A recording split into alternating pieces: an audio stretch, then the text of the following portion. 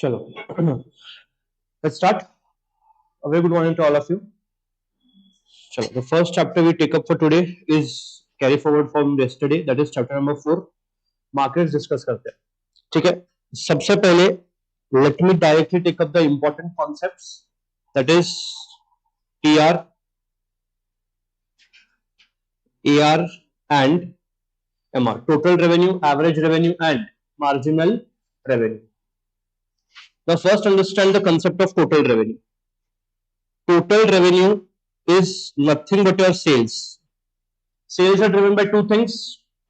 One is price and the second one is quantity. तो TR का simple formula बनता है P into Q. P into Q is equals to your total revenue. ठीक है? When I talk about average revenue is total revenue divided by quantity sold. Total revenue divided by quantity sold is equal to average revenue. अगर आप इन दोनों formulas को एक बार, ये sales होता है आपका total revenue, if you just try to establish a link between the two formulas, आप एक चीज को ऑब्जर्व कर सकते हो कि जब मैं TR is equals to AR into Q लिखूं, इसको अगर रीअरेंज किया तो TR divided by Q becomes your average revenue. So therefore what I get average revenue is nothing but price. AR में क्या होता है आपका? प्राइस होता है. So price into quantity और average revenue into quantity is your total revenue. ठीक है, ये हो गया आपका average revenue. Look on to marginal revenue. Marginal revenue is change in total revenue divided by change in quantity sold. Change in total revenue divided by change in quantity sold is marginal revenue. ठीक है. So again questions इस पे कैसे भी आ सकता है. They can ask you to complete the table. They can ask you to find out the figure by giving the other information. अगर बस आपको एक ये चाहिए, if you just want to know how the question can be asked from this particular ये calculation based. एक तो वो पूछेंगे आइडेंटिफाई द करेक्ट फॉर्मूला, पूछ देंगे वो identify the correct formula for marginal revenue when there is a 1 unit change in output. See, two things you have to understand very carefully, not only for this discussion but also for the other discussions also. ये यहां पे जब मैं units लेता हूं, units, average revenue, total revenue, ठीक है. Understand, units 1 2 3, that is average revenue. हर एक केस में यहाँ पे 10 है, यहाँ पे 9 है, यहाँ पे 8 है, तो टोटल रेवेन्यू बिकम्स 10, 18 एंड 24. ये यूनिट्स मतलब ये क्वांटिटी होता है. तो total revenue is quantity into average revenue. ठीक है. When I talk about marginal revenue, it is change in TR upon change in quantity. यहां टीआर चेंज हो रहा है आपका 0 to 1. When you are selling 0 units, obviously your revenue will be 0. So if you look at this, change in TR is 10, change in quantity is 1. So your marginal revenue becomes how much? 10. Next up देखोगे, change in total revenue is 8 and change in the number of units is 1. तो यहाँ पे आपका MR क्या हो जाएगा? 8. Similarly, if you go to look this 6 upon 1, ये क्या हो जाएगा? 6. तो ये है वेरी सिंपल। क्यों? बिकॉज यहाँ पे यूनिट्स आपका एग्जैक्टली 111 से वेरी हो रहा है। बट ऐसा भी हो सकता है कि क्वेश्चन आपको बोले ये units average revenue and total revenue. Instead of 1 to 3, question give you 10, 20 and 30. यहाँ एवरेज रेवेन्यू आपका 10 है, यहाँ 9 है और यहाँ 8। तो if you now try to calculate total revenue, it is 100, 180 and 240. Marginal revenue is change in TR upon change in quantity. यहाँ पे जब आप 0 यूनिट सेल कर रहे थे और revenue was 0, so change in TR is how much? 100। But please remember, आप नीचे 1 से डिवाइड नहीं करोगे, आपको डिवाइड करना पड़ेगा 10 से। तो 100 डिवाइड बाय 10 और मार्जिनल रेवेन्यू इज 10। यहां पे ये बढ़ रहा है 80 divide by 10, this is 8 and 60 divide by 10, this is 6। ठीक है, तो please understand when the gap between the two units is not equal to 1, आपको चेंज इन यूनिट्स भी कंसीडर करना पड़ेगा in calculation of marginal revenue. ठीक है, please don't forget this point, this is important. तो इस लाइंस के ऊपर ये क्वेश्चन पूछा था कि identify the correct formula for marginal revenue when there is 1 unit change in output. मतलब आउटपुट अगर 1 से बदलता है तो आप एमआर कैसे निकालोगे? First, MR of nth unit is TR of n minus TR of n minus 1। मतलब आप ये n को कुछ भी पकड़ो, लेट अस से यू अज्यूम n एज 8, तो marginal revenue of 8th unit is equals to total revenue of 8th unit minus total revenue of 7th unit। क्या ये फॉर्मूला सही है? Is this formula correct? अगर आपको 8th यूनिट का MR चाहिए तो TR of 8th unit minus TR of 7th unit करो, आपको आंसर मिल जाएगा। इज दिस फॉर्मूला करेक्ट और इज दिस फॉर्मूला रॉन्ग? एक one thing is for sure, ये दोनों गलत है। You have to select between option A and option B. Marginal निकालने के लिए आप क्या लेते हो? दोनों को ऐड करते हो डिफरेंस को, या दोनों को सब्ट्रैक्ट करते हो? सब्ट्रैक्ट करते हैं। So correct answer is option A. ठीक है,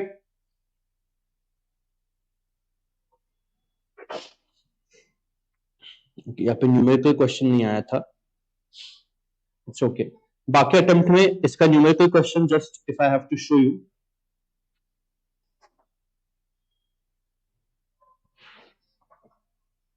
देखो, in this manner numerical question can be asked if marginal revenue for 1 unit is 10, unit 2 is 5 and unit 3 is 3, what will be the total amount of total revenue? आपको क्या दिया है? आपको MR at 1 दिया है, एमआर एट 2 दिया है और एमआर एट 3 दिया है। MR at 1 is 10, MR at 2 is 5, MR at 3 is 3। Question आपको पूछ रहा है टोटल रेवेन्यू कितना है। ऑब्वियसली तीसरे यूनिट का क्वेश्चन पूछ रहा है आपसे, तीसरे यूनिट का टोटल रेवेन्यू कितना है, इसका क्वेश्चन आस्किंग यू। वो कैसे निकालोगे?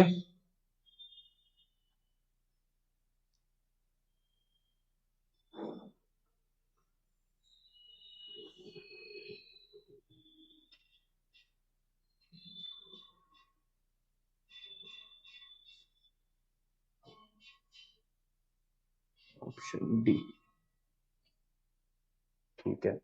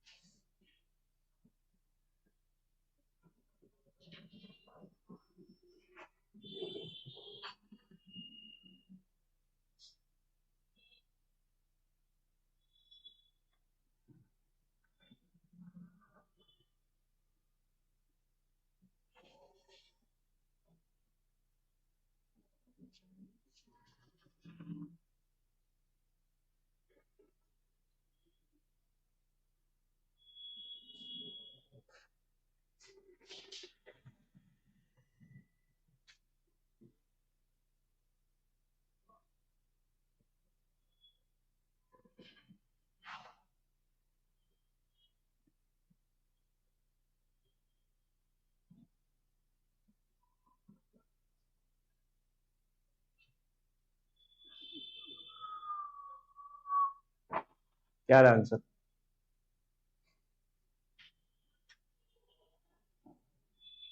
सही।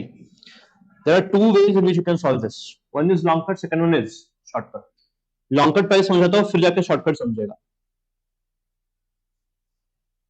अब जो रेगुलर टेबल बना सकते वो बना दो. Units, TR, MR. ठीक है. यूनिट्स आपके पास है 1, 2 एंड 3.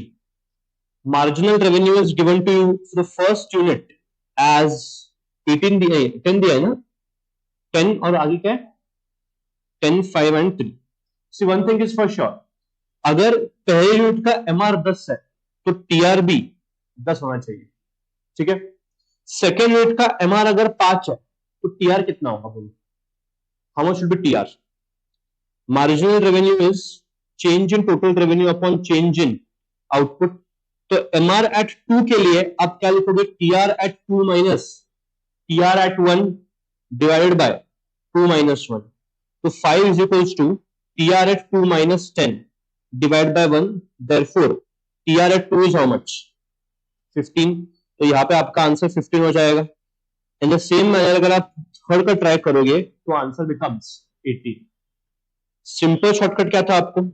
अगर आपको टीआर एट 3 चाहिए तो MR at 1 plus MR at 2 plus MR at 3. हाँ, तो आंसर 18 ही चाहिए ना.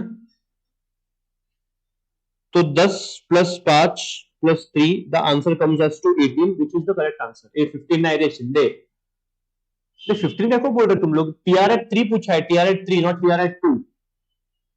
तो क्वेश्चन आस्किंग टीआर एट 3, 2 नहीं. तो प्लीज रिमेंबर, जब आपको एमआर दिया हो और टीआर निकालने का पूछे तो आप ये शॉर्टकट अप्लाई कर सकते हो. But just let me make a twist. मैं यहां पे दे रहा हूं आपको MR at 10 is 5, MR at 20 is let us say 3, MR at 30 is let us say 2. Calculate total revenue at 30 units. मैंने आपको MR at 10 दिया, MR at 20 दिया और MR at 30 दिया. तो you have to tell me कितना होगा TR at 30 units. इसका भी शॉर्टकट है, but before I tell you shortcut, एक बार जरा लॉन्ग टर्म से ट्राई करो. अगर शॉर्टकट भूल गया एग्जाम में, you can try with help of a long cut method. देखते आता है क्या.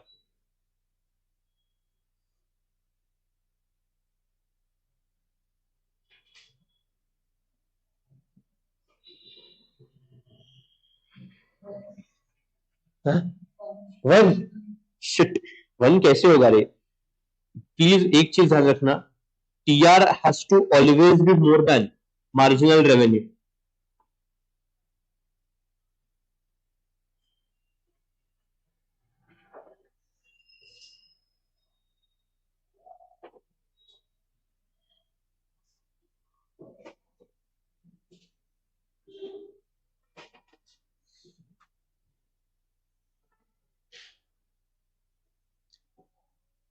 यस ऑनलाइन स्टूडेंट्स, वो क्या लगता है, क्या है आंसर?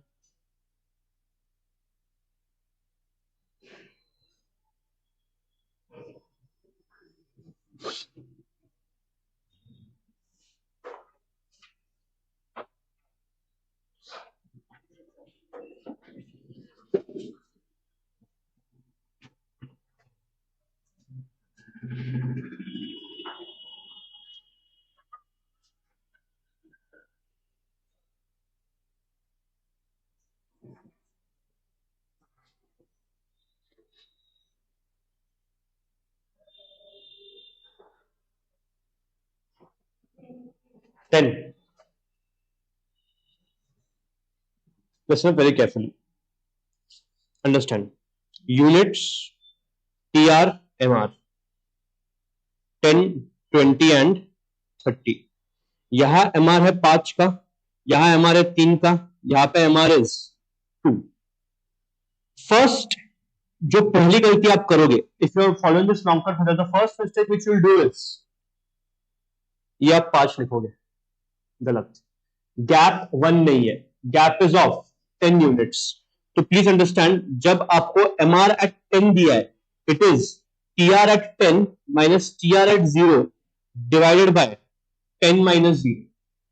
तो MR at 10 is 5, TR at 10 you want to calculate, TR at 0 you know it will be 0 only, divide by 10. So therefore पहली चीज TR at 10 has to be how much? 50.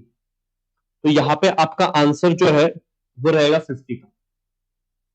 Next अगर आप इसका देखोगे तो सेम अगर आप ये फॉर्मूला लगाओगे, MR at 20 is TR at 20 minus TR at 10 divided by 20 minus 10. MR at 20 is 3, TR at 20 वही निकालना है मुझे, TR at 10 is 50 divided by 10. तो ये 30 plus 50 ये आपका आंसर आ जाएगा 80. And the same lines the next one will be 100.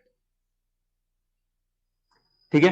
अब ये चाहे आपको टीआर एमआर के पूछने दो या let them ask PP MP AP और फॉर दैट मैटर कॉस्ट के बारे में पूछने दो, सबका कैलकुलेशन टेक्निक ऐसे ही रहेगा. और इसका शॉर्टकट क्या है, अगर आपको टीआर एट 30 चाहिए तो क्या करो आप, MR at 10 plus MR at 20 plus MR at 30 and you multiply this by 10. इसको आप 10 से मल्टीप्लाई करो, 10 से डिवाइड किया, you have to multiply it by 10. See a very simple logic behind this formula. ये जो ऊपर का फॉर्मूला है, गैप कितना है इसमें, तो जब आप इन सबको 1 से मल्टीप्लाई करोगे, जितना एडिशन है उतना ही आंसर मिलेगा आपको. तो आप ये मल्टीप्लाई कर रहे हो, the only thing is it is not evident. But when the gap is not 1, the gap is any other number, आपको जितने का गैप है उतने से वो मल्टीप्लाई करना पड़ेगा. अगर 5 का गैप है 5 से मल्टीप्लाई करो, 20 का गैप है 20 से मल्टीप्लाई करो. बट एग्जाम में प्लीज ये शॉर्टकट भूलना मत, ये टीआर के लिए भी ऐसे ही रहेगा, ये टीपी के लिए भी ऐसे ही रहेगा. It will B same for your total cost also and total utility also. जितने भी टोटल मार्जिनल अपन ने पढ़े सारे चैप्टर्स में, सभी के लिए आप ये पर्टिकुलर फॉर्मेट जो है वो अप्लाई कर सकते हो. Don't forget this please. ठीक है, डन. चलो विल डू वन थिंग. तुमने वो एमसीक्यू शीट लाया है क्या? अगर नहीं लाया है तो आप यहां से देख सकते हो. Will do some questions also today. देखते हैं आज जितना तुम्हारा क्षमता है तो बिठा तो तुमको, और क्या डरा रहे मेरे को क्योंकि.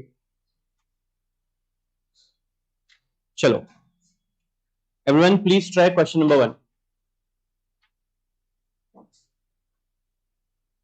क्वेश्चन नंबर 1 ट्राई करो प्लीज.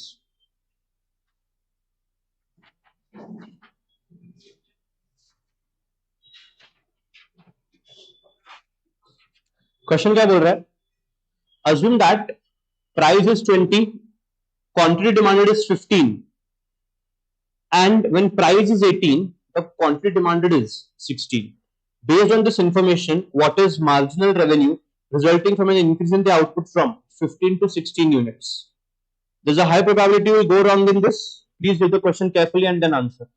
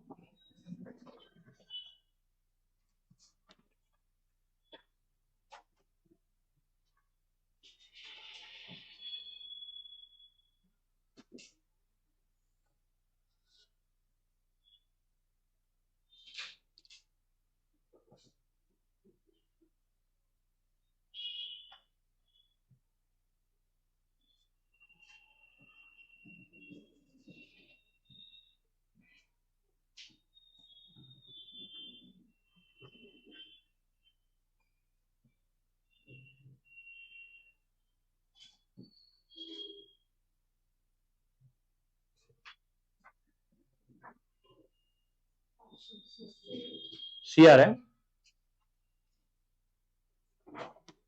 चलो पक्का. यहाँ पे आपके यूनिट्स है, आपको दे रखा है एवरेज रेवेन्यू और प्राइस, ठीक है। So when your price is 20, demand is 15, तो 20 एंड 15, और जब आपने प्राइस 18 किया, आपका डिमांड हो गया 16 का। फर्स्ट, थैंकफुली ऑप्शन में दिया नहीं है, बट ऐसा हो सकता है कि ऑप्शन आपको -2 दे। मतलब क्या? इन दोनों का difference wrong. MR is not difference of AR, it is difference of TR. तो आपको पहले टीआर निकालना पड़ेगा, यहाँ पे आएगा 300 और यहाँ पे कितना आता है 288। तो आप देख रहे हो टीआर गिर रहा है 12 से, and the change in unit is 1, so your correct answer is -12, ठीक है। विल डू ये सारे क्वेश्चंस करने का ट्राई करेंगे अपन, सारे नहीं, most of them. First let me see the numerical questions जो है इस पर्टिकुलर शीट में। इट इज थोड़े आगे है ये न्यूमेरिकल्स।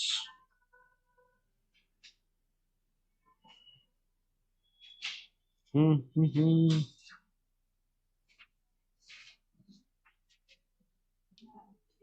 90 93 पे, ठीक है। 93 चेक करो। अब 93 जो है actually it's a relation between your elasticity and AR MR, और इलास्टिसिटी का रिलेशन है, दैट आई कवर अप। तो ठीक है, चलो I cover that particular point, फिर वो क्वेश्चन भी कर सकते हैं अपन। अब एक सेकंड रुक जाना, ये टीआर एमआर एआर आ गया तो उसका ग्राफ भी एक बार कवर कर लेते हैं। Let's just quickly glance through the graph of TR MR and AR. कैसा होता है इसका ग्राफ, ठीक है। ये आपका ग्राफ है, जो आपका टोटल रेवेन्यू है, total revenue increases throughout, reaches maximum and then falls. Please remember, जब आपका टोटल मैक्सिमम पे होगा, आपका मार्जिनल 0 पे होना चाहिए। When your total is maximum, marginal should be what, 0। जब आपका टोटल गिरेगा, आपका मार्जिनल नेगेटिव में चला जाएगा, ठीक है। क्या हुआ? So therefore your marginal revenue is continuously falling, it reaches 0 and enters negative. Average revenue जो है, average revenue is a straight line, average revenue न तो 0 हो सकता है, न तो वो नेगेटिव हो सकता है। There is no concept of negative price, and अगर AR को 0 होना है तो ऊपर TR has to be 0। तो इसलिए please remember, AR can never be 0, AR can never be what, negative। Total revenue can decline, yes it can decline, when it declines MR is negative, when TR is maximum MR is 0। बस यही points आपको याद रखने हैं। अब this is what you can easily remember, because ये जो TR MR AR है, टीपीएमपी एपी है, पीसीएमसी एसी है, या फिर टोटल यूटिलिटी एमयू है, ये सारा का रिलेशनशिप जो है वो सेम रहता है। जब टोटल मैक्सिमम एमआर 0, टोटल गिरा एमआर नेगेटिव, ठीक है। Then please remember one thing, आपका जो एवरेज रेवेन्यू है, it is always greater than marginal revenue. आपका सबसे बड़ा रहेगा टीआर, टीआर के नीचे एआर, एआर के नीचे मार्जिनल रेवेन्यू। आप ये ग्राफ से भी फिगर आउट कर सकते हो। ऊपर टीआर है, टीआर के नीचे एआर, एआर के नीचे एमआर। तो please remember this particular point, your average revenue is always greater than marginal revenue. दूसरा चीज, second thing which is very very important, change in marginal revenue is equal to twice the change in average revenue। So अब preferably क्या करो, तुम भी एक notebook या कुछ शीट वगैरह रखो, जो जो आ रहा है लिखते जाओ, फिर तुम्हारा भी लिख लिख के it will create a good memory in your brains, ठीक है। सबसे पहले average revenue is always greater than marginal revenue, ये पॉइंट आपको भूलना नहीं है, ठीक है। AR is always and always greater than your marginal revenue। दूसरी चीज, सेकेंड थिंग, मैंने बोला your change in marginal revenue, change in marginal revenue is twice the change in average revenue। Change in marginal revenue is twice the change in average revenue। This particular point I'm talking about। Change in marginal revenue is twice the change in average revenue. But इसका ये कभी मतलब नहीं होगा, this never ever means that MR is equal to twice of AR.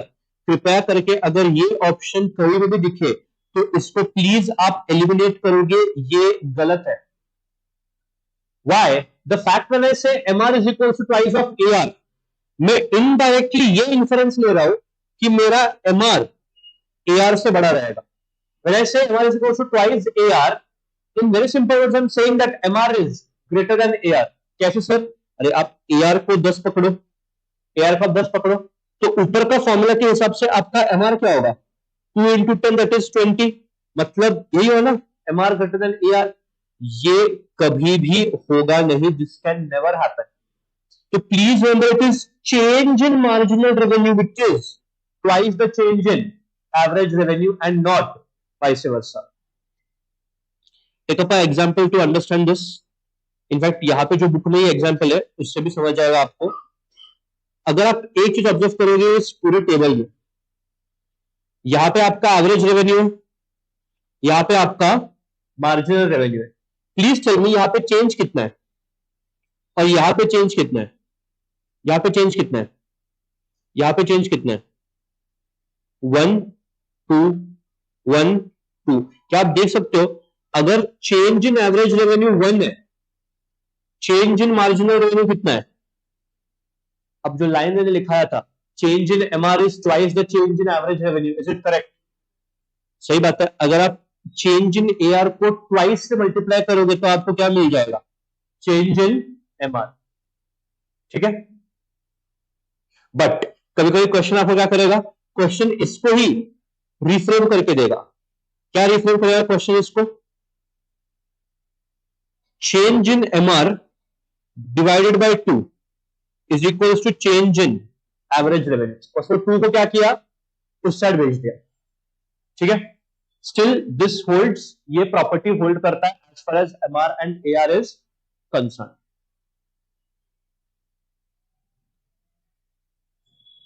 ठीक है, when you study graphs, बस आपको समझ रहा है क्या वो अंडरस्टैंड करना। वो ग्राफ का एक्सप्लेनेशन नीचे जो दिया है वो पढ़ना मत। अगर आपको ग्राफ समझ रहा है, हाँ ये ऐसे जा रहा है, वो ऐसे जा रहा है, ऐसे जा रहा है, दैट मच इज सफिशिएंट। ठीक है, वैसे ग्राफ से पूछने की प्रोबेबिलिटी कम ही है, बट नेवरदलेस अगर गलती से पूछ लिया तो you should be able to negative. तो मैंने आपको बोला था क्या नेगेटिव, तो मैंने आपको बोला था क्या ऑप्शन में अगर पॉजिटिव नंबर है, नेगेटिव नंबर है, आप कौन सा सिलेक्ट करोगे? नेगेटिव सिलेक्ट करोगे। बट जब आपको ये क्वेश्चन यूज करने के लिए बोले, सॉरी ये फॉर्मूला यूज करने के लिए बोलेगा क्वेश्चन, तो आपको स्पेसिफिकली इलास्टिसिटी का वैल्यू पॉजिटिव लेना पड़ेगा। अगर आप नेगेटिव लोगे तो आपका आंसर हॉरिबली रॉन्ग होगा और जानबूझ के एमसीक्यू में वो गलत ऑप्शन भी रहेगा। तो प्लीज आप इलास्टिसिटी, अगर क्वेश्चन बोल रहा है E इज इक्वल टू -2.5, फिर भी आप वो -2.5 को +2.5 पढ़ोगे फॉर दिस पर्टिकुलर फॉर्मूला। तो ये फॉर्मूला तभी काम करेगा जब ये E का वैल्यू क्या होगा? पॉजिटिव होगा। तो प्लीज याद रखना। सो बट ऐसा क्यों है?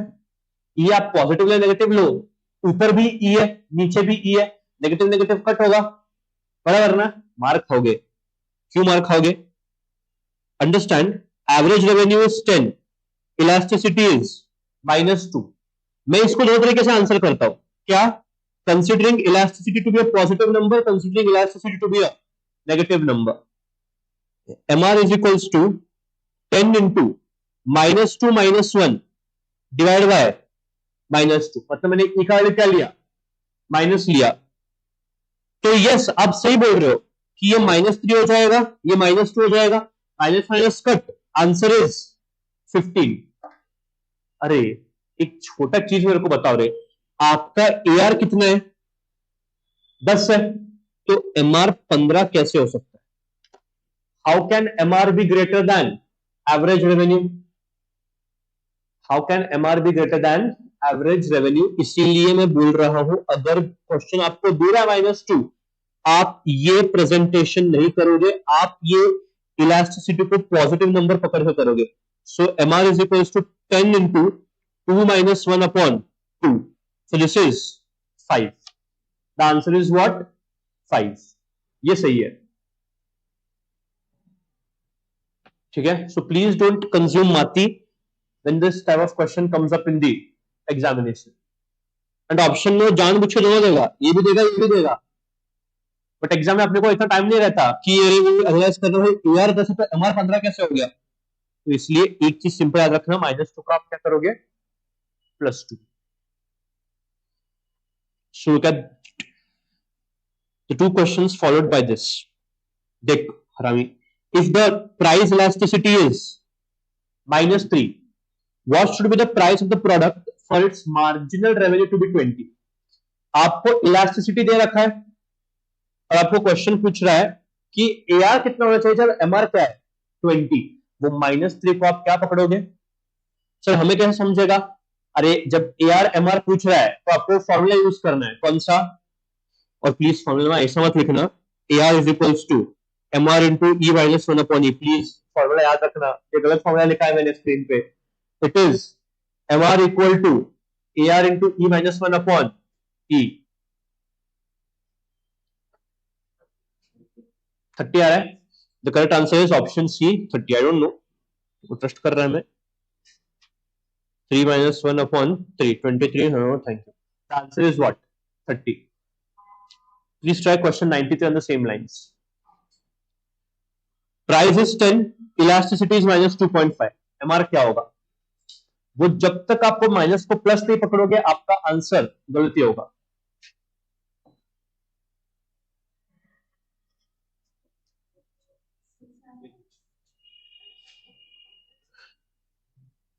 सी 10 के रखा है, 10 के टाइम पास के लिए -10 तो नहीं होगा, तो पक्का 6 है ना. ठीक है. ठीक है. सो ये आपका रिलेशन है MR is equals to AR into E minus 1/E. Institute का एक और फेवरेट क्वेश्चन, ये थ्योरी क्वेश्चन है पर पूछता है इसी फॉर्मूला पे. फॉर्मूला क्या है? MR is equals to AR into E minus 1/E. Favourite question of the institute. If E is more than 1, if E is more than 1, MR is positive. अगर आपका E का वैल्यू 1 से ज्यादा है तो MR क्या होगा? पॉजिटिव होगा. If E is equal to 1, आपका MR जो है वो होगा 0. If E is less than 1, आपका MR will be negative. Your marginal revenue will be what? Negative. ठीक है.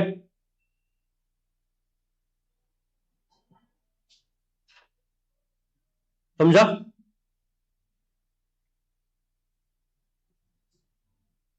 मतलब बेसिकली जब आपका डिमांड इलास्टिक है MR पॉजिटिव होगा. जब आपका डिमांड यूनिटरी इलास्टिक है आपका MR 0 होगा. और जब आपका डिमांड इन इलास्टिक है तो आपका MR नेगेटिव होगा. Is a straight forward theory point, but institute को यह पूछना पसंद है, पूछता ही है वो. एक अटेम्प्ट में आएगा.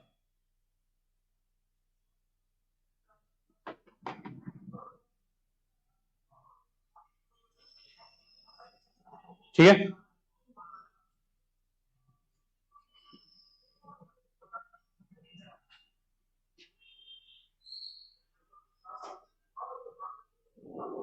Look at these three questions.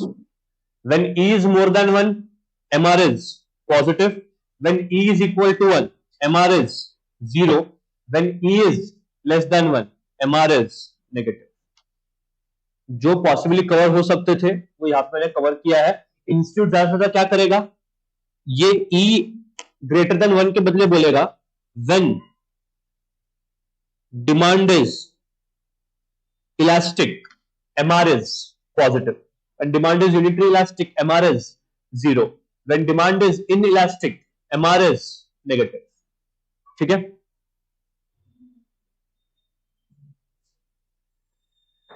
Done. सो ये आपका टीआर, एमआर, एआर और इलास्टिसिटी से जितना भी हो सकता था कवरेज अपन ने किया। Let me see if there are any more numerical MCQs on this. रहेगा आइडियली, हाँ है ना। चलो क्वेश्चन 99 चेक करो प्लीज।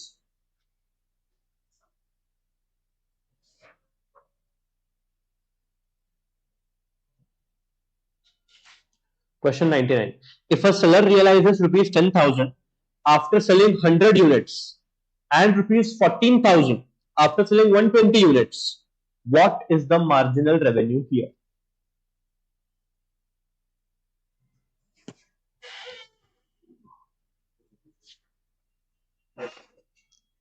टू हंड्रेड की 4,000? 200 की 4,000?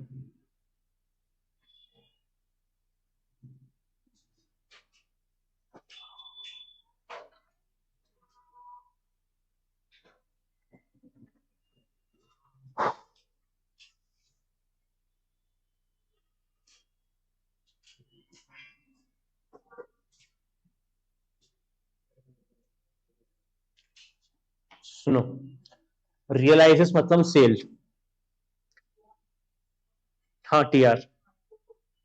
बट तू जो 4,000 बोल रही है तो एक चीज इग्नोर कर रही है, नंबर ऑफ यूनिट्स देखना, डिफरेंस कितना है। तो देखो, टीआर 10,000 है, 14,000 है, तो agreed change in TR is 4,000, but don't forget this is for 100 units, this is for 120 units, so change in quantity is 20। तो आपका एमआर होगा 4,000 divide by 20, that is 200 rupees.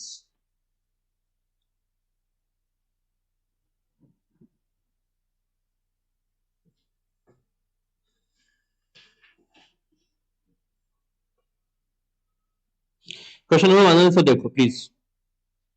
MR curve under monopoly, monopoly में कुछ नहीं, MR curve lies between AR and Y axis because the rate of decline of marginal revenue is half the rate of decline of AR, equal to the rate of decline of AR, double the rate of decline of AR, then of the above।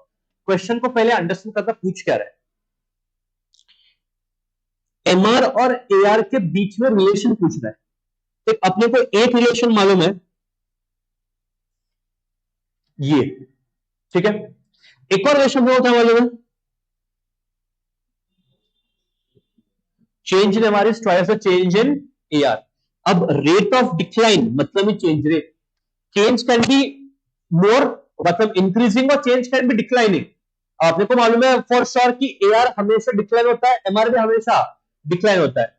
So question पूछ रहा है decline of MR is what, half the rate of decline in AR या double the rate of decline in AR. आपका answer है तो ए होगा या तो सी होगा।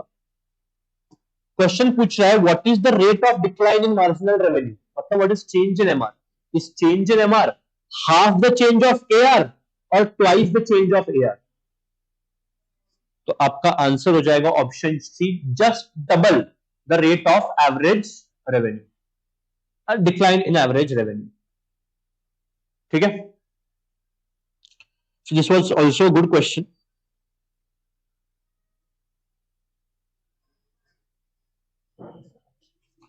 देखो क्वेश्चन 1 to 1। अच्छा ये अभी जो पास एग्जाम का क्वेश्चन कराया था 10, 5 और 3, आंसर इज 18। स्टार्टिंग में ये क्वेश्चन कराया था।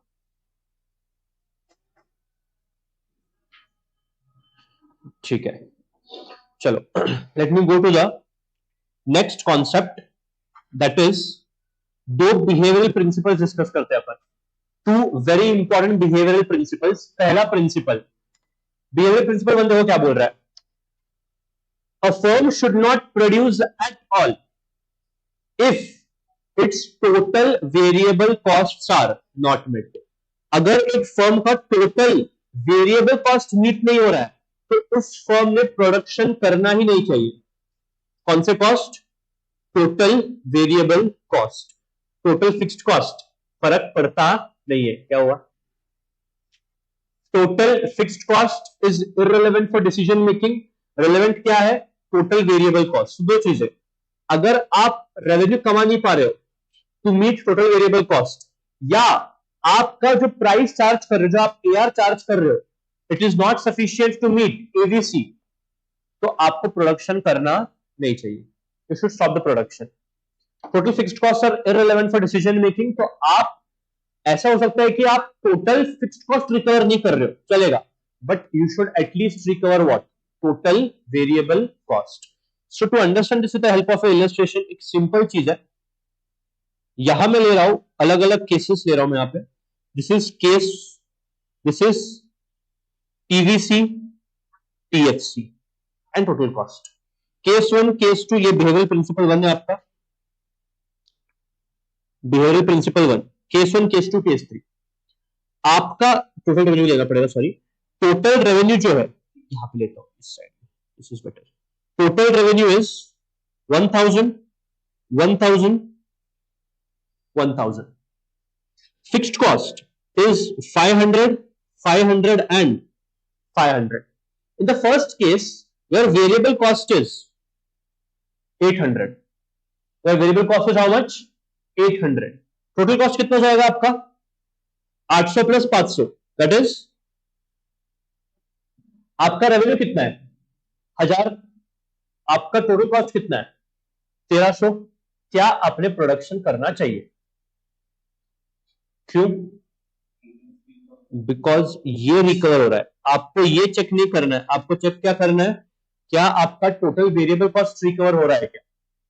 Second case, total variable cost is 1200, total cost is 1700, क्या आपने प्रोडक्शन करना चाहिए? The answer is no. Why? Because your total variable cost is not getting met, is not getting completed, and last case पे क्या लू, 500 और 5000 करना चाहिए प्रोडक्शन, ठीक है। सो प्लीज अंडरस्टैंड, आपको ये चेक करना है, आपका टोटल फिक्स्ड कॉस्ट चाहे रिकवर हो चाहे रिकवर ना हो, फर्क नहीं पड़ता, आपका क्या रिकवर होना चाहिए? Total variable cost. तो इस कॉन्सेप्ट से एक एमसीक्यू जो इंस्टीट्यूट पूछता है, shutdown point is minimum average variable cost. Shutdown point for a firm is what? Minimum average variable cost. इसका मतलब क्या है? Shut down the business, shut down the business if your average revenue is not at least equal to, not at least equal to average variable cost. आपने आपका धंधा बंद कर देना चाहिए अगर आपका रेवेन्यू, एवरेज रेवेन्यू सफिशिएंट नहीं है to average variable cost. Minimum मतलब एटलीस्ट, आपको मालूम रहेगा मिनिमम का मतलब क्या है? At least.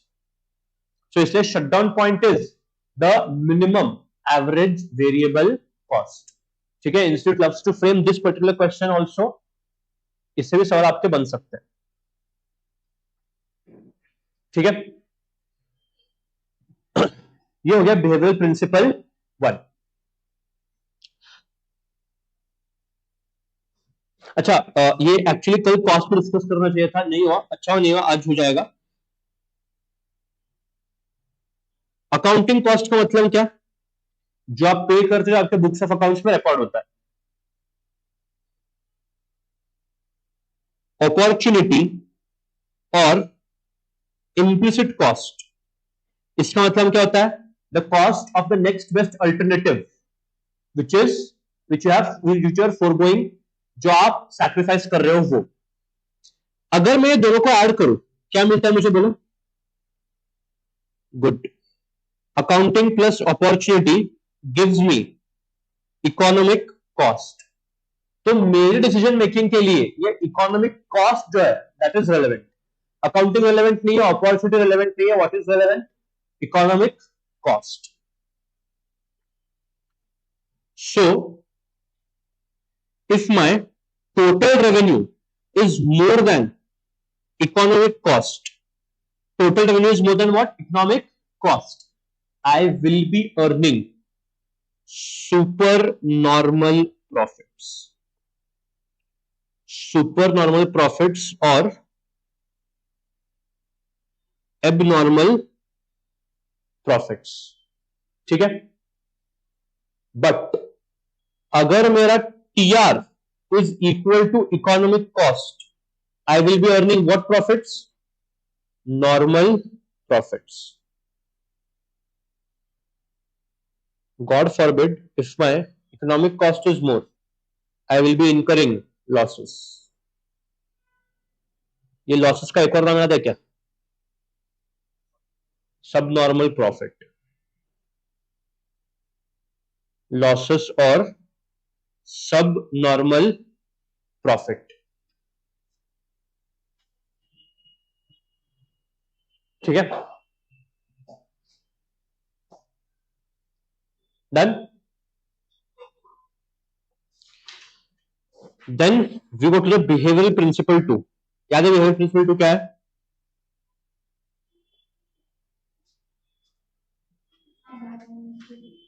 Good. Profit maximization point. Profit maximization point is the point where MR equal to MC. इतना ही अगर आप याद रखोगे तो भी सफिशिएंट है। इसका लॉजिक क्या है, ग्राफ क्या है, एग्जाम में पूछते नहीं है। जब रेगुलर लेक्चर होते थे तब डिस्कशन उसका रेलेवेंट था। मैराथन में it is not relevant to discuss कि ऐसा ही क्यों होता है। बस आपको अगर ये याद है तो इट इज व्हाट सफिशिएंट, ठीक है। तो this is your entire unit number 1 basics. Unit 2 जो है वो बहुत ही आसान है। I am just wrapping it up in 1 minute. Increase decrease in demand, increase decrease in supply, ये आपको खेलते बैठना है। This only have to play. But one very important thing in the entire unit 2 is question आपको बोलेगा if demand increases and supply increases what will happen. बस इतना ही। Question आपको न तो ये बोल रहा है कि कौन ज्यादा बढ़ रहा है, डिमांड ज्यादा बढ़ रहा है कि सप्लाई ज्यादा बढ़ रहा है। क्वेश्चन ने इसके बारे में कुछ भी बोला नहीं है। तो आपको याद रखना है, आप याद रखोगे वो है उधर समरी। याद नहीं रखना है मत रखो याद। 2 केस बनाओ। फर्स्ट केस, आप डिमांड बहुत बढ़ाओ, सप्लाई बढ़ाओ, but in comparison to demand थोड़ा ही बढ़ाओ। सेकेंड केस, सप्लाई बहुत बढ़ाओ, डिमांड जो है वो कंपेरेटिवली कम बढ़ाओ। सो एक पॉइंट यहां पे लिख देना, for increase and decrease, for increase and decrease, if question does not give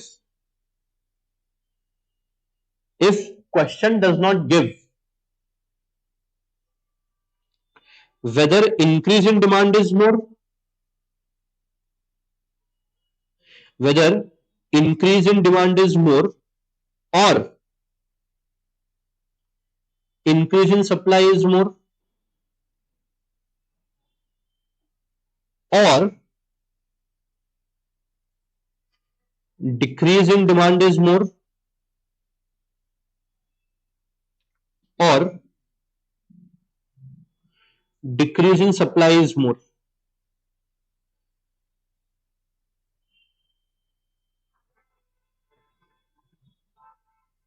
Make two graphs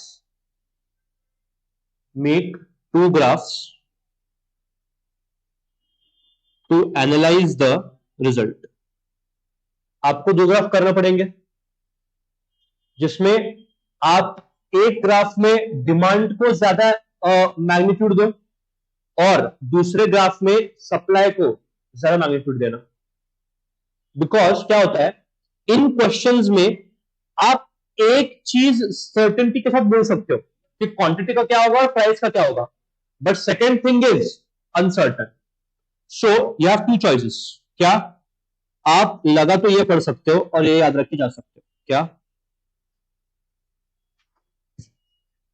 मतलब अगर क्वेश्चन बोल रहा है कि डिमांड भी बढ़ रहा है सप्लाई भी बढ़ रहा है, ये नोट अगर आप रीड करोगे, when the question says demand is increasing supply is increasing, तो फॉर श्योर आपका क्वांटिटी बढ़ेगा। या अगर क्वेश्चन बोल रहा है demand is decreasing supply is decreasing, तो for sure you can say that quantity will decrease. Price जो है वो अनसर्टन। तो लगा तो आप ये समरी याद करके जाओ, या अगर अपोजिट है तो ये समरी याद करो। अगर क्वेश्चन ने बोला कि डिमांड बढ़ रहा सप्लाई घट रहा, demand is increasing supply is decreasing, but the question does not tell you कि डिमांड में ज्यादा बढ़त हो रही है कि सप्लाई में ज्यादा गिरावट हो रही है। तो उस केस में आप फॉर श्योर बोल सकते हो कि प्राइस बढ़ेगा but quantity will be uncertain. ऊपर क्वांटिटी सर्टन था, प्राइस अनसर्टन था, यहाँ पे आपका प्राइस सर्टन है, क्वांटिटी अनसर्टन है। जब क्वेश्चन बोल रहा है डिमांड घटेगा सप्लाई बढ़ेगा, प्राइस घटेगा। If your memory think if your memory power is good, definitely आप ये रट सकते हो। बट अगर नहीं रटना तो you can make two graphs and on दो ग्राफ में आप एक चीज ऑब्जर्व करोगे कि फॉर श्योर दोनों ग्राफ में एक चीज कॉमन है, तो क्वांटिटी कॉमन है तो प्राइस कॉमन है, बट दूसरा जो है वो अनसर्टन। तो if you have to just look at the example, perfect 116, question 116 check करो जरा। क्वेश्चन 116 सिंपल क्वेश्चन पूछ रहा है increase in demand and decrease in supply, इससे क्या होगा? Increase in demand and decrease in supply, इससे क्या होगा? क्वेश्चन तो आपको ये बोल रहा है कि कौन ज्यादा बढ़ रहा है, डिमांड ज्यादा बढ़ रहा है क्या? तो क्वेश्चन आपको बोल रहा है कि सप्लाई ज्यादा घट रहा है।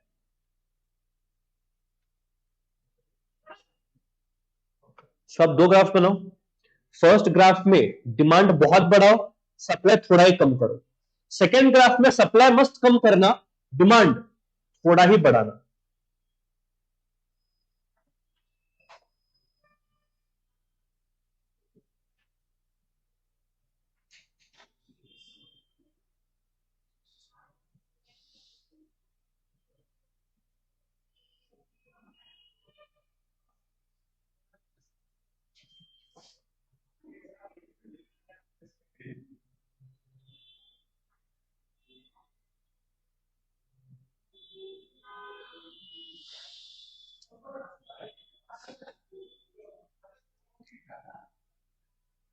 क्या कहा है दोनों ग्राफ्स में? क्वांटिटी क्वांटिटी बढ़ता है ना, और प्राइस एक में घट रहा रहेगा एक में बढ़ रहा रहेगा। सो equilibrium price is uncertain but equilibrium quantity rises. देखो फर्स्ट ग्राफ, ये आपका डिमांड कर्व, ये आपका सप्लाई कर्व। हाँ, प्राइस बढ़ता है, क्वांटिटी अनसर्टन है। अबे यार तुमने अभी मेरे को बोला क्वांटिटी बढ़ रहा है।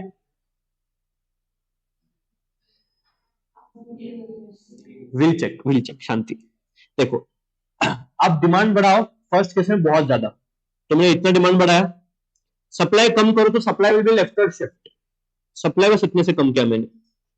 तो ये आपका नया इक्विलिब्रियम है, ये आपका पुराना इक्विलिब्रियम है।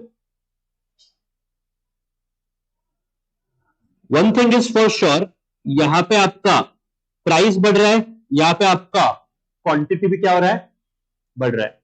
Second case, this is your demand, this is your supply curve. अब आप डिमांड को थोड़ा ही बढ़ाओ तो ठीक है, डिमांड को मैंने क्या किया, बहुत थोड़ा बढ़ाया, बस खुश। सप्लाई को बहुत कम करो, तो ये आपका नया इक्विलिब्रियम आ गया, ये रहा आपका पुराना इक्विलिब्रियम, ये हो गया आपका प्राइस, और ये हो गया आपका नया प्राइस। तो आप देख रहे हो प्राइस बढ़ रहा है बट यहाँ पे क्वांटिटी क्या हो रहा है, घट रहा है। So yes, equilibrium price rises, equilibrium quantity is uncertain. So ये आपको याद रखना है इन दिस पर्टिकुलर चैप्टर, कि जब आपको ये मालूम ना हो कि दोनों में से कौन बड़ा कौन छोटा, तो आपको दो ग्राफ्स बना के, तो क्वेश्चन आपको राइट दे देगा, वेरी गुड, एक ही ग्राफ बनेगा उस केस में। बट अगर क्वेश्चन नहीं दिया तो प्लीज इसमें माती मत खाना, डोंट कंज्यूम माती in these simple type of questions, ठीक है? खत्म, this is your entire chapter unit 2। अब जो यूनिट 3 है उसके लिए what I will do is, मैं फर्स्ट क्वेश्चन से जाऊंगा, will do questions, and concepts जो जो कवर हो रहा है वो आपको वही वही पे मैं एक्सप्लेन करते जाता हूँ. सो उससे क्या हो जाएगा, क्वेश्चन से कवर हो जाएंगे और साइड बाय साइड कॉन्सेप्ट भी कवर हो जाएगा. अगर कोई मिसलीनियस कॉन्सेप्ट बचता है तो लास्ट में अपन कवर कर लेंगे. ठीक है, चलो. ऑब्वियसली सारे क्वेश्चंस होंगे नहीं, some questions will be done, some questions will remain, it's okay.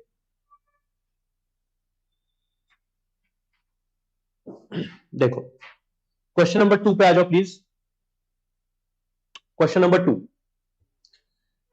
ये बिहेवियरल प्रिंसिपल की बात है. Suppose a firm is producing a level of output such that MR is more than MC. आपका existing condition क्या है, MR is more than MC. What should the firm do to maximise its profit. देख, profit maximisation के अपने को MR और MC क्या चाहिए, सेम चाहिए. Please tell me one thing, क्या आपका एमआर कभी भी बढ़ सकता है? क्या एमआर इंक्रीज, अगर हम नॉर्मली यूनिट्स ज्यादा सेल करें तो एमआर क्या होता है, गिरता है. By selling more units MR will fall. तो अब आपको ये ऑप्शन देने, अब आपका एमआर क्या है, ज्यादा है. तो if your MR is more, you have two choices to make it equal. या तो you increase the marginal cost या तो you decrease the marginal revenue. दो चीजें आपके पास. अगर आपका कंडीशन ये है और आपको इससे यहां पे आना है तो two things have to occur, decrease MR और इंक्रीज मार्जिनल कॉस्ट. अब ऑप्शंस पढ़ते हैं. Option A, the firm should do nothing. बकवास. The firm should hire less labour. C, labour अगर आप हायर करते तो कॉस्ट पे करना पड़ेगा. आपको कॉस्ट बढ़ाना कि कम करना है, तो लेस लेबर हायर करने से कॉस्ट कैसे बढ़ेगा. ये ऑप्शन आपका गलत हो गया. Option C, the firm should increase price. अगर आप प्राइस बढ़ाओगे तो आपको आउटपुट कम सेल करना पड़ेगा, लॉ ऑफ डिमांड. तो अगर प्राइस आप बढ़ा रहे हो तो आपका मार्जिनल रेवेन्यू भी क्या होगा, बढ़ेगा. If you are increasing price और MR will also what, increase. तो आपको एमआर इंक्रीज नहीं डिक्रीज कराना है. जब आप आउटपुट बढ़ाओगे आपका एमआर कंटिन्यूअसली क्या होगा, गिरते जाएगा. So please understand two things. If output increases MR decreases, ये पहला पॉइंट. दूसरा point, if output decreases MR will increase. जो अपना ग्राफ था 1 2 3 4 5 6 7 8 9 10 यूनिट्स, एमआर कंटिन्यूअसली गिर रहा था, गिरा, जीरो हुआ, नेगेटिव गया. क्यों? बिकॉज ऑफ आउटपुट बढ़ा रहे थे. तो आउटपुट बढ़ाओगे एमआर गिरेगा, आउटपुट घटाओगे एमआर बढ़ेगा. ठीक है, तो आपका सही आंसर क्या है यहां पे, correct answer is option D, the firm should increase the output, जिससे आपका मार्जिनल रेवेन्यू जो है वो क्या हो जाएगा, गिर जाएगा. When MR decreases, MR and MC will be what? Equal. चलो आ गया. Which of the following is not essential of pure competition? See, when we discuss perfect competition, कुछ features थे perfect competition के. First feature was large number of buyers and sellers. Large का मतलब क्या? Large का मतलब ये कि न तो एक buyer न तो एक seller market decide कर सकता है. Not a single buyer or a single seller has the authority or the power to decide the market conditions. मतलब एक buyer के पास प्राइस फिक्स करने का मौका नहीं है, एक सेलर के पास प्राइस फिक्स करने का मौका नहीं है. इसीलिए परफेक्ट कंपटीशन के फर्म्स प्राइस टेकर्स होते हैं. Large number of buyers sellers. Homogeneous मतलब सेम प्रोडक्ट रहता है. फ्री एंट्री एग्जिट आपकी मर्जी है, कभी भी धंधा करने के लिए आ जाओ, कभी भी बाहर निकल जाओ. अगर मार्केट आपको अट्रैक्टिव लग रहा है तो go and do business. If market is appearing loss making तो कभी भी मार्केट से एग्जिट मार लो. अगर एक मार्केट में ये सिर्फ पहले तीन फीचर, कौन से, large buyer sellers, homogeneous, free entry exit, उस मार्केट को अपन परफेक्ट नहीं प्योर कंपटीशन बोलते हैं. तो प्योर कंपटीशन के तीन फीचर्स है, large buyers and sellers, free entry exit and homogeneous product. उसके साथ साथ परफेक्ट नॉलेज होता है परफेक्ट कंपटीशन में. अब ये फोर्थ फिफ्थ और सिक्स जो है ये परफेक्ट कंपटीशन के फीचर्स है. पहले तीन भी परफेक्ट कंपटीशन के फीचर्स है, बट वो जो मार्केट उसको प्योर बोलते हैं. 4 5 6 is what? Perfect competition, perfect knowledge. Buyer को मालूम है तो क्या बेच रहा है, क्या उसका प्राइस है, क्या कौन कौन उसके कॉम्पिटिटर है, सब बायर को मालूम है सब कुछ, सेलर को भी मालूम है सब कुछ। So if buyer knows everything, sellers are not required to incur any advertising cost, कुछ एडवर्टाइजमेंट की जरूरत नहीं है। तो इसलिए buyers and sellers are fully informed about the market conditions, मतलब यहाँ पे एडवर्टाइजमेंट कॉस्ट क्या होंगे आपके, जीरो। लो ट्रांजैक्शन कॉस्ट, वही बोला मैंने, minimal effort to find buyers and sellers. Sellers are not required to advertise to get the buyers. Buyers अपने आप आएंगे, बहुत buyers है, and all the buyers are well informed. So no advertising is required. Price takers, जो आपका industry price decide कर रहा है, वही प्राइस आपको उठाना है। इंडस्ट्री प्राइस कैसे डिसाइड करता है? If you able to recollect, ये आपका इंडस्ट्री है, ये आपका फॉर्म है। Industry demand curve downward sloping, industry supply curve upward sloping, they intersect at this point, point E, ठीक है। यहां पे ये इंटरसेक्ट होने के बाद ये आपका प्राइस बन जाएगा, जो मार्केट बोलेगा, ये मार्केट के हिसाब से ऊपी आपका प्राइस रहेगा।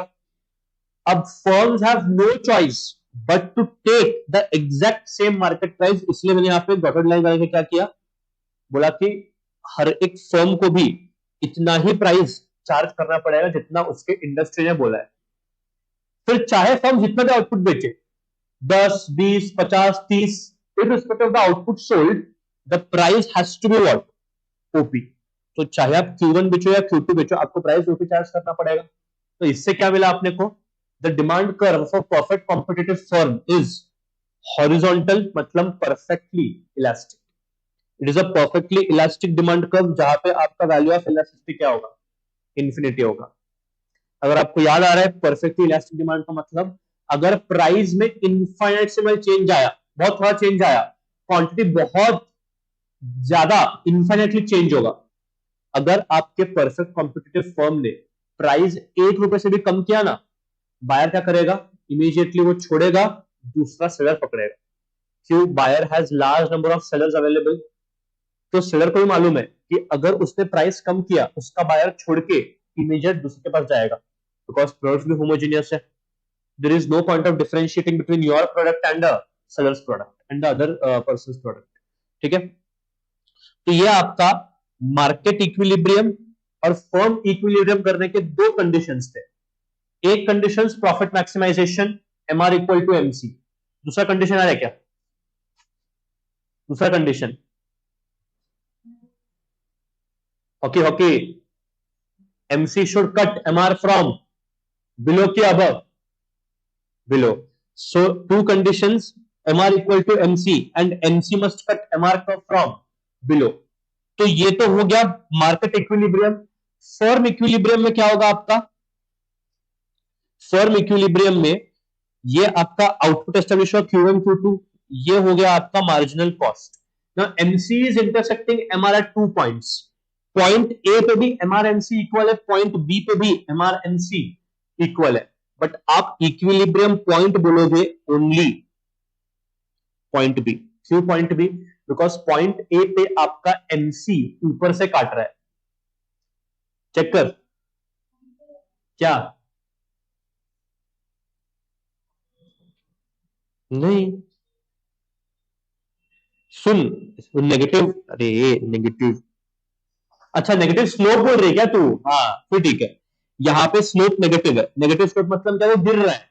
एंड पॉजिटिव स्लोप मतलब क्या? वो बढ़ रहा है। तो इसलिए सेकंड कंडीशन, अच्छा फिर ठीक है, MC curve should have a positive slope. Slope positive कब होगा? जब वो ग्राफ ऊपर रहेगा। इसलिए डिमांड कर्व का स्लोप नेगेटिव होता है और सप्लाई कर्व का स्लोप पॉजिटिव होता है, because supply curve is increasing, demand curve is decreasing. तो पॉइंट ए पे दो रीजंस की वजह से आपका इक्विलिब्रियम नहीं है। एक, वो ऊपर से काट रहा है, और जैसे उसने बोला स्लोप इसका क्या है? नेगेटिव है।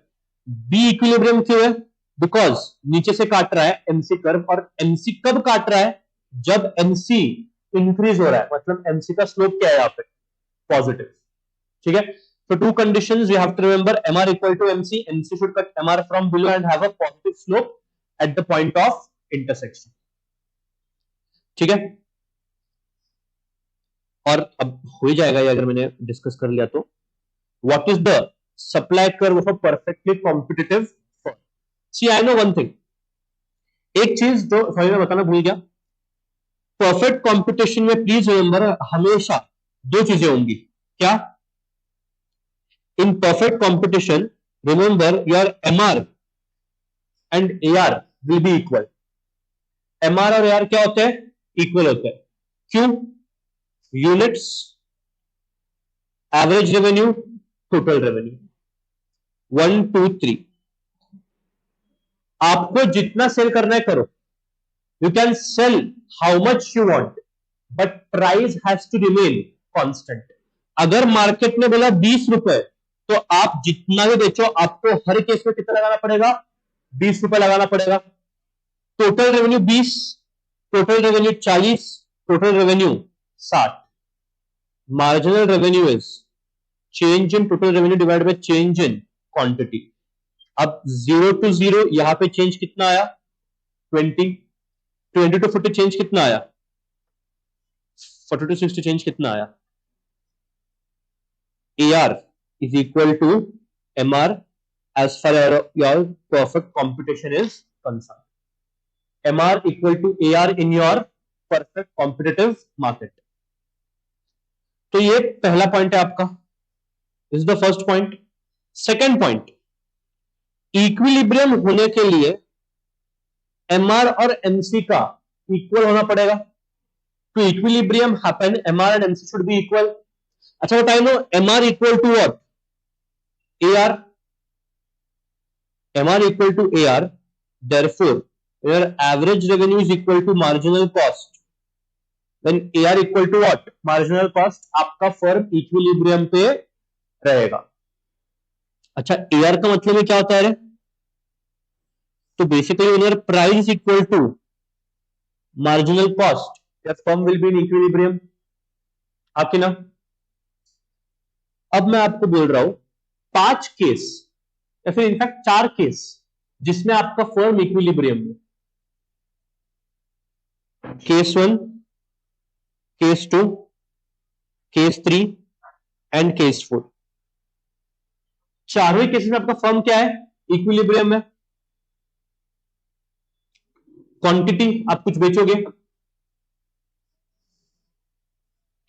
Q1 बेच रहे हो, Q2 बेच रहे हो, Q3, Q4 बेच रहे हो, आप कुछ प्राइस चार्ज करोगे, चलिए वो प्राइस क्या होना चाहिए? हर केस में इक्वल होना चाहिए। तो मैं बोल रहा हूं यहां पे आपका प्राइस जो है, बट सी केस मतलब ही क्या, आप अलग अलग यूनिट बेच रहे हो, तो आपने यहां पे AR, AR, AR और AR, ये आपने क्या किया?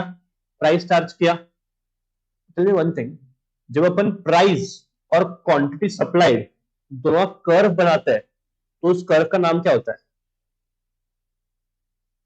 Price and quantity supplied, supply curve होता है। Thank you very much. यहां पे आपका AR equal to what? AR equal to what? MC। तो जब आपका MC y एक्सिस पे है और क्वांटिटी x एक्सिस पे है, आपका MC कर्व भी क्या होगा? Supply curve. तो for perfect competitive firm MC curve equal to what? Supply curve. Logic क्या है? लॉजिक इतना ही है कि आपका AR ही क्या होता है? MC होता है।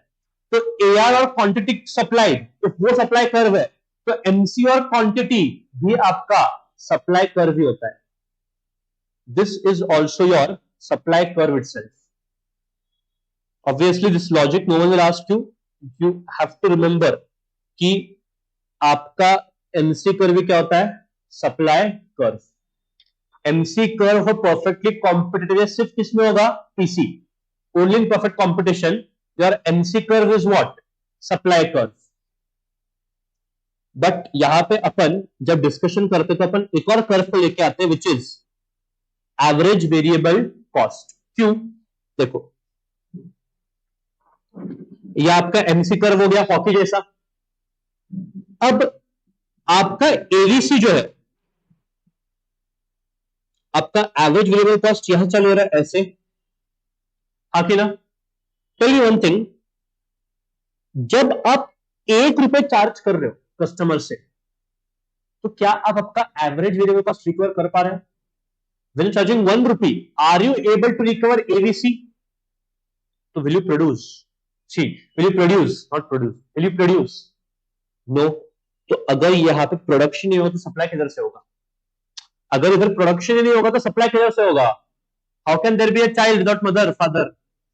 दे कैन बी, बट अगर यहाँ पे प्रोडक्शन ही नहीं हो रहा तो सप्लाई होगा नहीं. तो सप्लाई होने के लिए कंडीशन क्या है? आपका AR और AVC इक्वल होना चाहिए, एटलीस्ट मिनिमम शटडाउन पॉइंट. तो आपका ये पोर्शन सप्लाई कर्व नहीं है, आपका सप्लाई कर्व सिर्फ और सिर्फ ये वाला पोर्शन है, above the average variable cost. So marginal cost above the average variable cost is what your supply curve. और supply curve अगर आपको याद है, it is always upward sloping है, upward sloping यहाँ पे. तो आपको याद क्या रखना है? ये line. MC curve is supply curve after the intersection of MC and AVC. MC और AVC के इंटरसेक्शन के बाद का जो सप्लाई कर्व है, जो MC कर्व है, वो आपका सप्लाई कर्व होगा. इस इंटरसेक्शन के बाद का MC कर्व आपका सप्लाई कर्व होगा. बट अगर आपको एक प्रॉपर्टी याद है, क्या प्रॉपर्टी कल ही पढ़ाई थी, कि MC curve intersects AVC curve at its lowest point. जब AVC अपने मिनिमम पे होगा तब MC उसको काटेगा. तो मैंने आपको 2 MCQs लिखा के दिए थे. MC curve is supply curve only after the minimum point of AVC, because इसी minimum point of AVC पे आपका MC AVC को इंटरसेक्ट करता है. तो इंटरसेक्शन का पॉइंट बोलो या मिनिमम पॉइंट ऑफ AVC बोलो, बात एक ही है. और दूसरा AVC के ऊपर का MC सप्लाई कर्व है, वो तो ठीक है, बट ये पॉइंट, ये इंस्टीट्यूट पूछा नहीं आप तक, इस लैंग्वेज में पूछा नहीं आप तक, बट पूछने के जरूर चांसेस बनते हैं. Bye linking 2 topics institute can ask questions.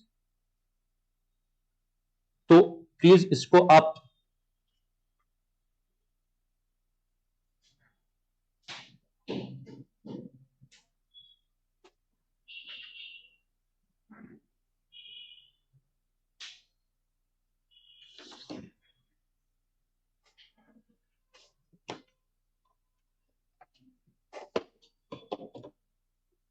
ये चार्ज क्यों नहीं हो रहा?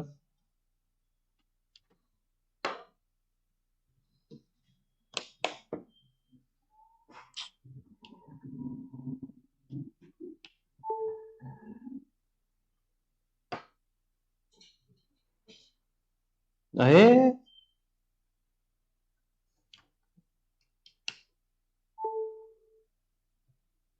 हो जा हो जा हो जा हो जा हो जा हो नहीं जा रहे हो. ठीक है, ठीक है. So this is your discussion as far as perfect competition is concern.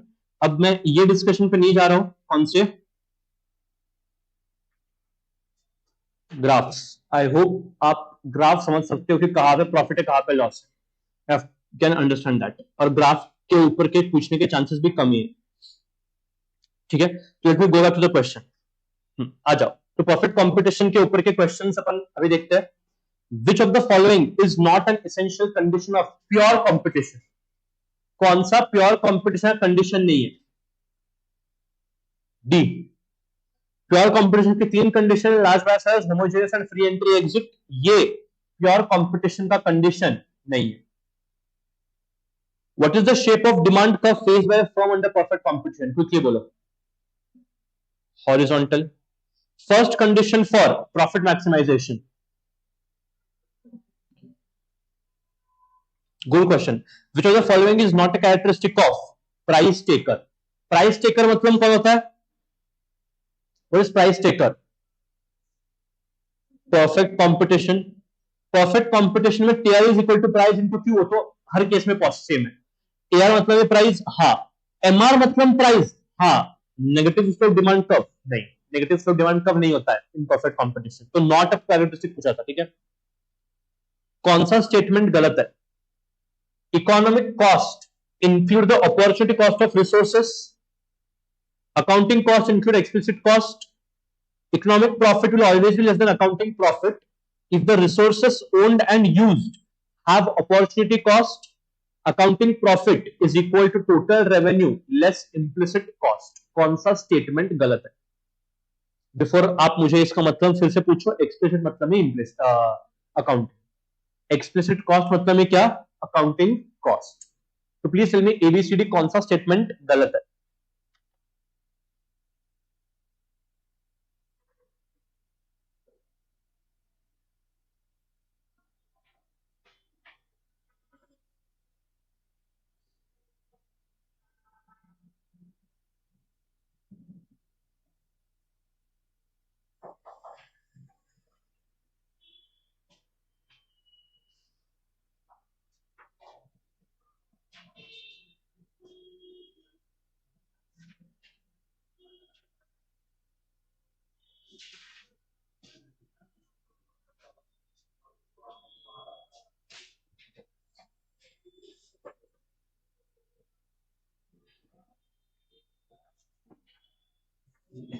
B.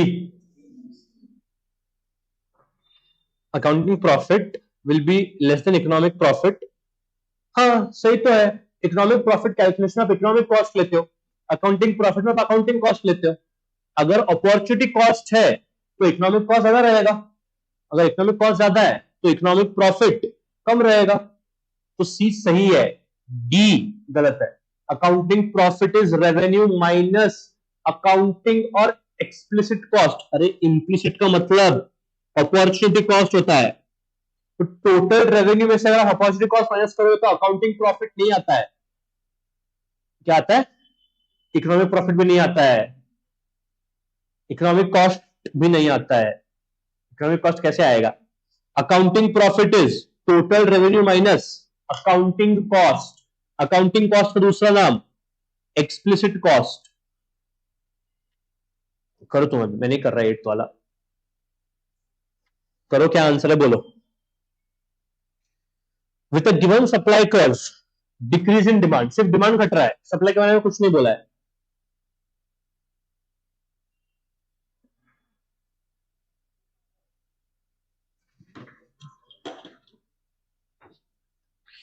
Charger क्यों नहीं चल रहा है यार?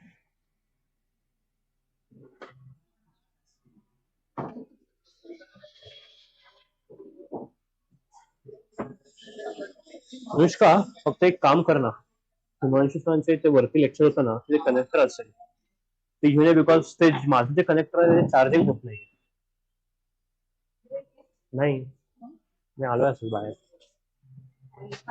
टाइमपास काय, ते चार्जर साठी आलतो, सॉरी कनेक्टर साठी आलतो.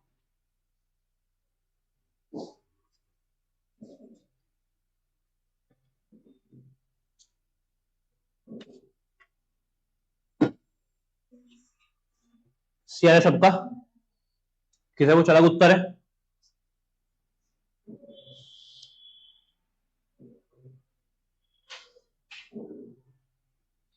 अब क्या हो गया ओरिजिनल इक्विलिब्रियम?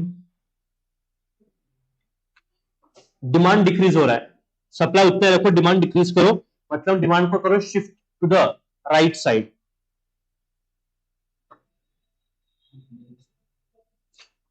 हाँ राइट साइड बोला गया, सॉरी, बट शिफ्ट करेक्ट. हाँ शिफ्ट करेक्ट किया है. ये आपका ओरिजिनल प्राइस, ओरिजिनल क्वांटिटी, नया प्राइस, नया क्वांटिटी. प्राइस गिर रहा है, क्वांटिटी भी क्या हो रहा है? गिर रहा है. So overall decrease in price and equilibrium quantity. It is assumed in economic theory. ये आपको कॉमन सेंस के बेसिस सॉल्व करना है. Decision making is by managers but never by owners. The ultimate goal of the firm is to maximise the profit regardless of the firm size or type of business. As firm size increases, so do its goals. The basic decision making unit is owners. कौन सा सही लग रहा है? Common sense लगाओ. वही है, ultimate goal is to what? Earn profits. खत्म. 10th क्वेश्चन लास्ट करेंगे, इंक्रीज डिक्रीज वाला बाद में नहीं. I don't think increase decrease के लिए आपको ये चाहिए. ये करो. बोला है if supply increases in a greater proportion than demand. मतलब क्या? सप्लाई बढ़ रहा है, डिमांड भी बढ़ रहा, बट सप्लाई ज्यादा बढ़ रहा है, डिमांड कम बढ़ रहा है.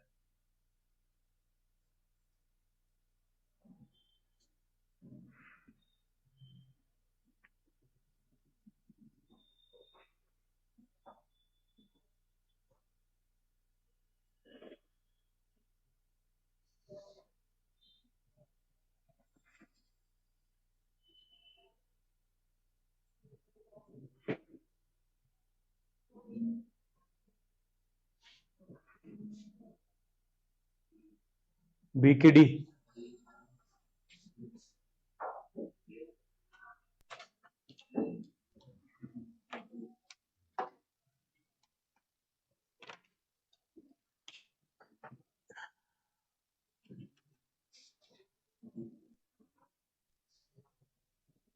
बी के D, D, D, mixed options, very good. अरे यार ऐसा क्यों कर रहे हैं यार, ये कौन सा दो ना, ये डिमांड है या सप्लाई है, या ऐसा इंटरसेक्ट इधर हो गया यहाँ पे, इक्विलिब्रियम पहला वाला। Supply increase in greater proportion than demand, demand को कितना बढ़ाता हूं, सप्लाई को तुमने किधर लिया, राइट लिया कि लेफ्ट लिया, वो बोलो पहले, राइट लिया, लेफ्ट लिया, increase always on the right side. ये आपका सप्लाई है जो ज्यादा बढ़ना चाहिए, तो ये पॉइंट और ये पॉइंट, तो आपका प्राइस जो है वो गिर रहा है, क्वांटिटी जो है वो बढ़ रहा है। सो कौन सा ऑप्शन है ये, the new equilibrium price will be lower than the original and the new quantity will be higher. See, let it be increase or decrease, shift increase के लिए हमेशा राइट में होगा चाहे वो डिमांड हो या सप्लाई हो, डिक्रीज हमेशा लेफ्ट में होगा चाहे वो डिमांड हो या सप्लाई हो।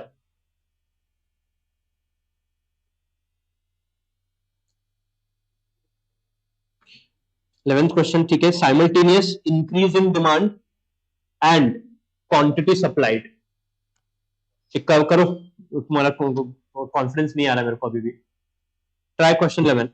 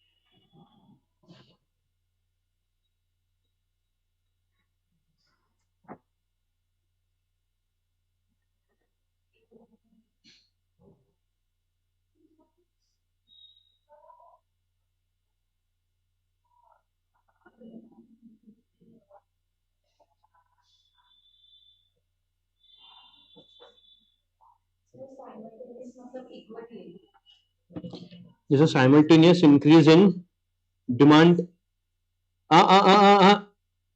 साइमल्टेनियस मतलब इक्वल नहीं, मतलब डिमांड भी बढ़ रहा है सप्लाई भी बढ़ रहा है, तो आपको फिर से अनसर्टन इनसर्टन का देना पड़ेगा। सी है,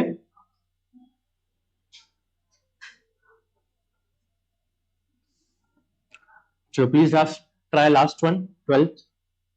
अब 12th का क्वेश्चन अगर देखोगे, सपोज ये डायरेक्टली बोलने रहे कि क्या बढ़ रहा है क्या घट रहा है, question is giving you to analyse, suppose technology for producing personal computers improve, जब आपका टेक्नोलॉजी बढ़ता है तो जो determinant of supply, if technology increases supply will also increase, individuals discover new uses of personal computers, so there is a great utilization of personal computers, नया use आता है मतलब लोगों का डिमांड भी क्या होता है, बढ़ता है, तो सप्लाई बढ़ रहा है डिमांड भी क्या हो रहा है, बढ़ रहा है, बट अगेन आपको ये नहीं पता कौन ज्यादा कौन कम, तो दो ग्राफ्स बनेंगे, एक अनसर्टन रहेगा एक सर्टन रहेगा।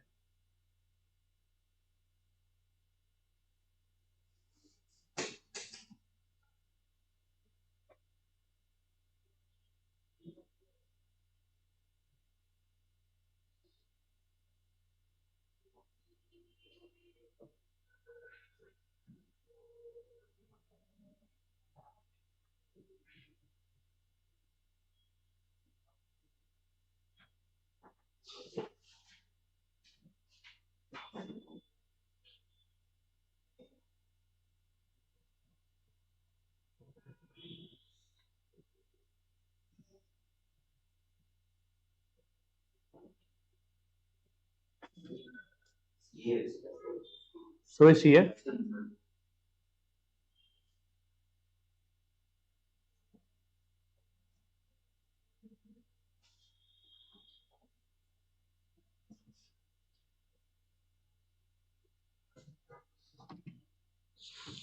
Quantity will increase, price is uncertain. किसे कुछ लगा रहा है?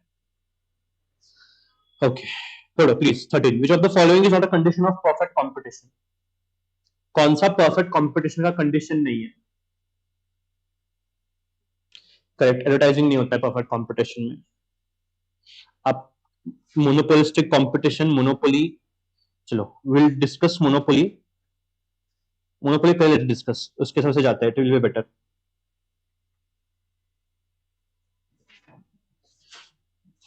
हाँ, बट दो चीजें before I go head to monopoly. दो चीजें, ये दो पॉइंट्स आपको याद रखना है. एलोकेटिव एफिशिएंसी का मतलब क्या और प्रोडक्टिव एफिशिएंसी का मतलब क्या?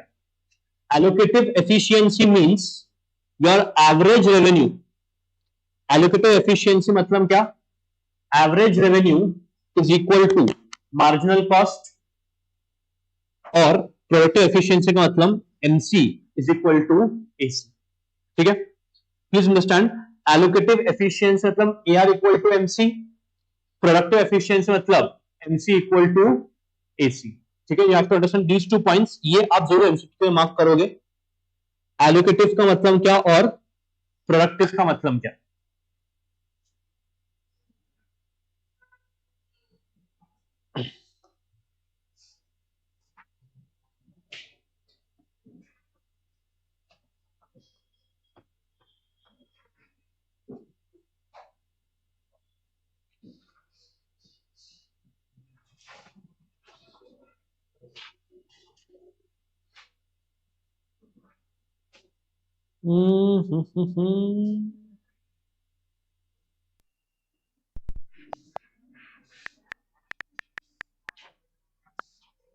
बेस्ट. चलो देखो, 2 पॉइंट्स. क्वेश्चन 35, क्वेश्चन 36 एक बार चेक करना. When dash, we know that firms in the perfect competition must be producing at the minimum point of the average cost curve so that there will be productive efficiency. तो चलिए, productive का मतलब क्या? What is productive efficiency? MC should be equal to average cost. और next, allocative efficiency का मतलब क्या? Allocative efficiency का मतलब क्या? When your average revenue should be equal to marginal cost, और MC is equals to what? Average revenue. ठीक है, so this you have to remember. अब इसका शॉर्टकट क्या है? प्रोडक्टिव और एलोकेटिव दोनों में एक चीज कॉमन है, एमसी. तो आपको बस ये फिगर आउट करना है कि कहां पे एसी आएगा, कहां पे एआर आएगा. Is a pathetic shortcut, A for allocative, but नहीं, वो ए दोनों ए ही है ना, तो दोनों में सी आते हैं यार. तुमको तो कैसे याद रखना है, रखो. It is dependent on your thinking skills. आप याद रखना प्लीज. ठीक है, चलो we go to monopoly. Monopoly का बेसिक फीचर हम सबको मालूम है, जैसे सिंगल सेलर, एंट्री बैरियर्स रहते हैं, there are no close substitutes, and market power. अब ये मार्केट पावर में आपको एक चीज याद रखनी है. In this market power you have to remember one thing is very very important, significant control over price.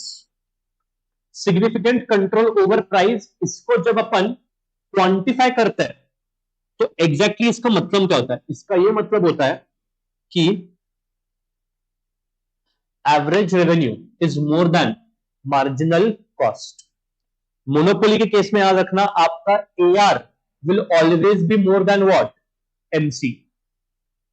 AR will always be more than MC. और यहां पे एक और चीज, अब ये भूल जाना, फॉरगेट दिस, यहां पे एमआरआर सेम नहीं होते.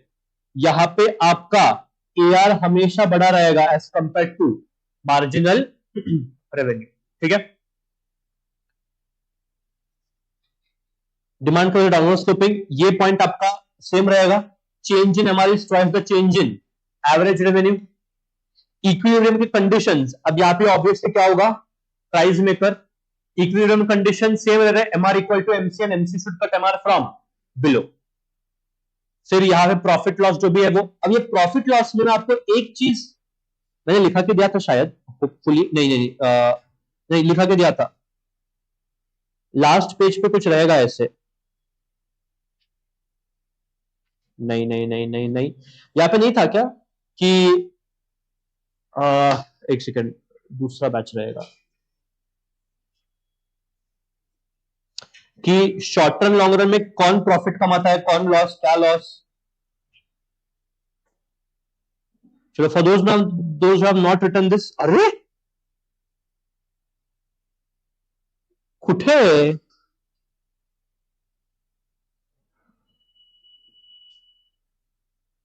ये मेरे को मालूम है 100% लिखा के दिया है।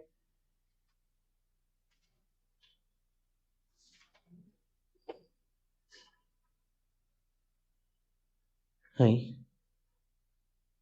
इट्स ओके, छोड़ो, लिखता हूँ फिर से, प्लीज राइट डाउन।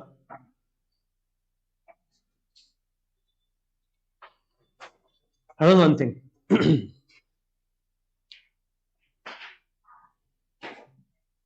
अब वो ग्राफ नहीं है बट ये जो एमसीक्यू पूछ सकता है, परफेक्ट कंपटीशन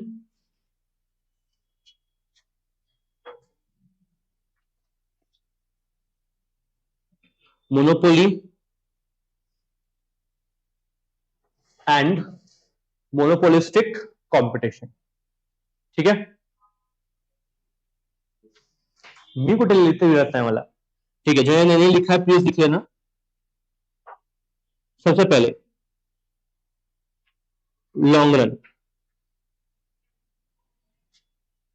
पहले शॉर्ट रन लेते हैं। परफेक्ट कंपटीशन शॉर्ट रन में एबनॉर्मल प्रॉफिट कमा सकता है, नॉर्मल प्रॉफिट भी कमा सकता है, या लॉसेस भी इनकर कर सकता है। शॉर्ट रन में कुछ भी हो सकता है।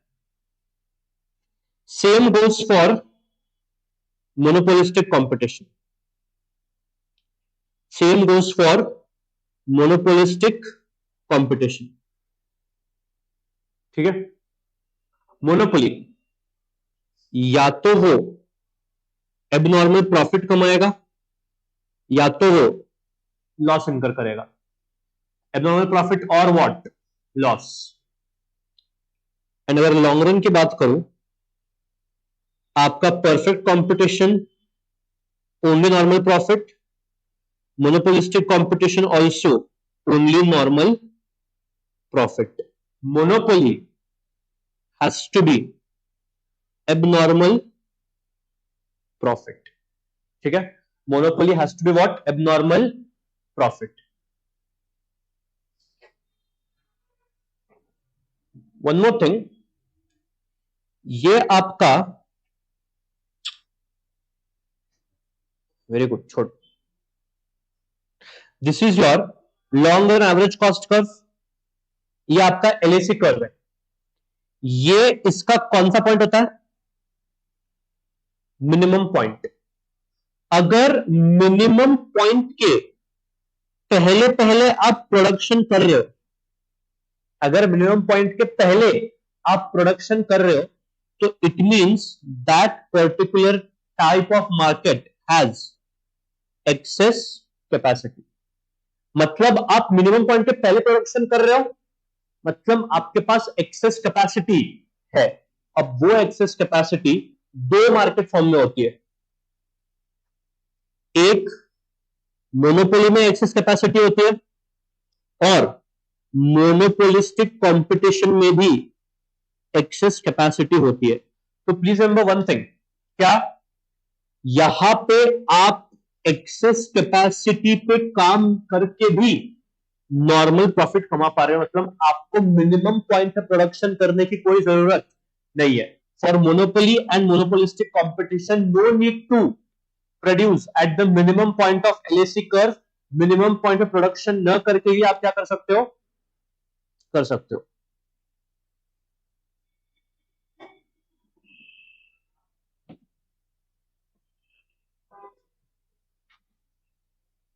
ठीक है,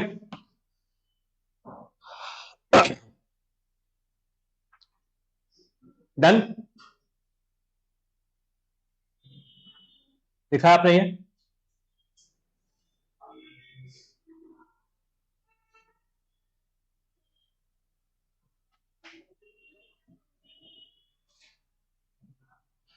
ठीक है, तो शॉर्ट टर्म में या तो there can be abnormal profit और there can be losses, long run में there has to be what, abnormal profit. One more very important thing, monopoly में ये होता है क्या, प्राइस डिस्क्रिमिनेशन। मतलब क्या, अलग अलग व्यक्तियों को अलग अलग प्राइस चार्ज करना, charging different price to different consumer is called as what, price discrimination. मतलब क्या कि जब आपका कॉस्ट ऑफ प्रोडक्शन सेम हो फिर भी आप क्या कर रहे हो, अलग अलग प्राइस चार्ज कर रहे हो, it is called as price discrimination. तो पहला फीचर आपको याद रखना, price discrimination is not because of differences in cost. आपका कॉस्ट उतना ही है, प्रोडक्शन हो चुका है, आपको खर्चा उतना ही लगा है, बट आप वो रिकवर करने के लिए अलग अलग व्यक्तियों का अलग अलग प्राइस चार्ज कर रहे हो। ऐसा नहीं है कि आपको एक पर्टिकुलर प्रोडक्शन के ज्यादा कॉस्ट लगा है इसलिए आप उससे ज्यादा रिकवर कर रहे हो। If you able to recollect, मैंने दो एग्जांपल्स देते, if I take marathon in Pune I charge 500 per student, if I take marathon in Mumbai I charge 1000 rupees per student। Discriminate क्यों कर रहा हूं मैं, बिकॉज पुणे में रेंट कम है हॉल का, मुंबई में हॉल का रेंट ज्यादा है, बिकॉज मेरा कॉस्ट ज्यादा पड़ रहा है इसीलिए मैं स्टूडेंट ज्यादा रिकवर कर रहा हूं। तो it is not a example of price discrimination. Why? Because my cost is different, cost has to be same to be able to do what, price discrimination. तीन डिग्रीज है इसके। पहला डिग्री क्या होता है, first degree of price discrimination known as personalized pricing और perfect price discrimination। क्या होता है इस पर्टिकुलर इसमें, कि आप जितना सामने वाले की पे करने की कैपेसिटी है आप उसको उतना ही प्राइस चार्ज कर रहे हो। मतलब इफ द सामने वाला इज एबल टू पे 200 rupees, you charging them only what, 200 rupees. अगर सामने वाला आपको 1000 रुपए पे करने के लिए तैयार है तो आप उसको 1000 रुपए चार्ज कर रहे हो। मतलब जितना सामने वाले का विलिंगनेस है you are charging that much price. तो इसीलिए willingness is nothing but your worth और मार्जिनल यूटिलिटी। और विलिंगनेस माइनस एक्चुअल प्राइस, कल देखा था कंज्यूमर सरप्लस होता है, willingness to pay minus actual price पे इज व्हाट, कंज्यूमर सरप्लस। आपका विलिंगनेस है 1000 का, मैं चार्ज कर रहा हूं 1000, सो यहां पे प्लीज रिमेंबर आपका कंज्यूमर सरप्लस क्या होगा, जीरो होगा। The entire consumer surplus is wiped out. Next, quantity based pricing. आप अगर बल्क में परचेस करते तो सप्लायर पर डिस्काउंट देता है, या फिर आप अगर मोबाइल डेटा पैक का यूजेज बढ़ाते हो, if you want more internet you have to pay more. तो जैसे जैसे आपका क्वांटिटी इंक्रीज होगा आपका प्राइस तो इंक्रीज हो सकता है तो प्राइस आपका डिक्रीज हो सकता है। प्राइस डिक्रीज मतलब क्या, bulk discount, quantity discount. Price increase मतलब क्या, if you use more electricity more rate will be there। if you want a higher mobile data pack आपको ज्यादा पे करना पड़ सकता है। तो क्वांटिटी के हिसाब से प्राइसिंग चेंज होता है, वो आता है second degree of price discrimination. And third, आपको एक ग्रुप या सेगमेंट में बनाया जाएगा। अगर आप स्टूडेंट हो तो आपको स्टूडेंट डिस्काउंट मिलता है on Apple products, you get student discount. फिर अगर आप लेडीज है तो आपको बस बुकिंग्स पे डिस्काउंट मिलता है, लड़कों को कुछ नहीं मिलता, उनको पूरा भर के जाना पड़ता है। So when the prices are decided according to a particular segment it comes under third degree of price discrimination. Third degree of price discrimination में आता है। ठीक है, फिर अगेन यहाँ पे इंपॉर्टेंट नहीं इक्विलिब्रियम कैसे डिसाइड किया जाएगा। आप पहले दोनों मार्केट, पहले आप टोटल डिसाइड करोगे। फॉर एग्जांपल ये आपका लेटर से एआर कर्व है, ये आपका एमआर कर्व है in market A, market B का एआर कर्व, मार्केट बी का एमआर कर्व। अब आपको तीन डिसीजन लेने हैं, कितना आउटपुट प्रोड्यूस करूं, जो आउटपुट प्रोड्यूस किया है वो डिस्ट्रीब्यूट कैसे करूं, और प्राइस क्या चार्ज करूं हर एक मार्केट का। तो उसके लिए फर्स्ट मैं क्या कर रहा हूं, मैं दोनों मार्केट का डिमांड कर्व और एमआर कर्व ऐड कर रहा हूं। तो ऐड करने में मुझे ऐसे मिलता है, ये एआर कर्व, ये MR curve. First I decide, अब जो मार्जिनल कॉस्ट मैंने बोला था आपका कॉस्ट सेम रहेगा, चाहे वो मार्केट ए हो या मार्केट बी हो या टोटल हो, आपका कॉस्ट क्या होगा, सेम होगा। तो मैं यहां पे लेके आया हूं मार्जिनल कॉस्ट, ये आपका एमआर और एमसी इंटरसेक्ट हो रहा है। मतलब आपने डिसाइड किया कि आपको कुल मिला के OM प्रोड्यूस करना है, क्वांटिटी, और आप उसके लिए दोनों मार्केट में बांटोगे कैसे? यू विल प्रोड्यूस, ये जो पॉइंट है ये आप ट्रेस बैक करोगे, और ट्रेस बैक करके आप चेक करोगे कि ये लाइन यहां पे एमआर को काट रहा है, ये लाइन यहां पे एमआर को काट रहा है, तो OM1 आपका मार्केट ए का प्रोडक्शन हुआ, OM2 आपके मार्केट बी का प्रोडक्शन हुआ, OM टोटल प्रोडक्शन हुआ। सर ऐसे कैसे? ये OM, ये अगर ऐड होता है तो ये बड़ा होना चाहिए ना, इतना छोटा क्यों है? बिकॉज ग्राफ अगर आपको मालूम है, आप 1 यूनिट इज इक्वल टू कितना कितना वो मेजर कर सकते हो। तो अगर ये 15 है, अगर ये 20 है, तो ये 35 रहेगा साइज। 1 सेंट क्या होता है, 1 ब्यूक्ला, मैं भूल गया, ग्राफ नहीं आता मेरे को। 1 this is equal to this unit, तो यहाँ पे 1 इज इक्वल टू 15 यूनिट्स, यहाँ पे 1 इज 20 यूनिट्स, और थर्ड ग्राफ पे आप 1 इज इक्वल टू 35 कर रहे हो। इसे don't try to literally add both of them, दो ग्राफ छुड़ के जाएगा वो, ठीक है। So once you decide output, आप प्राइस डिसाइड करो कैसे? ये जो इक्विलिब्रियम यहाँ पे आया है ना, आप इसको ऊपर लेके जाओ प्राइस कर्व तक, या आप इसको ऊपर लेके जाओ प्राइस कर्व तक। ये हो गया OP1, ये हो गया OP2, आपका डिस्क्रिमिनेशन यहाँ पे सक्सेसफुल होता है। क्यों? आप यहाँ पे अलग प्राइस चार्ज कर रहे हो, नीचे अलग प्राइस चार्ज कर रहे हो, therefore discrimination is what? Successful. तो in this manner you have to discriminate. अब ऑब्वियसली ग्राफ नहीं आएंगे, बट जो आपको याद रखना है डिस्क्रिमिनेशन के लिए, ये वाला है।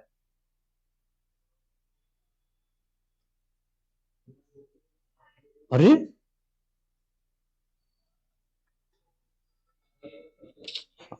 लिखो, MR of market A should be equal to MR of market B should be equal to average marginal revenue, which should be equal to marginal cost, which should be equal to what? Marginal cost. ये आपको equation के form में भरने को बोला जा सकता है।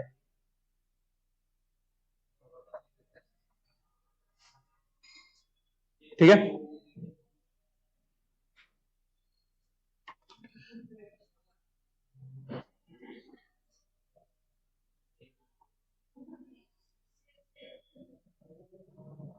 चलो look at some questions.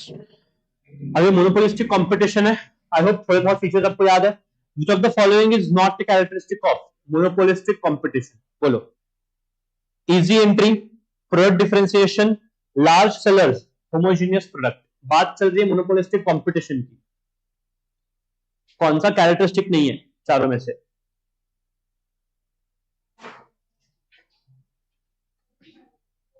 Please remember, monopolistic competition में प्रोडक्ट डिफरेंशिएशन होता है, जिसकी वजह से आपके प्रोडक्ट्स कभी भी होमोजीनियस नहीं होते, प्रोडक्ट में कुछ ना कुछ चेंज होता ही है। So this particular option is not the characteristic of monopolistic competition. 15, monopoly में arise in the product market. Monopoly क्यों आता है? पढ़ो तीन ऑप्शंस।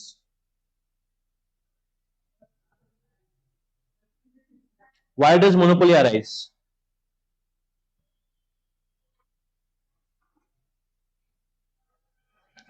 जो भी रिसोर्सेस है वो एक सिंगल फर्म के पास है, उसके लिए मोनोपोली आ सकता है। गवर्नमेंट ने पूरा लाइसेंस दे रखा है, उसके लिए भी आ सकता है। कॉस्ट ऑफ प्रोडक्शन में अपन इतने एफिशिएंट है कि अपना कॉस्ट ऑफ प्रोडक्शन या अपने कॉस्ट पे कोई दूसरा वाला प्रोडक्शन कर ही नहीं सकता। So all the reasons are reasons for monopoly. Price taking firms, that is the firms which operate in perfectly competitive market, are said to be small relative to the market. ये small का मतलब क्या? उसमें 10 से कम employee है, downward face sloping demand curve है, asset 20 lakh से कम है, individual firm is unable to affect market price to its output decisions. Small का मतलब क्या? साइज स्मॉल है उनका। What is the meaning of that small size? The individual firm is unable to determine the market price. For a price taking firm, MR is less than price, MR equal to price, MR is greater than price. The relation between MR and price is infinite. बोलो. D. MR is equal to price. अब रुको. हाँ 18th.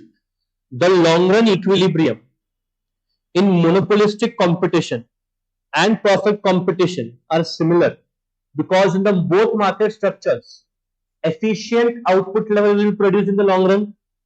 Firms will be operating at minimum average cost. Firms will earn normal profit. Firms realize all economies of scale. Long run में इन दोनों market में common वाली चीजें क्या है? Both of these firms will be earning what? Normal profit. Sir ये गलत क्यों है? Efficient output level. Please remember, efficient होने के लिए आपको एलएसी के लोएस्ट पॉइंट पे प्रोडक्शन करना पड़ेगा, तब जाके आउटपुट एफिशिएंट होगा. परफेक्ट कंपटीशन तो करता है लोएस्ट पॉइंट पे, बट मोनोपोलिस्टिक कभी भी लोएस्ट पॉइंट पे प्रोडक्शन करता नहीं है, इसलिए उसके पास एक्सेस कैपेसिटी होती है. ओलिगोपोली. याद है ओलिगोपोली का मतलब क्या होता है? 2 से 10 सेलर रहते हैं. The major market is on the basis of interdependence among the firms. एक फर्म के डिसीजन के बेसिस के ऊपर दूसरे फर्म का डिसीजन डिपेंड होता है. अगर मैंने प्राइस बढ़ाया, दूसरा वाला प्राइस नहीं बढ़ाएगा, बट मैंने प्राइस कम किया, दूसरा वाला भी क्या करेगा? प्राइस कम करेगा. This is called as what? Oligopoly market. TR curve is known as, ठीक है, TR curve is known as demand curve basically. Question 21. Discriminating monopoly implies that monopolist charges different prices for his commodity from different groups of consumers for different uses at different places. Any of the above?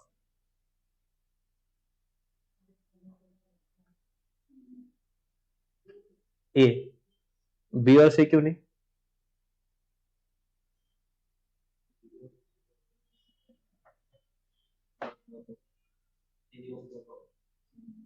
Different group से आपका third sector, third इसमें आ गया, third degree में. Different users ये आपका second में आ गया. अब डिफरेंट प्लेसेस से डिफरेंट पर्सन होना चाहिए. I don't agree with this word places, but nonetheless answer यहां पे आपका ऑप्शन डी रहेगा.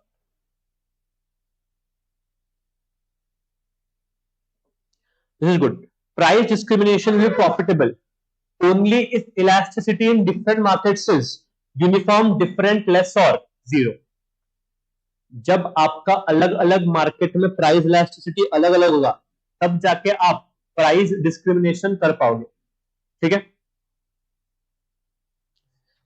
इन the context of oligopoly, kinked demand hypothesis. अब यहाँ पे आ गया है तो एक बार किंक्ड पे जाते हैं अपन.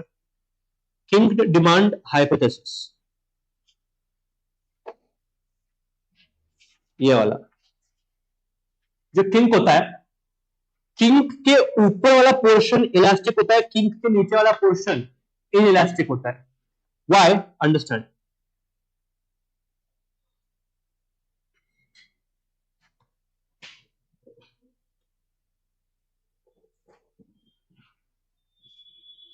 अब सुन लेना एक चीज.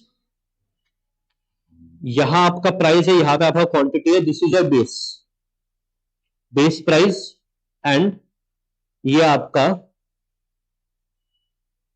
बेस क्वांटिटी है, पी एंड क्यू.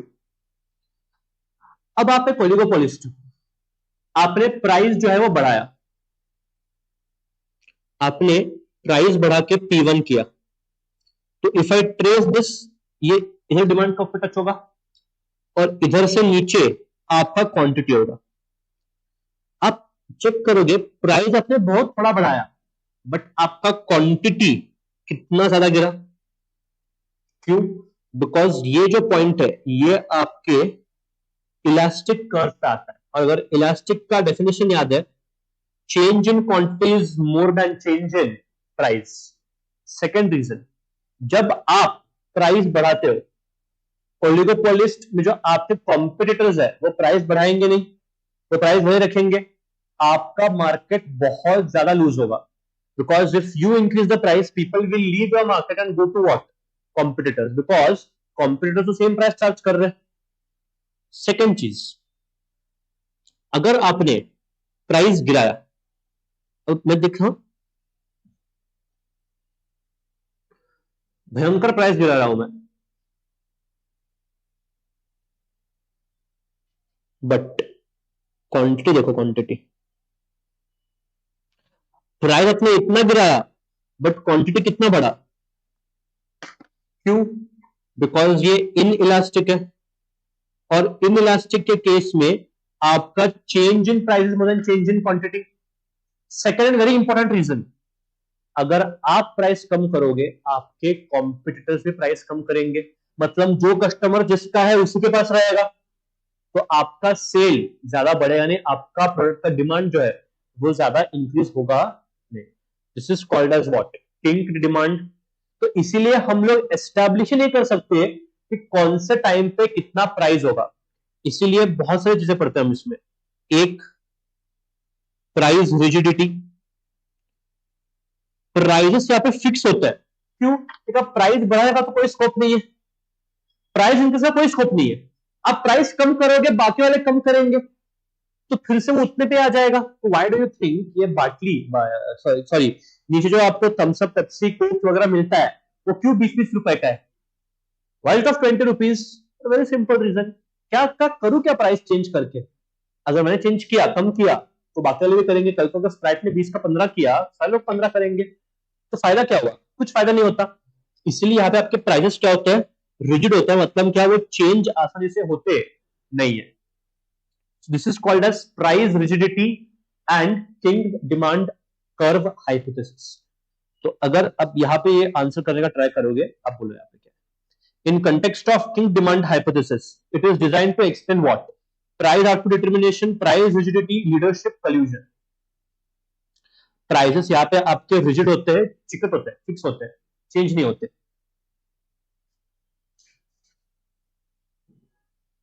देखो अब ये 24, the firm is a perfectly competitive market is a price taker, ठीक है। This designation as price taker is based on assumption that it has some but not complete control. There are so many buyers and sellers that individual firm cannot affect the market. Each firm produces homogeneous product, easy entry and exit. ये price taker क्यों है? Because इतने सारे हैं कि कोई एक influence कर सकता नहीं है। बोलो ये कौन सा मार्केट लग रहा है आपको? कौन सा मार्केट लग रहा है ये आपको?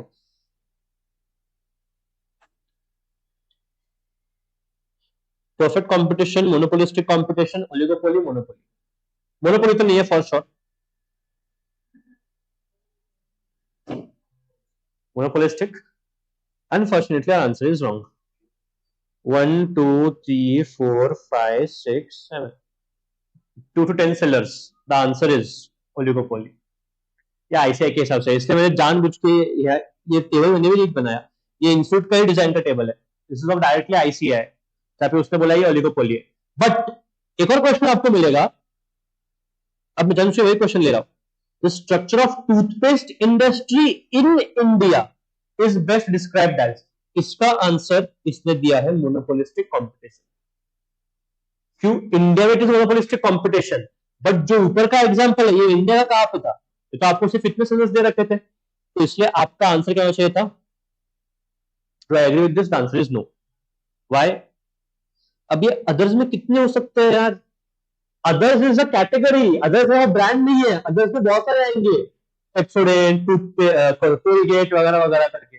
छोड़ो, इट्स ओके। तो प्लीज रिमेंबर दो क्वेश्चंस कैटेगोरिकली। देखो 26 पढ़ो, on your own answer it.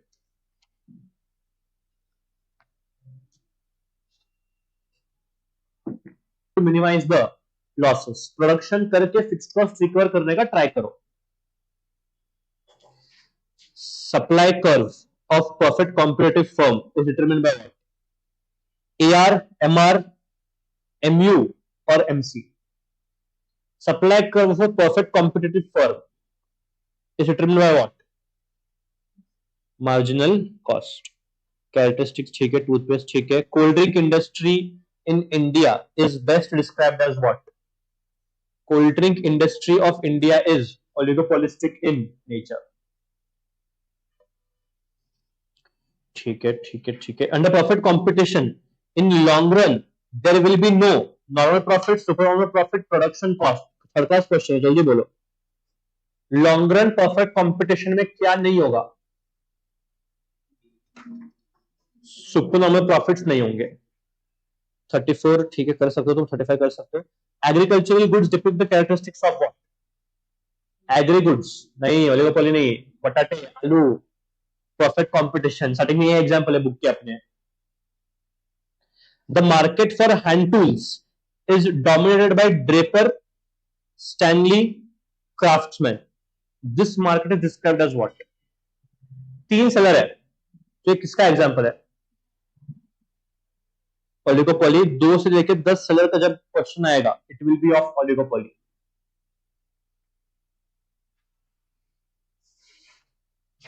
This is a good point, this is a very good point. देखो ये लिखो प्लीज कहीं पे।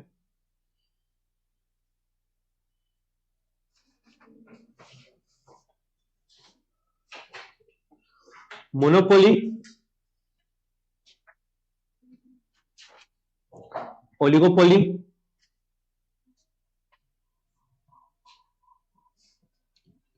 monopolistic competition and a perfect competition, sorry।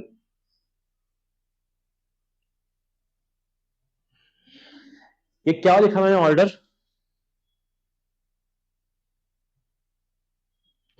Order of charging price. Monopoly सबसे ज्यादा price charge करेगा, oligopoly monopoly से कम और मोनोपोलिस्टिक कंपटीशन से ज्यादा। मोनोपोलिस्टिक कंपटीशन परफेक्ट कंपटीशन से कम और ओलिगोपोलिस्ट से, सॉरी, परफेक्ट कंपटीशन से ज्यादा और ओलिगोपोलिस्ट से कम। परफेक्ट कंपटीशन सबसे कम प्राइस चार्ज करेगा। ये आपको ऑर्डर याद रखना पड़ेगा, monopoly, oligopoly, MC and perfect competition. So if you look at this particular question, ये इसके ऊपर पूछा गया था आपको। When a oligopolist chooses his level of production, it charges a price। Oligopolist कैसा प्राइस चार्ज करेगा? a price charged more than the price charged by monopoly, less than the price charged by monopoly or competitive firm, more than monopoly, less than competitive firm, less than monopoly, more than competitive firm। बोलो। Less than, दो है देख, less than monopoly यहां पे भी, less than monopoly यहां पे भी है। बी करूं कि सी करूं वो बोल।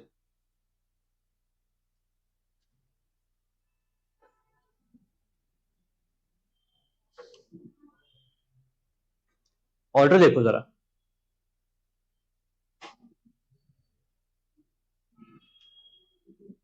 D, perfect, less than monopoly and more than your perfectly competitive firm। ठीक है ठीक है ठीक है ठीक है, ये याद रखना। Time element was conceived bye Alfred Marshall, याद रखना पड़ेगा एज इट इज, ये पर्टिकुलर पॉइंट। इसलिए मैंने उसका साथ आंसर भी उधर ही ये कर दिया है। प्राइस डिस्क्रिमिनेशन पेरिशेबल, देखो 48 at price P1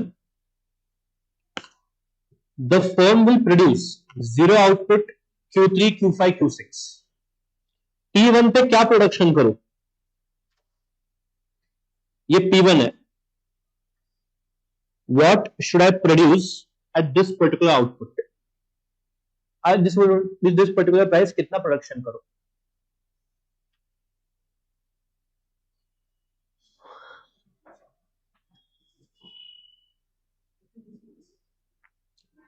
Q6। Okay, किधर कुछ और आंसर है?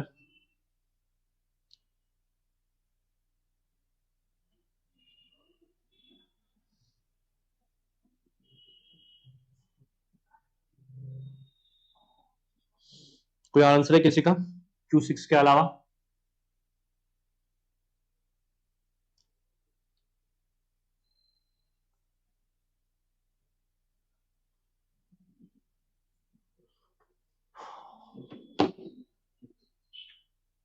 Q6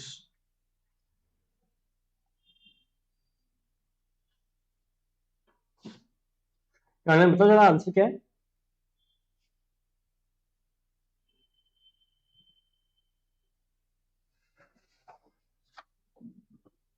क्या उत्तर? देखो ये आपका Q6 जिससे बोला दो ना, तो सब लोगों Q6 से बोला है। देखो यहाँ पे आपका ETC है, ठीक है, बट ETC इंपॉर्टेंट नहीं है, इंपॉर्टेंट ये है कि अपन मार्जिनल कॉस्ट देखे, बिकॉज ये क्या है, सप्लाई कर्व है। तो अगर आप देखोगे P1 के प्राइस पे कौन सा पॉइंट आता है, Q6 कैसे आता है, Q6 comes at the point of P3। Q6 जो है वो P3 पे आता है, तो P1 पे क्या आता है, Q3। बट आपका आंसर न तो ये है, न तो ये है, न तो ये है, correct answer is zero output. क्यों सर? अरे प्लीज ऑब्जर्व, ये प्राइस वन पे आपका एवरेज वेरिएबल कॉस्ट रिकवरी नहीं हो रहा है। At price one your ABC is not getting recovered, तो प्रोडक्शन करोगे ही नहीं आप, behaviour principle one. So very good question, आप P1 पे प्रोडक्शन करोगे ही नहीं, तो आपका आंसर क्या होगा, zero output. Why? Because you are not going to produce at P1। हाँ, अगर ये क्वेश्चन कुछ ऐसा होता कि आपका एबीसी थोड़ा बहुत ऐसा कर देते, तो yes my answer would have been Q3, but Q6 तो कभी भी नहीं, Q6 is not the correct answer. Exchange, ultimate consumer, pure competition, ठीक है, प्योर ओलिगोपोली, ओके कर सकते हो ये।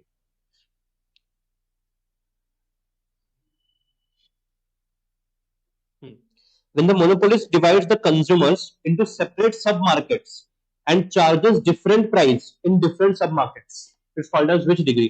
First, second, third, last. कुछ भी नहीं, none of these. Monopolist is dividing the market into sub-market. Second, the third degree पढ़ो. This is third degree of price discrimination. जब आप अलग अलग सेगमेंट में उसको डिवाइड करते हो, when the monopolist divides the entire market in different segments or different sub markets, it is called as third degree of price discrimination. Second में तो सिर्फ क्वांटिटी है, फर्स्ट इज औकात देख के, सेकेंड क्वांटिटी देख के, थर्ड सेगमेंट या ग्रुप के हिसाब से। Under dash, the monopolist will fix the price which will take away the entire consumer surplus. बोलो, first degree of price discrimination. बाकी ठीक है, ठीक है,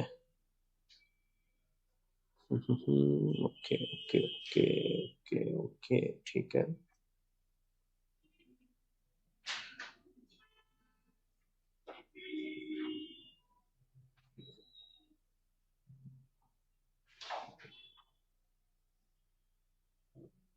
सेवेंटी देखो, the monopolistically competitive sellers demand curve will become more elastic when, because Q, more significant barriers to enter, greater degree of product differentiation, large number of competitors, small number of competitors। आपका demand elastic क्यों है? Monopolistic competition आपका demand थोड़ा elastic होता है। Why? Because of barriers, in fact this free entry exit, so barriers नहीं होते, product differentiation होता है, कॉम्पिटिटर ज्यादा होते हैं, कम नहीं होते। तो have to select between option B and C. B और सी के बीच में आपको सेलेक्ट करना है।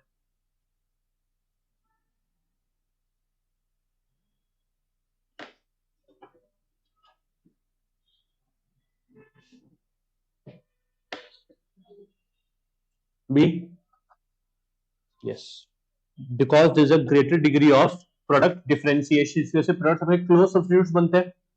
तो इसीलिए अगर आपने प्राइस चेंज किया तो आपका क्वांटिटी उससे ज्यादा चेंज होने के चांसेस है।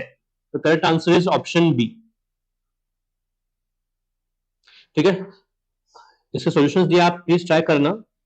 And let me just navigate you through the past. ये सितंबर 25 में जरा लेके जाता हूँ तुमको। देखो 26 चालू होता है. Under which of the following market structure a firm cannot influence the price of the product? Perfect competition में कभी भी इन्फ्लुएंस होता नहीं है. अब ये कॉस्ट का क्वेश्चन था. What is the average variable cost? Please try. When quantity is 100, total cost is 1000 and the fixed cost is 200. Average variable cost कितना है बोलो. सिंपल है, 8 है.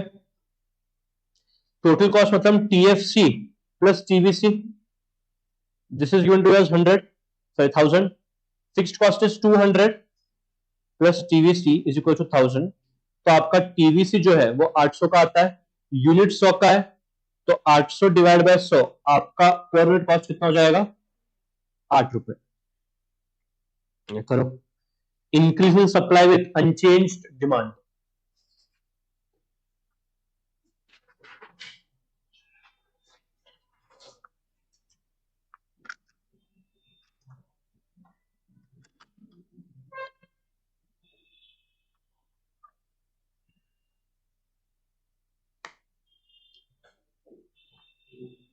ये हो रहा है. बी ए ना पक्का? ठीक है. The price will go down and the demand will go up.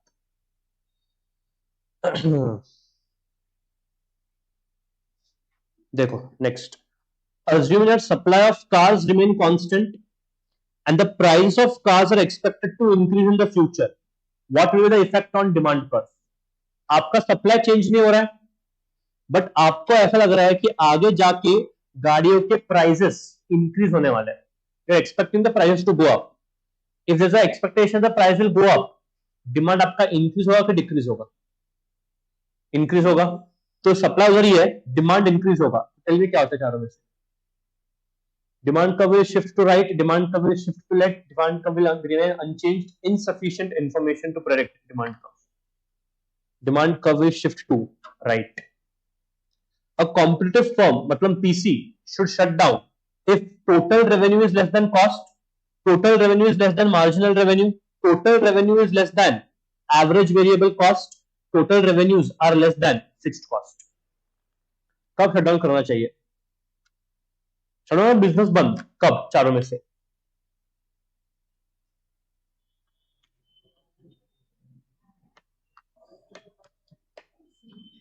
when the revenue is not sufficient to meet average variable cost. यहाँ पे वर्ड आ जाता है एवरेज रेवेन्यू, जब अपन एवरेज कंसिडर करें दोनों एवरेज होने चाहिए, बट ठीक है छोड़ो. एल्यूमिनियम इंडस्ट्री में था कुछ वो जो टाइप्स ऑफ ओलिगोपोली, उसमें याद रखना वो टाइप. तो एल्यूमिनियम इंडस्ट्री जो है वो परफेक्ट ओलिगोपोली में आया था. परफेक्ट मतलब जहां पे प्रोडक्ट होमोजेनियस रहते हैं आपके. Perfect oligopoly, pure oligopoly is where your products are completely homogeneous. King demand curve is found in the what? Which of the following is not the objective of price discrimination? To earn profit, to enjoy economies of scale, to hold excess stock, to secure equity through pricing. ये आपके objectives में मिलेगा. The notes will find this objectives of price discrimination.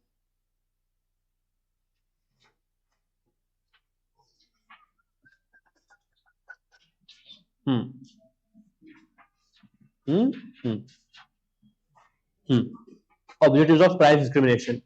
Earn profit, yes. Equity, yes. Economies of scale, yes. Hold excess stock, no. Your objective is to dispose, मतलब बेचो जितना जल्दी हो सके. तो your correct answer for this particular question is ये आपका objective नहीं है. बाकी सारे हैं, ये पर्टिकुलर पॉइंट नहीं है. Which of the following is the fundamental cause of monopoly? Barriers to entry, low cost, high competition, equal distribution. Monopoly क्यों क्रिएट होता है?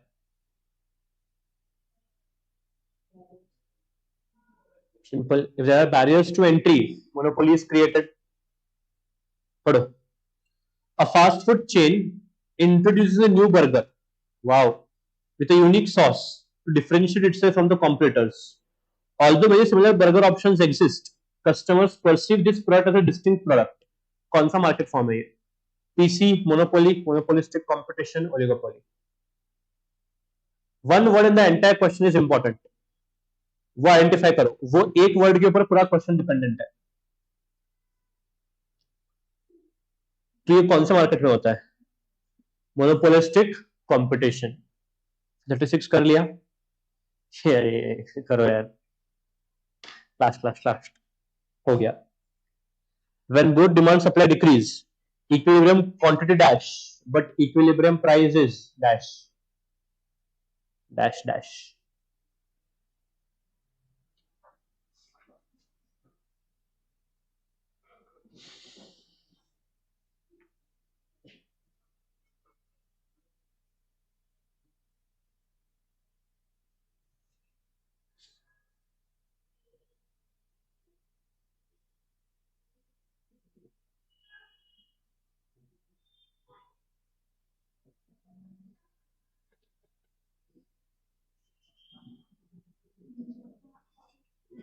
डी, ए की डी पक्का? डिमांड सप्लाई दोनों घट रहा है, इक्विलिब्रियम क्वांटिटी घटेगा, प्राइस के ऊपर कुछ कह सकते नहीं है।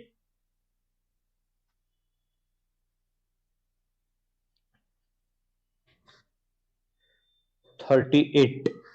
Which firm has the power to charge a price above the marginal cost and earn a positive profit? PC, MC, monopoly, oligopoly. Monopoly के केस में अभी भी लिखा था AR is greater than marginal cost. Suppose the cost of producing 1000 units is 15,000. The entrepreneur has invested 50,000 in a business and normal rate of return in the market is 10%. What is the implicit cost? Implicit मतलब opportunity cost कितना है उसका? ये जो 15,000 वो cost of production है, ये तो एक्सप्लिसिट है। This is explicit, this he has to pay. Implicit क्या है? Opportunity lost.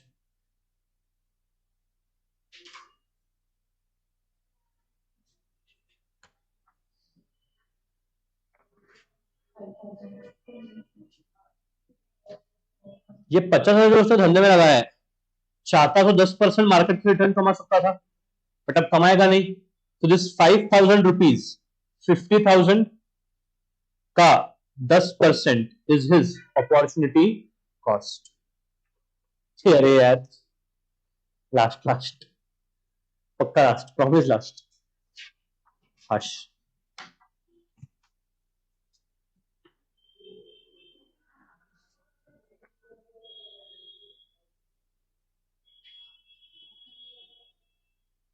ये सिंपल है, करने की जरूरत नहीं है। क्वेश्चन पढ़ो, sorry, to make the diagram.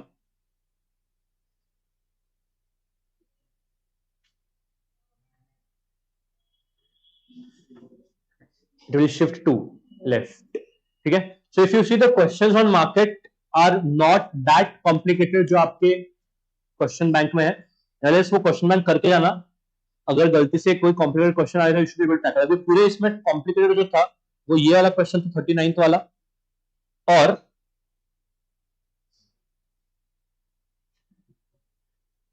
बस। ठीक है, चलो अब एक क्वेश्चन है जो मार्केट्स का नहीं, अभी किधर से पूछा इंस्टीट्यूट ने क्या पता, बट अच्छा क्वेश्चन पूछा।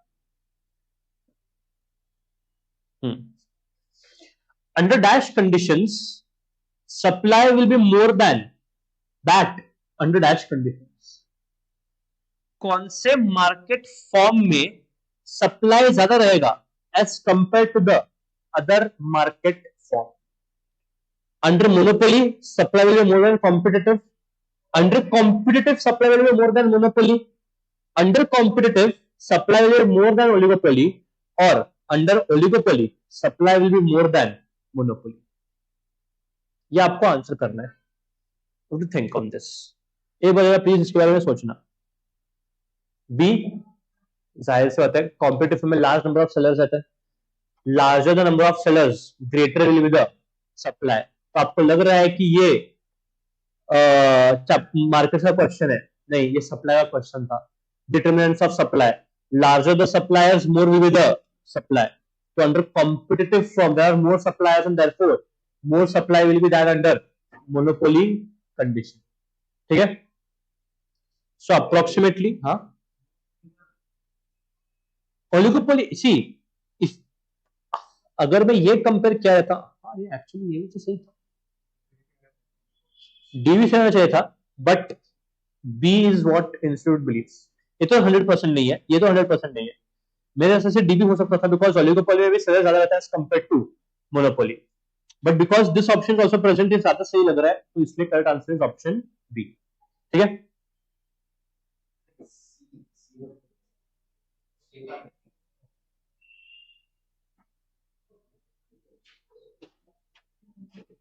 Under competitive conditions, supply will be more than oligopoly.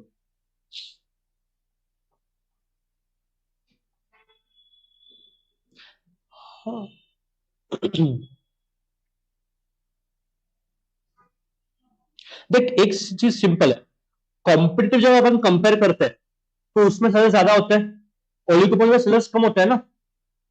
जर सेलर कमी असेल तर सप्लाय कमी येईल ना. पण हे जेव्हा तू कंपेअर करशील ना, मी का हे म्हणतोय करेक्ट, बिकॉज इथे असतो एक सेलर, इथे 2 to 10 सेलर्स, तो ओलिगोपोली में सप्लाई ज्यादा होगा as compare to monopoly. But when you compare competitive for oligopoly, हमेशा कॉम्पिटिटिव में सप्लाई ज्यादा होगा एज कंपेयर टू ओलिगोपोली. ठीक है.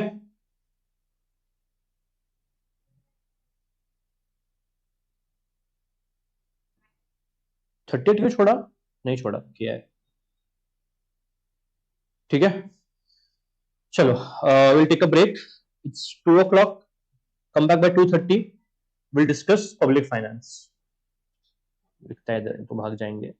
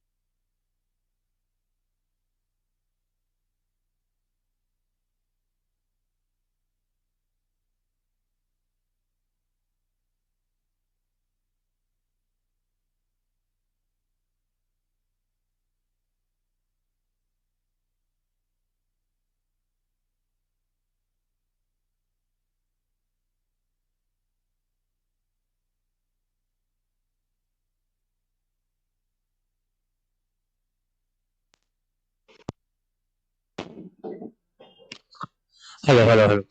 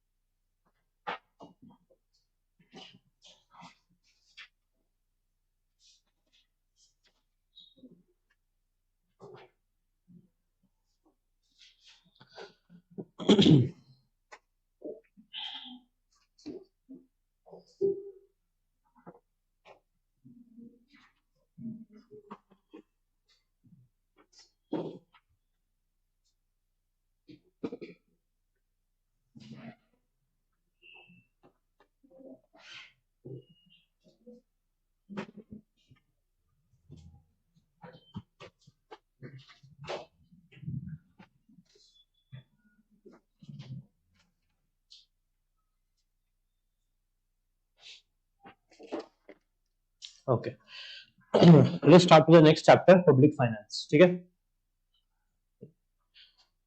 4 units with the equal weightage to almost every unit. ऐसा नहीं है कि कोई एक यूनिट है जो ज्यादा इंपॉर्टेंट है, चारों यूनिट्स ऑलमोस्ट इक्वली इंपॉर्टेंट है। First unit, let's understand physical functions. Directly please आ जाओ यहाँ पे। 3 primary macro economic goals of government. जब भी कोई इकोनॉमी की गवर्नमेंट होती है उसके लिए 3 रोल्स जो है they are very important. First, economic growth. Economic growth will happen when your real GDP, real GDP मतलब only that GDP which considers changes in the production levels. Only if your real GDP is more than the population growth. आपका population grow हो रहा है but आपका real GDP इस population growth से ज्यादा तेजी से ग्रो होना चाहिए। The growth in the real GDP should be more than the growth in the population, only then the economy can grow. ठीक है, so this is the first one which you have to remember for MCQ. Your real GDP should grow at a higher speed than the population. Next, every government wants to ensure minimum unemployment. तो आपका unemployment गिरना चाहिए. This is the second and straightforward objective of government. And third, price stability. मतलब न तो बहुत ज्यादा inflation, न तो बहुत ज्यादा recession. Neither inflation nor recession are good for a country's economy. There should be a moderate price level in the economy. तो आपने इन्फ्लेशन कंट्रोल करना चाहिए and you should avoid deflation और recession. So there are 3 primary macroeconomic goals: economic growth, high employment and macroeconomic stability. अब इन्हीं 3 objectives पे government के 3 functions आते हैं: allocation function, redistribution function and stabilization function. Understand allocation function पहले।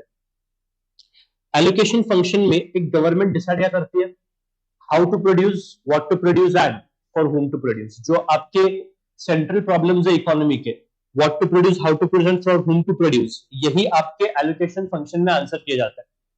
Now why does this problem exist? क्यों government ने allocation करना चाहिए? First, because your resources are scarce and the wants are unlimited, और इन रिसोर्सेस का अल्टरनेट यूज है। So late us से अब गवर्नमेंट के पास इतने फंड्स अवेलेबल है, government has a funds of rupees 1000 crore. The government has to take the decision कि ये 100 करोड़ के फंड्स हम कहां लगाए। Should we place it for defence, defence budget में जाना चाहिए या इंफ्रास्ट्रक्चर में जाना चाहिए, और this should go into let us say government schools and hospitals. Exactly ये 1000 करोड़ का एलोकेशन कैसे करना चाहिए? And this is not just the responsibility of government, there are multiple departments जो गवर्नमेंट को इसमें मदद करता है। सो ये एग्जिस्ट क्यों होता है? बिकॉज आपके रिसोर्सेज स्कैर्स एंड आपके वांट्स अनलिमिटेड है। After certain point of time you can not give justice to each and every particular want. ठीक है, सो ये एलोकेशन होता कैसे? अगर आपको याद है तो there are 3 types of economies: socialist, capitalist and mixed economy. Capitalist economy मतलब जहां पे आपके सारे डिसीजंस लिए जाते हैं on the basis of demand and supply, profit motive, consumer choice. Socialist मतलब जहां पे आपका एंटायरली कंट्रोल जो है वो किसके पास रहता है, गवर्नमेंट के पास रहता है। एंड मिक्स्ड इकोनॉमी जहां पे दोनों का इक्वली होता है। So allocation in a capitalist economy will be on the basis of demand and supply. If the consumers demand more electric cars, producers will produce more electric cars, तो आपके resources जो है वो वहां पे allocate किए जाएंगे। नेक्स्ट सोशलिस्ट के केस में गवर्नमेंट के हिसाब से एलोकेशन होता है। गवर्नमेंट ने बोला कि it wants to allocate more resources to build public hospitals and roads, ठीक है, तो वहां पे आपका एलोकेशन किया जाएगा। एंड मिक्स्ड इकोनॉमी जो है वहां पे आपके both decisions of consumers with profit oriented plus decisions of government, इसके हिसाब से आपके रिसोर्सेज जो है वो एलोकेट किए जाते हैं। That is why in India you will find both private as well as government coaching institutions. Why? Because वो दोनों के कंट्रोल में, whereas private are governed by profit motive, government schools are governed by social welfare motive। Mixed economy system ऐसे चलता है। तो ये allocative function बोलता क्या है, जो आपके स्कैर्स रिसोर्सेस है उनको आप कैसे मोस्ट एफिशिएंट एलोकेशन में लेके जाओगे, मोस्ट एफिशिएंटली वो यूज करोगे ताकि सोसाइटी का अल्टीमेट क्या हो, वेलफेयर। ठीक है, so this is very important. Allocation function में आपको देखना पड़ेगा कि your marginal benefit should be equal to marginal cost. जितना आप एक्स्ट्रा बेनिफिट या एक्स्ट्रा कॉस्ट इनकर कर रहे हो उससे उतना ही एटलीस्ट एक्स्ट्रा बेनिफिट होना चाहिए। ऐसा नहीं कि आपने एलोकेशन तो किया बट उस एलोकेशन का कुछ फायदा ही नहीं हुआ। This should not happen. So if you are allocating some amount then it should also result into some benefit. ठीक है, अब गवर्नमेंट को एलोकेट करने की, एलोकेशन करने की क्या जरूरत है? Because when you leave it to the markets, markets fail to allocate the resources. इसी को अपन बोलते हैं मार्केट फेलियर। जो आपका सेकंड डिजिट है, it is on this particular point only कि because markets fail to provide the goods and services, therefore the intervention of government is required. अब ये जो प्रॉब्लम्स है ये आपको आगे वाले चैप्टर में फिर से आएंगे, बट अभी मैं ले लेता हूं इम्परफेक्ट कॉम्पिटिशन। अब अगर कोई एक पर्टिकुलर इकोनॉमी में या कोई पर्टिकुलर मार्केट में मोनोपोली है, तो मोनोपोलिस्ट जो है वो अपने हिसाब से जाएगा, वो अपना प्रॉफिट देखेगा। तो those who can afford, those who can pay more, उनको ही रिसोर्सेस मिलेंगे। तो इसीलिए इसको ओवरकम करने के लिए गवर्नमेंट जो है, गवर्नमेंट उस पर्टिकुलर मार्केट में जाके बैठता है और बोलता है कि ये जो रिसोर्सेस है वो गवर्नमेंट एलोकेट करेगी। तो मोनोपोली, ओलिगोपोली, इन सब की वजह से आपका जो आउटपुट है वो रिस्ट्रिक्ट हो जाता है। आउटपुट अगर कंट्रोल में गया मतलब आपका सप्लाई कम हुआ, डिमांड उतना है, जिससे ultimately raise what, prices. Public goods problem. Public goods मतलब क्या, जिन गुड्स के लिए किसी को पेमेंट करने की जरूरत नहीं है। स्ट्रीट लाइटिंग हो गया आपका, यू हैव टू नॉट पे फॉर दैट। पब्लिक पार्क्स हो गए, आपको पे नहीं करना पड़ता उसके लिए। तो जहां पे आपको बदले में कोई पेमेंट नहीं मिलता, no supplier will go and produce those particular goods. So ये आता है आपके पब्लिक गुड्स प्रॉब्लम में। Market fails to provide the goods like defence और स्ट्रीट लाइटिंग, इसलिए ये सारे गुड्स जो है वो गवर्नमेंट के कंट्रोल के अंदर आते हैं। मेरिट गुड्स अंडर प्रोवाइडेड, जो सोशली वेलफेयर गुड्स होते हैं, मेरिट गुड्स, वो मार्केट में प्रोवाइड नहीं होते। फॉर एग्जाम्पल एजुकेशन जो it is a merit good, but education के रेट जो है वो इतने ज्यादा है कि the poor family, the under privileged can not afford them. इसलिए गवर्नमेंट स्कूल्स ओपन होते हैं, गवर्नमेंट कॉलेजेस ओपन होते हैं, गवर्नमेंट हॉस्पिटल्स ओपन होते हैं। सेकंड थिंग, जो डीमेरिट गुड्स है वो बहुत ज्यादा प्रोवाइड होता है। डीमेरिट मतलब सोशली नॉट, जो वेलफेयर गुड्स नहीं है। फॉर एग्जाम्पल आपका अल्कोहल हो गया, सिगरेट, तंबाकू, जो भी है जो सोशली वेलफेयर नहीं है, उन गुड्स का प्रोडक्शन बहुत ज्यादा होता है। ये भी गवर्नमेंट को इंटरवीन करना पड़ता है। Common property over use. अब जो ये, this is similar to your public goods. अब जो प्रॉपर्टी ओपन है सबके यूजेज के लिए, मतलब किसी को वहां पे पे नहीं करना, तो आप आपके मर्जी के मालिक खुद हो। You can do whatever you want because of which there is over use of those resources. For example यहाँ पे जो एग्जाम्पल है, overfishing in public oceans, there is no payment which you have to make. आप जाओ अपना नौवा लेके जाओ, वहां पे मछली पकड़ो, ले लो, no one is there to control you. So these resources are depleted because of over use.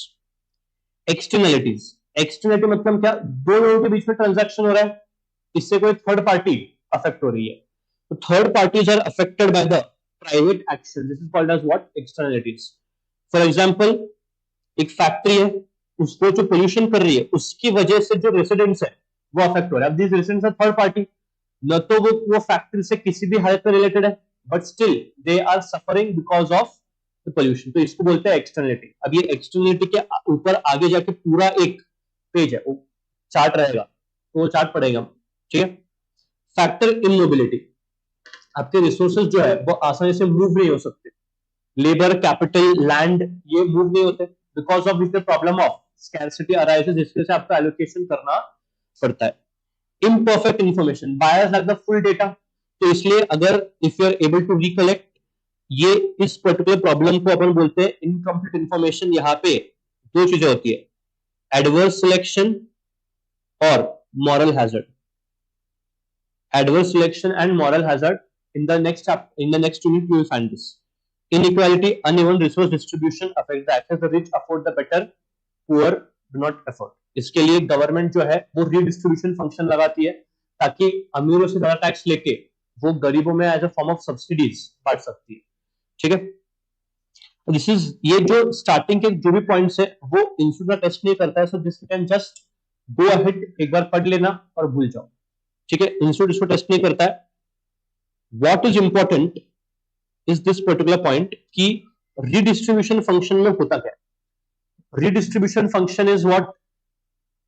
Government अमीरों से टैक्स ज्यादा कलेक्ट करेगा and that it redistributes to the socially backward sections of the society. तो यहाँ पे अगर देखोगे, redistribution of the income correcting the skewed distribution caused by free market. If you leave it to the markets, अगर आप market के basis के ऊपर छोड़ोगे तो पैसा उन्हीं के पास एक्यूमुलेट होता जाएगा जो अमीर है, जो वेल टू डू सेक्शन से आता है. गरीबों के साथ हमेशा it will be inequality. That is the reason why government does this redistribution. कैसे होता है redistribution? There are two mechanisms for redistribution, एक रेवेन्यू साइड, एक एक्सपेंडिचर साइड.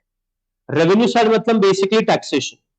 जो अमीर है उनके साथ टैक्स ज्यादा कलेक्ट करो. प्रोग्रेसिव टैक्सेशन मतलब क्या? जैसे आपका इनकम बढ़ते जाएगा आपको टैक्स ज्यादा भरना पड़ेगा. This is called as what? Progressive taxation. So it has two types, direct taxes and indirect taxes. अब टैक्स लगाओ, टैक्स से गवर्नमेंट को रेवेन्यू मिलेगा और वो रेवेन्यू से गवर्नमेंट आगे सब्सिडीज देगा. जो सब्सिडी देगा वो आता है on the expenditure side, public spending, providing free और subsidised goods and services to those who are in need of it. Government education, government hospitals, food security, जो रेशन कार्ड आता है वगैरह, पब्लिक डिस्ट्रीब्यूशन सिस्टम, ये सब क्या है? Government के इंसेंटिव से, गवर्नमेंट के पॉलिसीज है to correct the problem of lack of income distribution.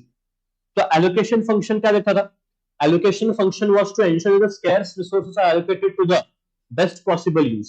Redistribution, जो इनइक्वालिटी चल रही है सोसाइटी में वो दूर करने. कैसे इनइक्वालिटी दूर करेंगे? आप इनकम के ऊपर टैक्स ले लो, जो कमाते हैं ज्यादा उनसे, एंड वही टैक्स को आप क्या करो? रिडिस्ट्रीब्यूट कर देना टू द पुअर्स. अभी बहुत सारे अलग अलग ये progressive taxation of high income groups. For example 10 lakh के ऊपर आपको 30% का टैक्स भरना पड़ेगा. मतलब आप जितना ज्यादा कमाओगे उतना ज्यादा टैक्स होगा. That tax will be used for the subsidies. Public distribution system जो है वो जो below poverty line house hold है उनको सब्सिडाइज्ड प्राइस पे जो है फूड मिलता है, या फिर अब बहुत सारे घरों में सब्सिडी बेसिस पे सिलेंडर जो मिलते हैं, subsidized cylinders for cooking. Minimum wage laws and minimum support price. This is also an example of redistribution function. MNREGA जो होता था, employment generation programs, वो भी आपका redistribution function में आता है. There are multiple types of PM किसान योजना, ये योजना, वो योजना. आपको ये योजना याद नहीं रखते, बस आपको इतना याद रखना है कि how does the government ensure redistribution. Redistribution का मतलब क्या?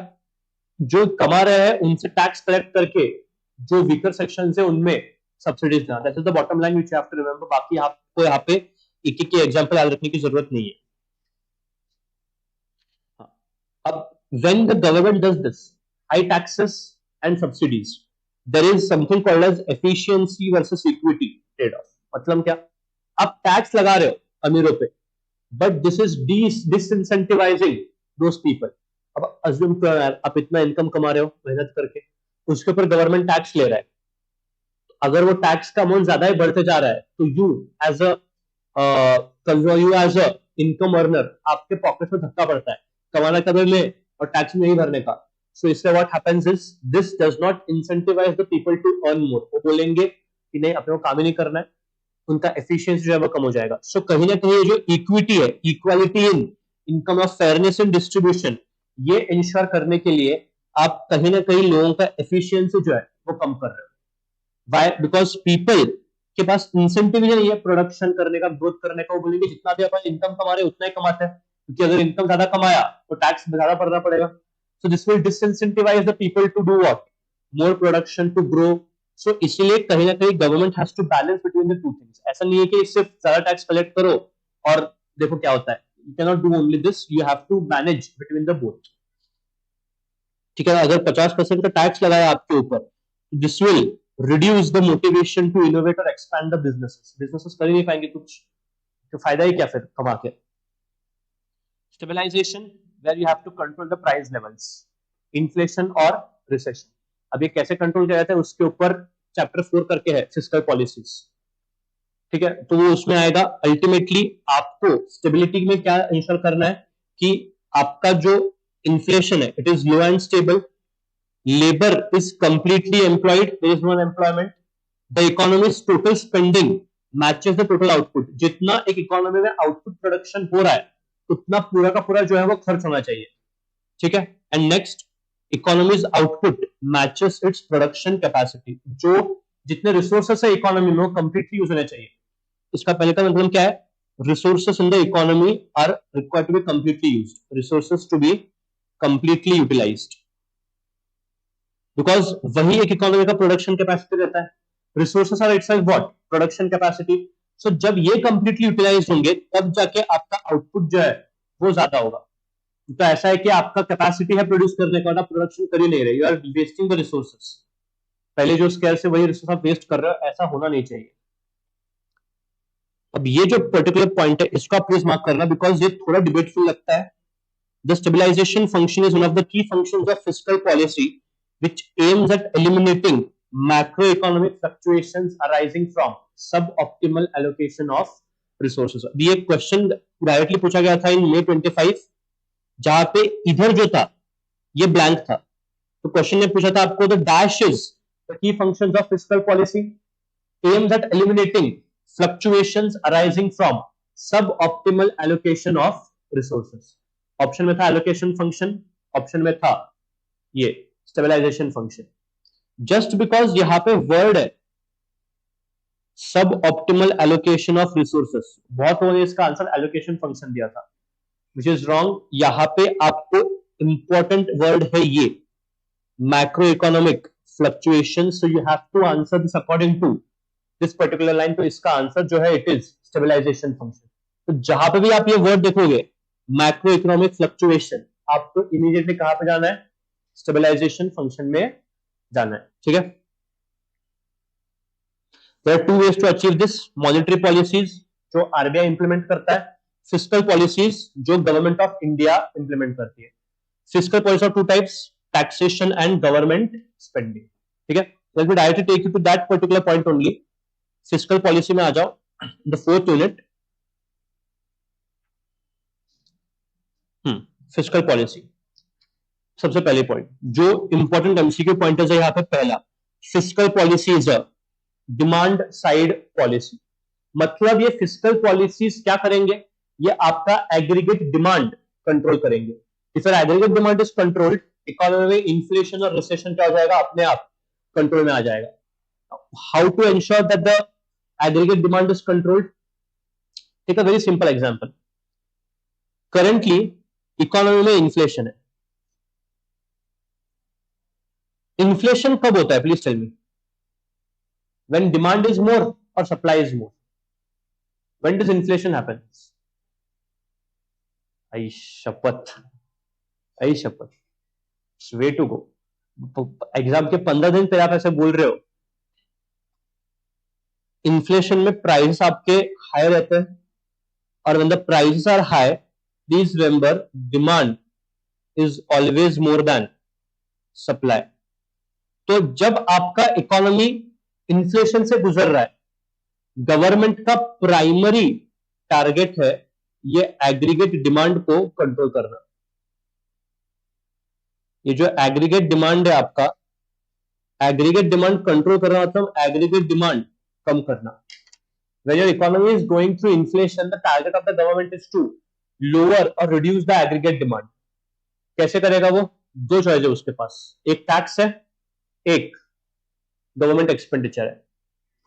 टेल मी, आपका डिमांड जो है ये इनकम के ऊपर डिपेंडेंट है। Your demand is dependent on income. So for the government to control demand, government has to control this particular point. Government आपको इनकम जो है वो कंट्रोल करेगा, जिससे आपका एग्रीगेट डिमांड जो है it will be in check. Tell me, अगर टैक्सेस है तो टैक्सेस बढ़ाना चाहिए गवर्नमेंट ने या कम करना चाहिए? If the government increases the taxes और income will be lower down. अगर आपका इनकम गिर गया तो ऑटोमेटिकली आपका डिमांड जो है वो क्या हो जाएगा? गिर जाएगा। मतलब इन्फ्लेशन जो है वो ऑटोमेटिकली क्या हो जाएगा? करेक्ट हो जाएगा। Second point is government expenditure. Government expenditure मतलब जब गवर्नमेंट आपको सब्सिडीज देता है, जब गवर्नमेंट इंफ्रास्ट्रक्चर डेवलपमेंट करता है, ये सब गवर्नमेंट एक्सपेंडिचर में आता है। तो प्लीज चलिए, अगर गवर्नमेंट के बाजू में कंस्ट्रक्शन चालू किया तो एम्प्लॉयमेंट जनरेट होगा। जब एम्प्लॉयमेंट जनरेट होता है तब इनकम भी लोगों का जनरेट होता है। More income means more aggregate demand. तो बेसिकली जब आपका इन्फ्लेशन चल रहा है और आपको ये इनकम कम करना है, तो should the government spend more or should the government spend less? The government should spend less. तो प्लीज रिमेंबर, जब भी इन्फ्लेशन होगा, whenever the inflation will happen, government does what? Two things: increase the taxes and decreases the government spending. नहीं तो दोनों साथ में करता है, combination of tax increase and decrease in government spending. ये किस वजह से होता है? To eliminate the inflationary gap और टू एलिमिनेट इन्फ्लेशन। अब ये जो पॉलिसी होता है इसको बोलता है कॉन्ट्रैक्शनरी फिस्कल पॉलिसी। कॉन्ट्रैक्शनरी का मतलब क्या?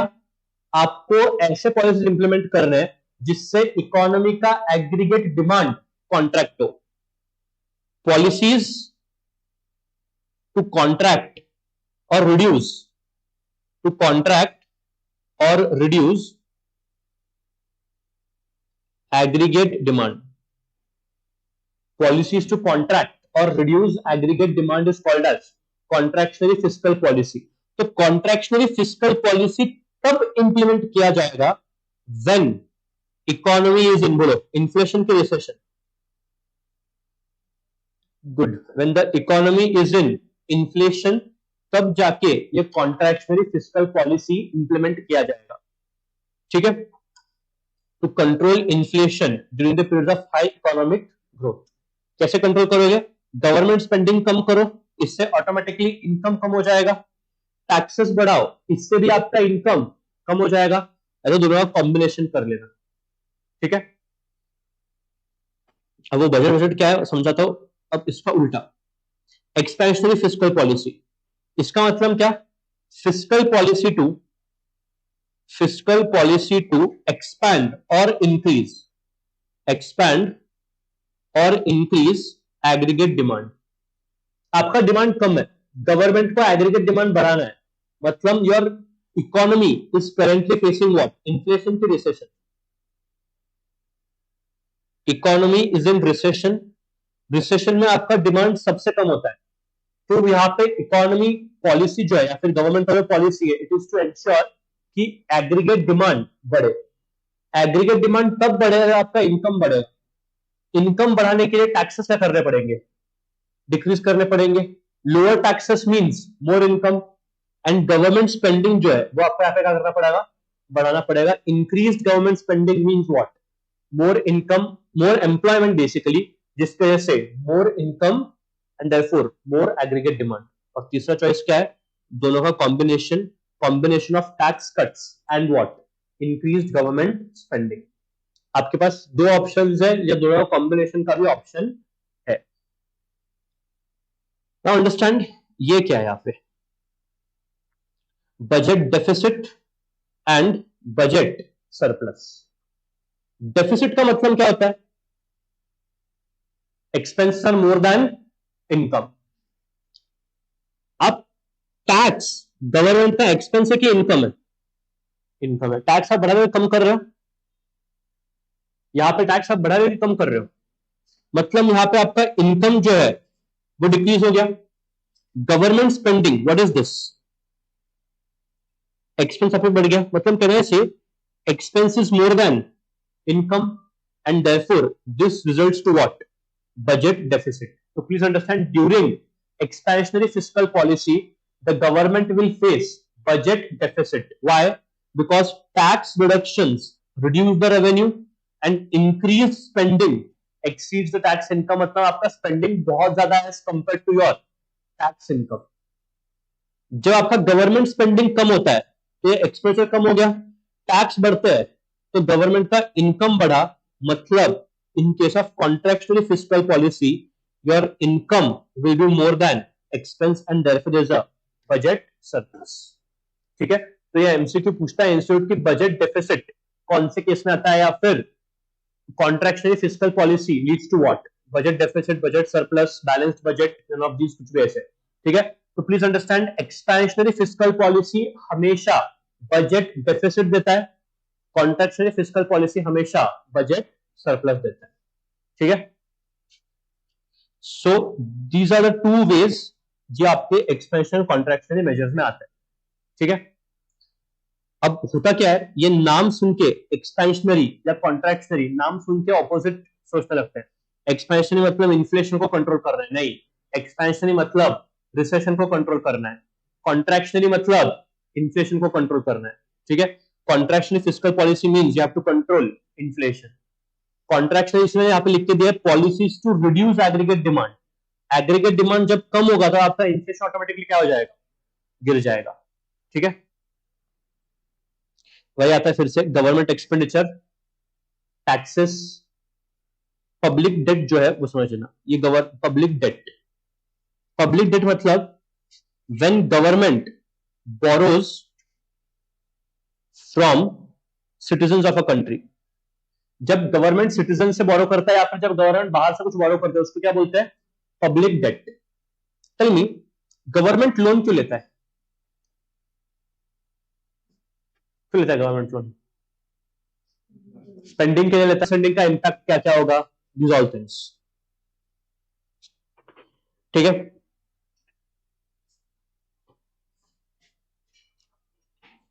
This is important, limitations of fiscal policy. In this 4 period of fiscal policy आपको 2 चीजें याद रखनी है, एक तो एक्सपेंशनरी कॉन्ट्रैक्शनरी का क्या क्या होगा एंड लिमिटेशंस, बाकी की चीजें अगर आपने इग्नोर किया तो भी चल जाएगा। लिमिटेशंस क्या होता है फिस्कल पॉलिसी में, लैग्स होते हैं, 4 तरीके के लैग्स है। रिकॉग्निशन लैग, आपको समझता ही नहीं है कि इकोनॉमी में इशू क्या है, you don't understand what is the issue in the economy. ठीक है, एक बार समझ गया इशू, नेक्स्ट क्या है, डिसीजन लैग, करना क्या है, मतलब पहले आपको समझता ही नहीं है कि इकोनॉमी में इन्फ्लेशन चल रहा है कि रिसेशन चल रहा है। तो ठीक है, आपको समझ गया कि इकोनॉमी में इन्फ्लेशन चल रहा है, अब तुम जैसे लोग बैठे वहां पे इन्फ्लेशन में क्या कर रहे हैं तुमको मालूम ही नहीं है, कुछ तो पढ़ा था, एक्सपेंडिचर कम करना है या बढ़ाना है, टैक्स कम करना है या बढ़ाना है, तो it takes time to take decision, decision ले लिया, इंप्लीमेंटेशन करने में टाइम लगता है। Why? Because these policy are not easy to implement.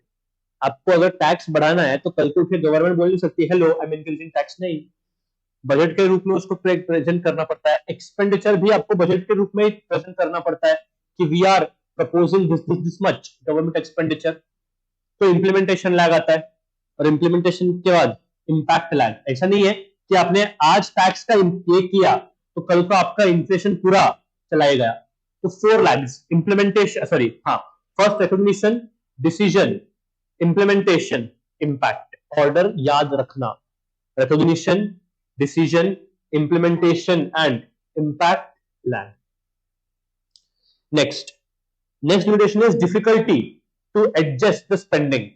इसमें क्या आता है, आपने बोला कि आपको एक्सपेंस बढ़ाना है, कम करना है, बट कुछ ऐसे सेक्टर्स है जहां पे आप तुरंत कोई डिसीजन नहीं ले सकते। फॉर एग्जांपल यहां पे लिखा है डिफेंस सेक्टर। अब डिफेंस में स्पेंडिंग है वो आप इमीडिएटली कम नहीं कर सकते, why? Because it is important for the national security. आप इमीडिएटली बढ़ा भी नहीं सकते हैं, बिकॉज अगर आपने डिफेंस में पैसा लगाया तो आपका बाकी सेक्टर का नुकसान हो सकता है। So there are some sectors where it is not that easy to implement fiscal policies, long term projects. आपने let us say ये हाईवे के लिए हाईवे का प्रोजेक्ट बना था, हाईवे थम थम थम पुण्याला बीच कुठतरी आहे, थम थम थम थम थम कौन सा कौन सा कौन सा जेएम रोड नहीं रे, अभी अभी एक बहुत फेमस चल रहा है, वो कंस्ट्रक्शन चालू हुआ है। क्या मालूम, कुछ तो हिंजोड़ी हिंजोड़ी कुछ तो कनेक्ट कर रहा है वो।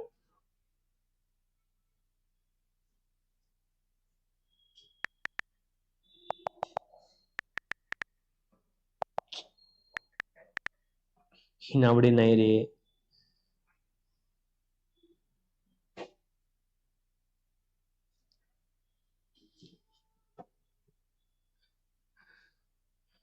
पुणे ब्रिज कोलैप्स नहीं, कोलैप्स क्या था पहले,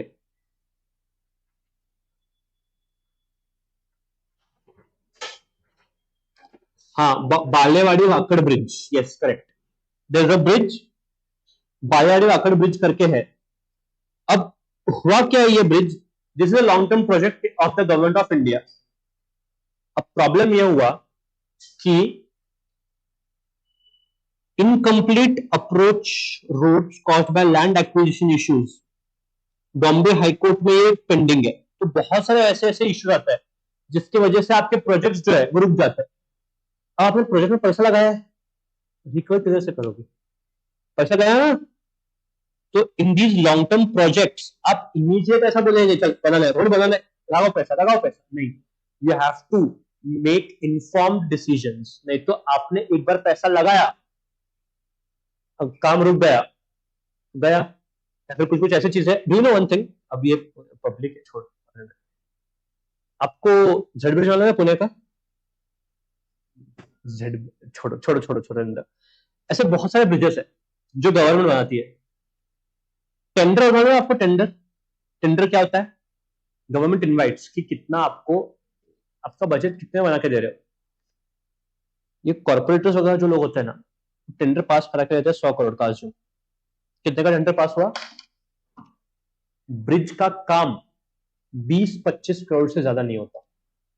टेंडर कितना है, काम कितने का हुआ, बाकी खत्म, कमीशन नहीं रे, profit partner, direct sleeping partner. अब वो that is a completely different issue. Problem ये है कि आप ऐसे सेक्टर्स में पैसा इमीडिएटली बढ़ा भी नहीं सकते, निकाल भी नहीं सकते। Disincentives, high taxes can discourage work and investment. जैसे मैंने बोला, आप अगर टैक्स ना हाई कलेक्ट कर रहे हो तो लोग बोलेंगे काम ही नहीं कर रहे। सेकंड, अगर आप सब्सिडीज बहुत ज्यादा दे रहे हो, अनएम्प्लॉयमेंट अलाउंस, और क्या रहता है, जो लोग बेरोजगार है उनको पैसा मिलता है, तो people think being unemployed is only their job, बैठे रहेंगे जल्दी, अपने को क्या पैसा आ रहा है। तो हाई टैक्सेस और excessive benefits can discourage work and investment. Inflation risk, borrowing and deficit financing. अब समझ लेना है डेफिसिट फाइनेंसिंग होता क्या है।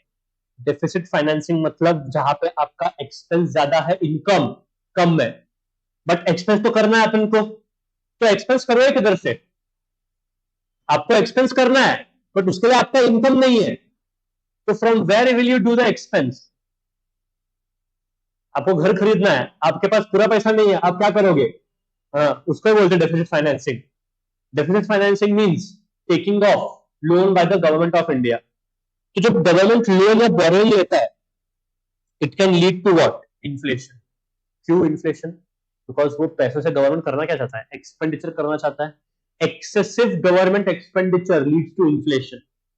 वाई, देख ऐसा नहीं होना चाहिए कि आपने एक्सपेंशनरी फिस्कल पॉलिसी इंप्लीमेंट किया, टैक्स गिराया आपने, गवर्नमेंट स्पेंडिंग बढ़ाया, but you should understand where to stop. If you don't stop, economy will be in inflation. आपको रिसेशन को डिफीट करके मॉडरेट पे लेके आना है। आपने रिसेशन को डिफीट किया, मॉडरेट पे लेके आए प्राइस लेवल्स, आप उधर रुके नहीं, आपने और किया, it will lead to what, inflation.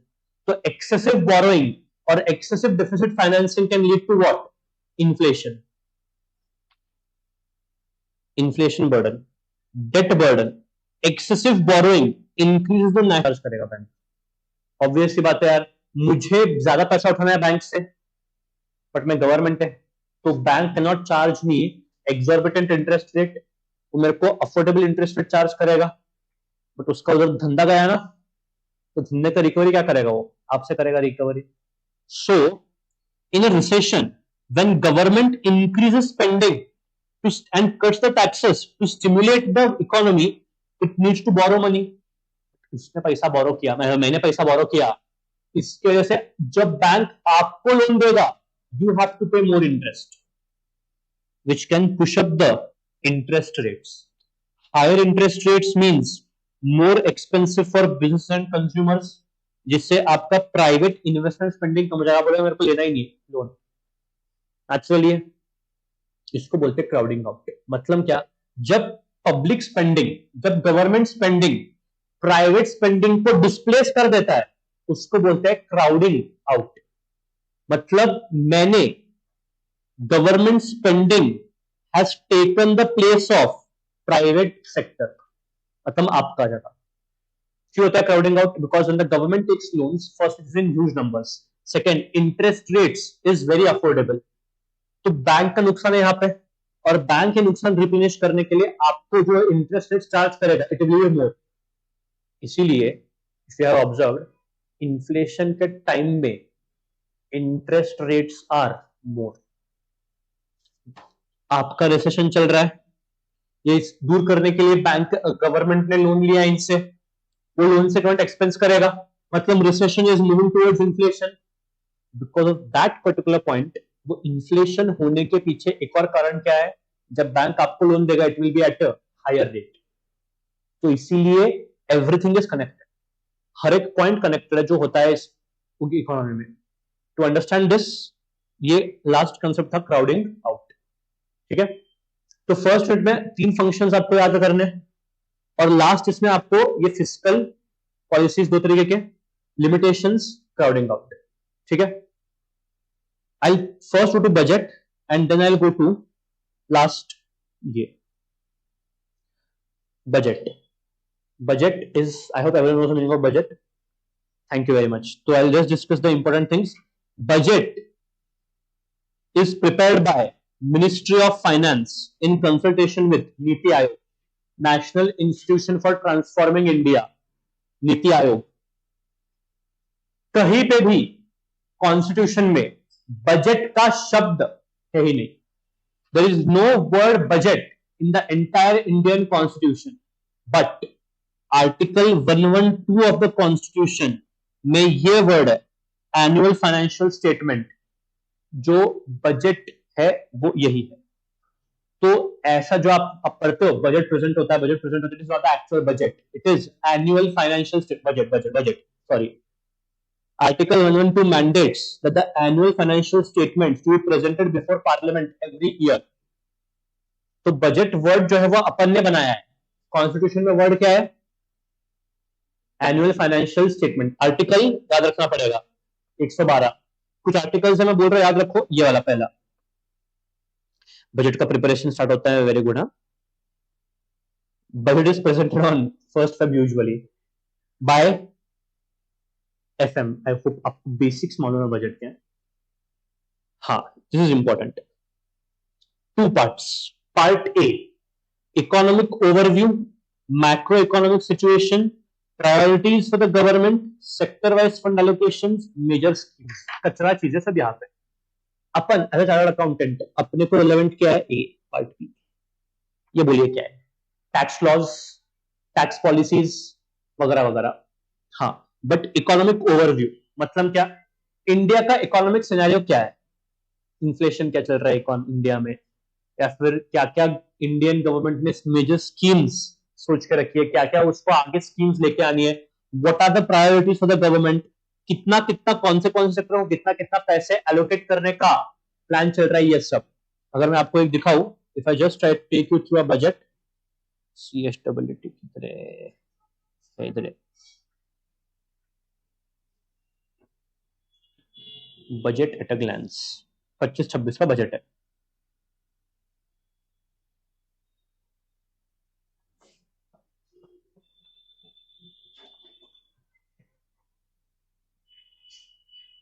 रुपया कहा जाता है, आप किधर पैसे लगाना चाहते हो? Central sponsored scheme, central sector scheme, interest payment, defence, finance commission, ये तो सिर्फ आपको समराइज देकर रखा है। डिटेल में अगर आप देखोगे है डिटेल में।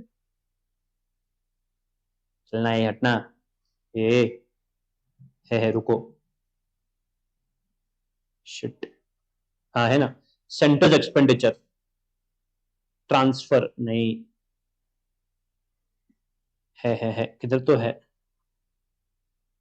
हाँ thank you, pension, defence, subsidies, agri, commerce, development of north east, education, energy, external affairs, finance, health, ये सब आपके बजट के पार्ट में आता है। These are the sponsored schemes, कहाँ कहाँ पे हम कौन से स्कीम में पैसा लगाना चाहते हैं। तो पार्ट ए जो है, part A please remember, part A में आपका सारा इकोनॉमी का ओवरव्यू आएगा। पार्ट बी बजट के टैक्सेशन रिफॉर्म्स जो है वो सब पार्ट बी में आएंगे। Next, again important point, special case, election के दौरान साल में 2 बार बजट प्रेजेंट किया जाएगा, interim budget and next is the final budget. Interim budget का रीजन क्या है? देख, हो सकता है आपका गवर्नमेंट चेंज हो, इलेक्शन में जो पहली गवर्नमेंट है वो अपना इलेक्शन ऐसा प्रॉपर 1 अप्रैल को नहीं होता इलेक्शन, इलेक्शन पीरियड्स अलग अलग रहते हैं। तो से आपका इलेक्शन है in the month of June July, April में 2 महीने के लिए गवर्नमेंट वही रहने वाली है जो है अप्रैल से फाइनेंशियल ईयर। Thank you. आपका 2 महीने का गवर्नमेंट वही रहने वाली है, गवर्नमेंट रन करने के लिए पैसा चाहिए, तो 2 महीने या 4 महीने जितने भी इलेक्शन के पहले वाले महीने हैं, फर्स्ट फेब मतलब ये लेके, तो उस पर्टिकुलर पीरियड के लिए आपका एक वोट ऑन अकाउंट प्रेजेंट किया जाता है, इसको बोलते हैं इंटरिम बजट, कि भाई 2-4 महीने हैं इलेक्शन के लिए, इलेक्शन के बाद अगर हमारी सरकार आई वेल एंड गुड, नहीं आई तो फिर हमें ये 4 महीने के लिए इतना इतना फंड्स चाहिए, ये हमारी ये इंटरिम बजट। टाइम पास के लिए नहीं करते ये, ऐसा नहीं कि जो एग्जिस्टिंग गवर्नमेंट है वो अपना ऐसा वट बढ़ाने के लिए नहीं, it is because the existing government needs funds to run the country for the 2-3 months, जितने भी नए फाइनल बजट या इलेक्शन के पहले वाले महीने हैं उनके लिए। And no election funds, election expenses budget में प्रेजेंट नहीं किए जा सकते, मतलब अपने को वोटिंग के लिए इतना इतना पैसा चाहिए, ऐसा नहीं होता है बजट में। सो इसके लिए नहीं है वोट ऑन अकाउंट, मतलब वो बजट में हमको लोग वोट करे इसीलिए हम लोग पैसा रेज कर रहे हैं, it is not like that. Before तुम्हारे दिमाग में कुछ लगा है, it is to be, it is presented to cover 2 से 4 महीने के एक्सपेंडिचर्स, ताकि जब तक फाइनल इलेक्शन हो तब तक का, उसके बाद जो है फाइनल बजट प्रेजेंट किया जाता है। अब बजट में होता क्या है, इंपॉर्टेंट है।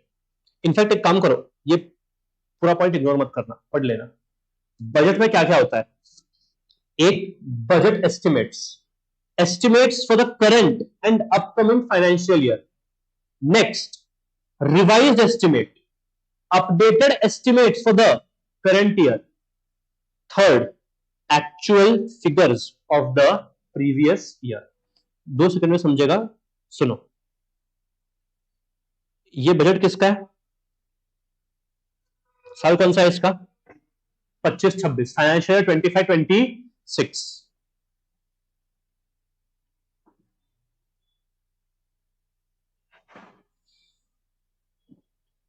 When you understand budget, budget मतलब आगे आने वाले साल का रिसीट एक्सपेंस 2025-26। वैसे budget is for this particular year, मतलब क्या, ये अगले साल का बजट है।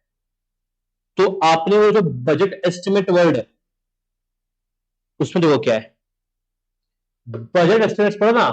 बजट एस्टिमेट्स में 2 चीजें है, एस्टिमेट्स फॉर, बुक नहीं लाया, current year and upcoming financial year, ये है आपका अपकमिंग फाइनेंशियल ईयर, और 24-25 जो है ये आपका क्या है, current year.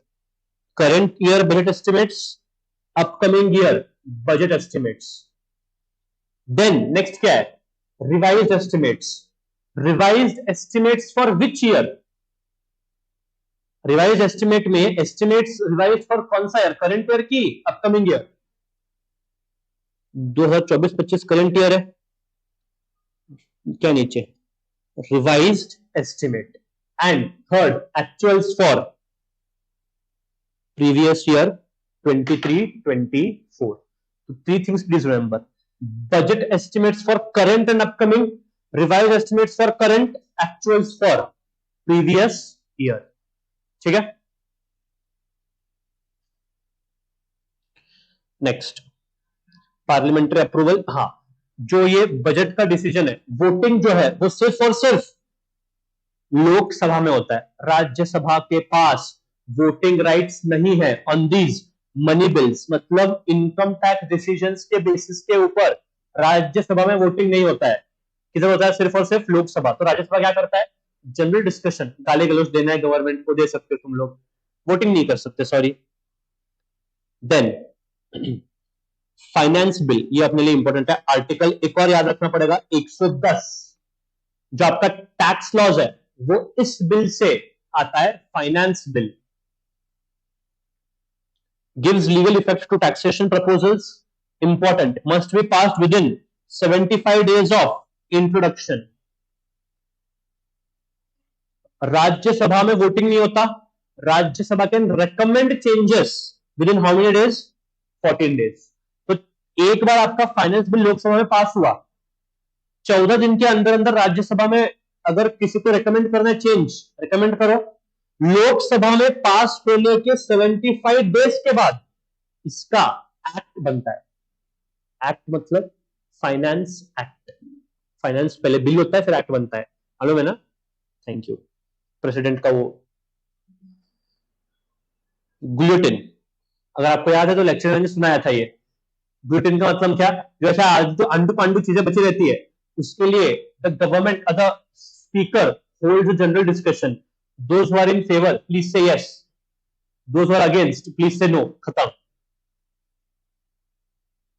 Any no debate, आप हाँ बोलो या ना बोलो, बात खत्म करो। डिबेट यहां पे चलता नहीं है। आउटकम बजट डिस्कस करते हैं कि जो आपके पिछले बजट के एलोकेशंस है उनका आउटकम रिजल्ट क्या आया। आपने पढ़ाई की, उसका रिजल्ट क्या आया? It is called as what? Outcome budget. Appropriation bill, अभी अप्रोप्रिएशन बिल मैंने क्यों नहीं लिया? बिकॉज ये समझने के लिए आपको ये समझना पड़ेगा। फंड्स, तीन फंड्स है, consolidated fund of India, contingency fund of India, public account. Consolidated fund मतलब मेन फंड, जितने भी खर्चे होते हैं, जितने भी इनकम आते हैं, वो सब इस फंड में आके बैठते हैं। तो अगर आपको कोई भी खर्चा करना है इस फंड से, आपको पार्लियामेंट में अप्रोप्रिएशन बिल पास कराना पड़ेगा। अगर आपने अप्रोप्रिएशन बिल पास नहीं किया तो आप कंसोलिडेटेड फंड से 1 रुपया भी यूज कर सकते नहीं है। कंटिजेंसी फंड, कितने पैसे रहेंगे इसमें? 500 करोड़ रहेंगे। This fund has 500 crore, as the word is the contingency, emergency purposes के लिए यह फंड बनाया गया है। मतलब अगर आपको कोई इमरजेंसी सिचुएशन है जहां पे ये अप्रोप्रिएशन बिल पास करने का टाइम नहीं है, फॉर एग्जांपल नेशनल सिक्योरिटी, तो आप यहां से पैसा रेज कर सकते हो। बट प्लीज रिमेंबर, यहां से आपने जितना वापर किया है उतना कंसोलिडेटेड फंड से रिप्लेनिश किया जाएगा। मतलब क्या? आपने वजह से ये इमरजेंसी कॉन्टिजेंसी फंड में से 300 करोड़ यूज किया, तो आपको जो है कंसोलिडेटेड फंड से इतना पैसा कंटिजेंसी में डालना पड़ेगा। मतलब आज डिस्कशन नहीं होगा इसका, आप यूज करो इमरजेंसी चलेगा, बट कभी ना कभी आपने 300 करोड़ यूज क्यों किया उसके ऊपर डिस्कशन होल्ड किया जाएगा। समझाने सुनो, यू कैन यूज 300 करोड़ बिंदास, वापरो, no approval, no appropriation bill, but it is mandatory that जितना भी आपने कंटिजेंसी फंड से पैसा यूज किया है उतना पैसा कंसोलिडेटेड फंड से कंटिजेंसी फंड में ट्रांसफर हो। अब जब कंटिजेंसी फंड में ट्रांसफर हो रहा है कंसोलिडेटेड फंड से, मतलब कंसर्ट फंड का पैसा यूज हो रहा है, बट अगर आपको वो पैसा यूज करना है तो आपको क्या पास कराना पड़ेगा, मतलब आप करो इमरजेंसी यूज, बट आज नहीं तो कल इसके ऊपर डिस्कशन होने वाला है, because it has to be ultimately replaced from the consolidated fund of India. यहाँ पे आप प्रेसिडेंट से अप्रूवल लेके करो इमरजेंसी, बट बाद में it has to be recouped from the consolidated fund of India, recoup the replaced. ठीक है, पब्लिक अकाउंट, इसमें एक भी पैसा गवर्नमेंट का नहीं है। किसका पैसा है? पब्लिक का। Government is just holding it as a trustee और अ बैंकर। आपका पीएफ का पैसा यहाँ पे पड़ा रहता है, small saving scheme, national saving certificate, ये सब पैसा पब्लिक अकाउंट में पड़ा रहता है। गवर्नमेंट इसको यूज कर सकता नहीं है, ये पैसा आपका है। जब आप रिटायर हो गए, जब आप मरोगे, तो आपको पैसा मिलेगा आपके लीगल एयर्स को। Important this particular line. कुछ ऐसे खर्चे, सैलरी ऑफ जज की CAGs, comptroller and auditor general of India, president, ये सब आप कंसोलिडेटेड फंड से यूज करोगे, बट इस पे कोई वोटिंग होती नहीं है। No appropriation bill is required for salaries of comptroller and auditor general of India, जजेस एंड प्रेसिडेंट। मतलब सर प्रधानमंत्री, chief minister, yes, they have to get there salary approve from the parliament. President क्यों नहीं पता। जज and CAG ठीक है, president I don't know why, because I think president कोई पार्टी का होता नहीं है, इसलिए शायद। हाँ, असं नाही रे। See president has so many rights, but problem is prime minister के पास पार्टी है पीछे पूरा। छोड़ो, अपन इस पे आते हैं। ठीक है, as I said, article 112 AFS, article 110 finance bill, article 113 demand for grant, जो भी गवर्नमेंट को भीख चाहिए, पैसा चाहिए, that government demands through article 113। दो स्टेटमेंट्स ये इंपॉर्टेंट है एमसीक्यू के लिए। FRBM, fiscal responsibility and budget management act 2003, दो स्टेटमेंट्स है। एक macro economic framework statement and second medium term fiscal policy cum fiscal policy strategy statement. Heading याद रखो बस, macro economic framework, fiscal policy statement, और ये जो भी है medium term fiscal policy cum fiscal policy, नाम याद रख लेना। अदर देन डॉक्यूमेंट्स इग्नोर, आपको नो डॉक्यूमेंट के नाम याद नहीं रखने। तो आर्टिकल्स में कौन से बोले? 112 एएफएस, 110 मनी और finance bill, 113 demand for grants. ठीक है, अब आगे और आएंगे। टाइप्स ऑफ बजट हो गया, वही डेफिसिट सरप्लस जो भी है वो। Revenue budget and capital budget, understand this point carefully. Revenue budget मतलब क्या? It has two types. एक revenue receipt, revenue expense. Revenue receipt मतलब क्या? ऐसे receipt that do not create assets और reduce liabilities. Understand one thing very carefully.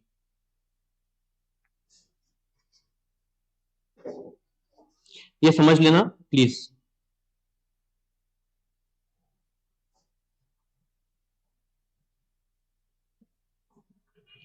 Revenue receipts versus capital receipts.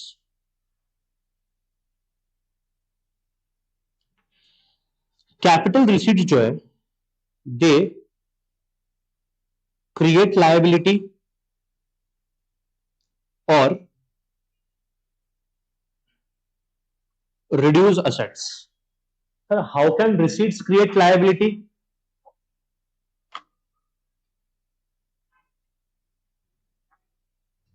How can receipts create liability? They can. आपने bank से loan लिया, आपके पास पैसा आ रहा है, बट आपका लायबिलिटी हो रहा है वहां पे, because you have to prepay the loan. एक गवर्नमेंट कंपनी है, गवर्नमेंट कंपनी में गवर्नमेंट का 51% स्टेक है, गवर्नमेंट ने 15% स्टेक बेच दिया, बेच के गवर्नमेंट को पैसा मिलेगा, बट गवर्नमेंट का 15% कंट्रोल जा रहा है ना, कंट्रोल मतलब असेट। तो please remember, create liability. Liability कैसे क्रिएट होता है? Write down. When Government of India takes loans, it is called as capital receipts.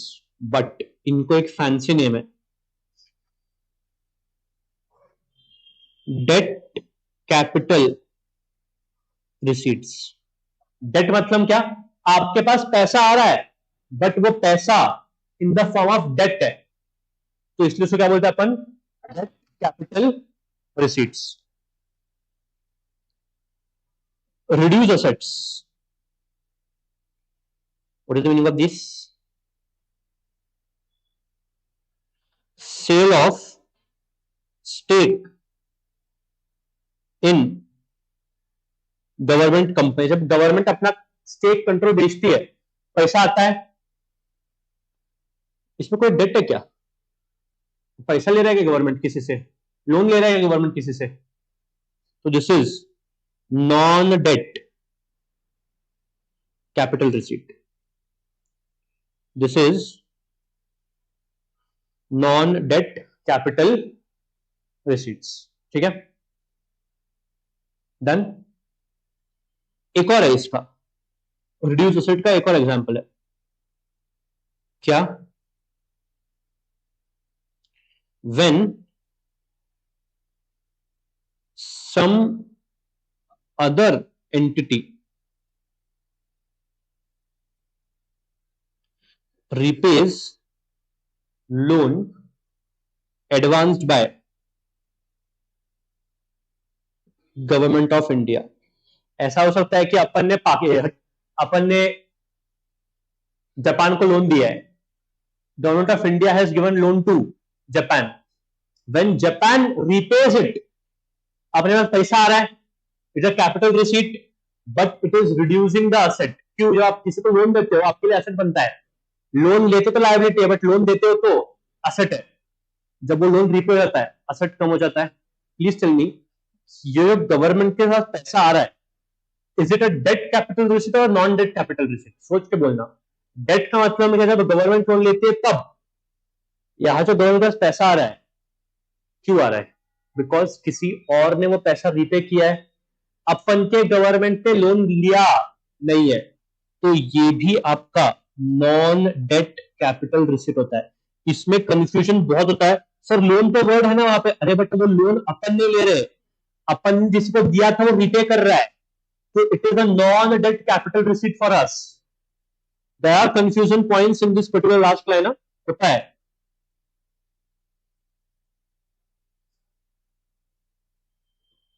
ठीक है, नेक्स्ट. तो ये तीन छोड़ के बाकी सारे रिसीट्स क्या हो जाएंगे आपके? Revenue. Example, taxes,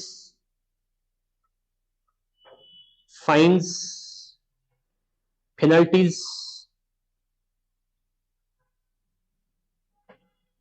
interest received on loans. ये सब क्या है? गवर्नमेंट के रेवेन्यू रिसीट्स है. These all are revenue receipts of government. ठीक है,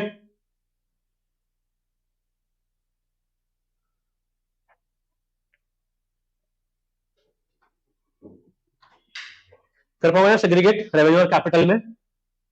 चलो next, add on revenue expense and capital expense. और revenue expenditure, revenue expenditure versus capital expenditure.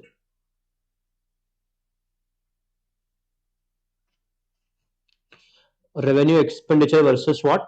Capital expenditure.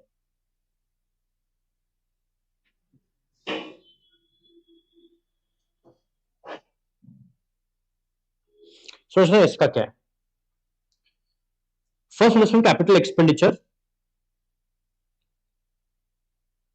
creates assets or reduces liabilities. Creates asset or reduces liability.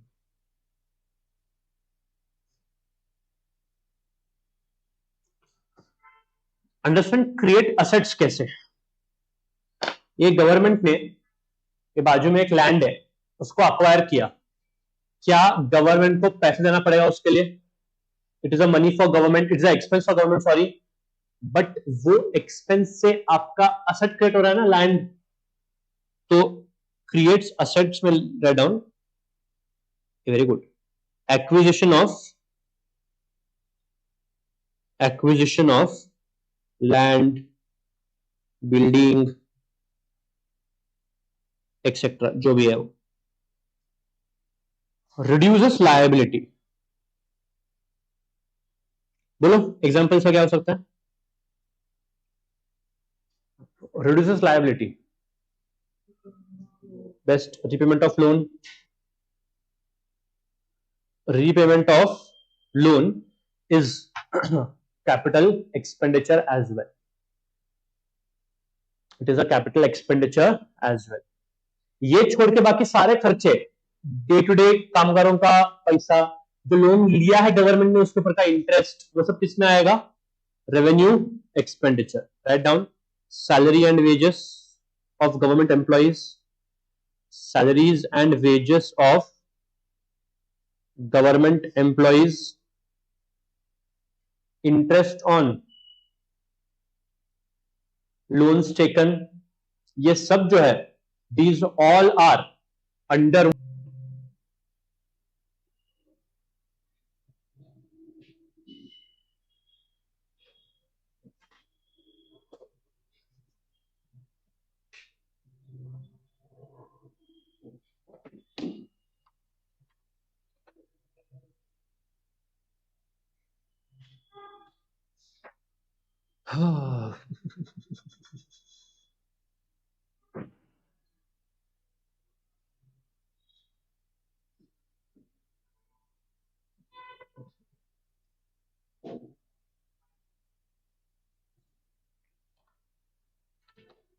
देखो, write down, revenue surplus कब होगा? Revenue surplus happens when revenue receipts are more than revenue expense, and deficit तब होगा when revenue expense are more than revenue receipts. Revenue expenses are more than what? Revenue receipts. Capital surplus कब होगा? Same, when capital receipts are more than capital expenses, and deficit तब होगा when capital expenses are more than capital receipt. When capital expenses are more than capital receipts.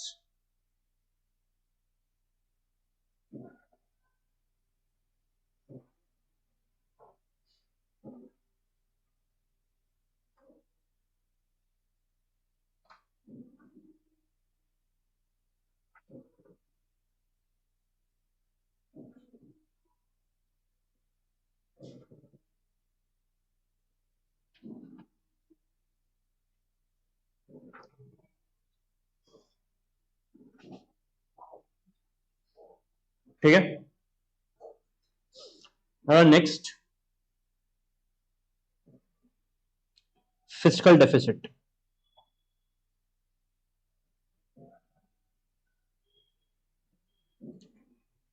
Fiscal deficit,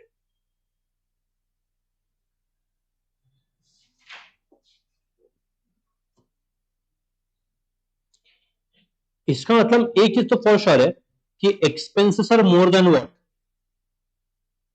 receipts, तो जाकर deficit बढ़ाता है।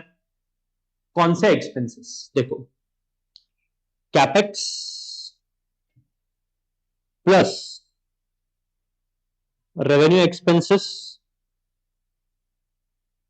आपका expense side होगा total expense, minus revenue receipts plus capital receipts. But ये capital receipts में आप exclude करोगे debt capital receipt, excluding debt capital receipt. तो आपका फिस्कल डेफिसिट का फॉर्मूला क्या है?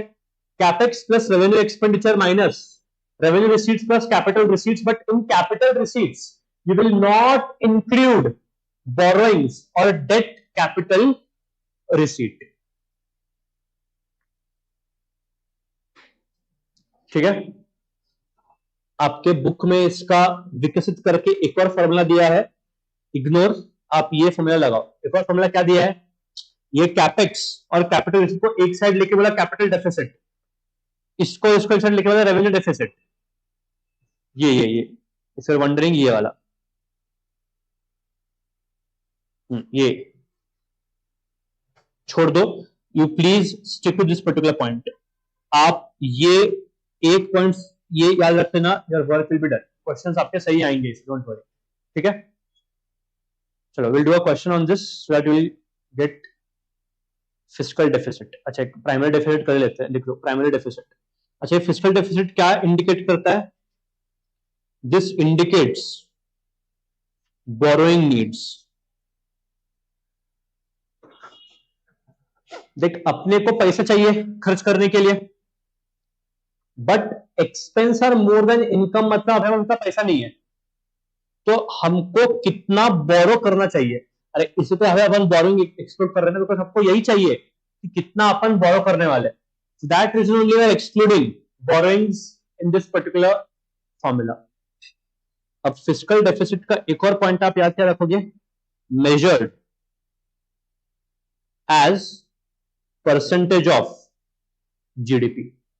Fiscal deficit is measured as a percentage of what? GDP. Fiscal deficit is measured as a percentage of GDP. Next, primary deficit, and last concept for this unit, primary deficit. It is fiscal deficit minus interest payment. Thank you, ma'am. Fiscal deficit minus interest payment. ये है आपका primary deficit. ठीक है, numerical questions expect करना आ सकते हैं budget के ऊपर भी, इसी के ऊपर आएंगे।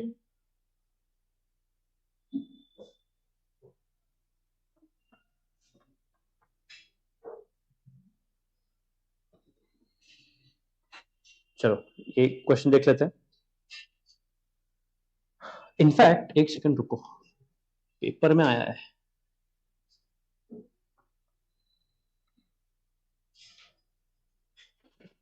याद है, आया था, आया है।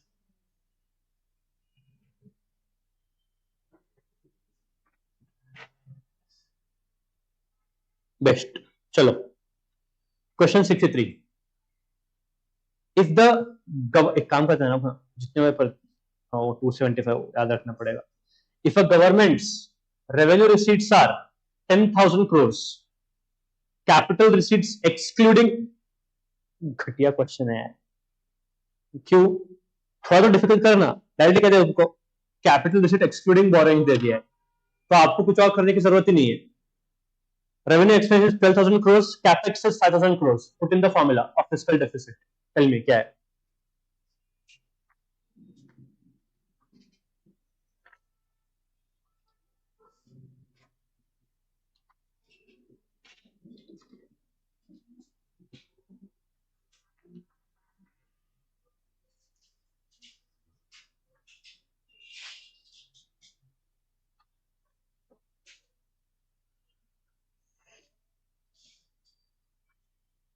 कोई नहीं ऑप्शन में से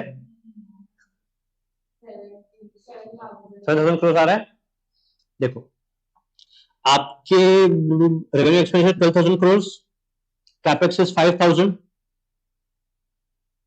रेवेन्यू से 10,000, और कैपिटल एक्सपेंसेस एक्सक्लूडिंग बोरोइंग दे रखा है 12,000, सॉरी 2,000, तो 17 माइनस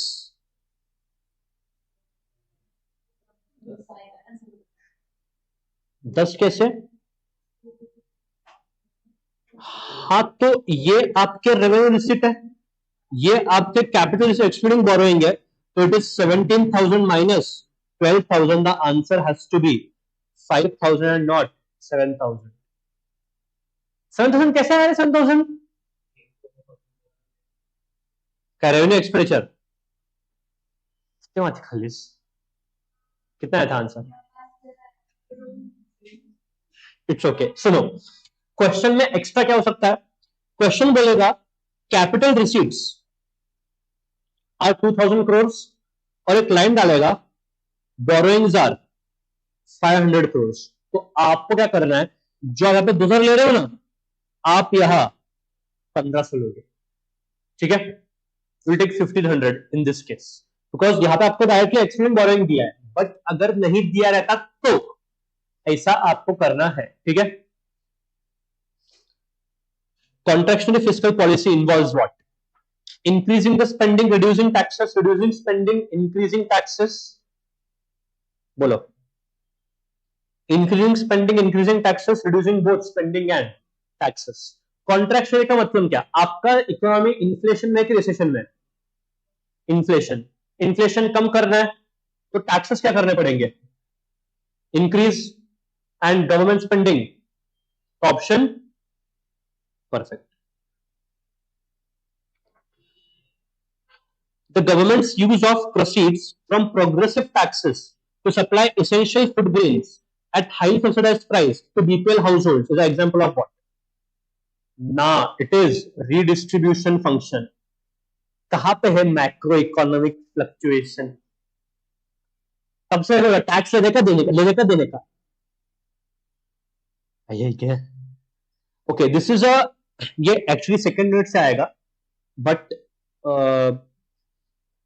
कोई याद है कि नहीं याद है, मेरे को डाउट है. एजुकेशन कौन सा होता है? Merit goods, public goods? Education is it a merit goods or public goods? Education, hospitals, they all are merit goods. Public goods नाही. पब्लिक गुड्स म्हणजे स्ट्रीट लाईट, पब्लिक पार्क्स. हे बघ इथे नाही. Minute minute minute minute minute minute.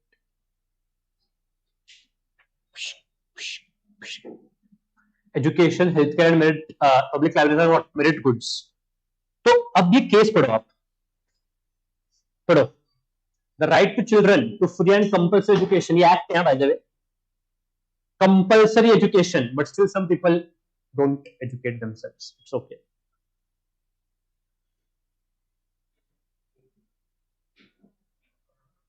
कौन बोल रहे? See government intervention in case of. तो बच्चों को यही दिक्कत आई थी कि ये मेरिट है, पब्लिक है. That is important. तो मॉरल हैजर्ड में आएगा. देखो, अंडर आर्टिकल, सर आपको तो आर्टिकल नंबर याद नहीं, छोड़ो रे, आया कंटेंट पढ़ना. Which of the following is used in relation to all funds where government acts as a banker? बोलो. बैंकर, ट्रस्टी, कौन सा फंड है? पब्लिक अकाउंट, कंसोलिडेटेड कंटिजेंसी या स्टेट डेवलपमेंट फंड? बोलना, डर मत.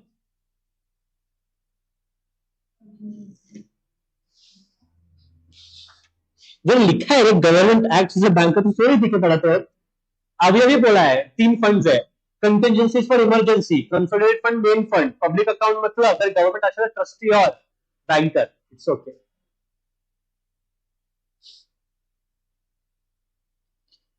गुड. देखो, dash is defined as excess of total estimated expenditure over total estimated revenue and is difference between all receipts and expenditures, both revenue and capital. बोलो. Fiscal, budgetary, revenue, primary. Fiscal. Institute loves to play in words. पहला hint.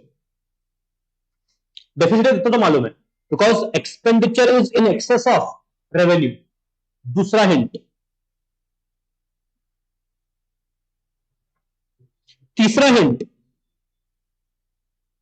Government कहीं पे भी question कहीं भी ये नहीं बोल रहा है कि कैपिटल रिसीट्स एक्सक्लूडिंग बोरोइंग्स।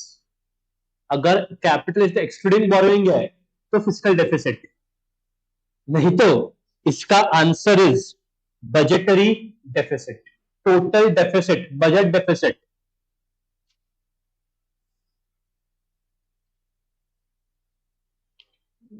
ये ट्राई करो 70 वाला, मार्केट फेलियर का है, अभी चालू करेंगे बट एक बार ट्राई करो क्या है ये।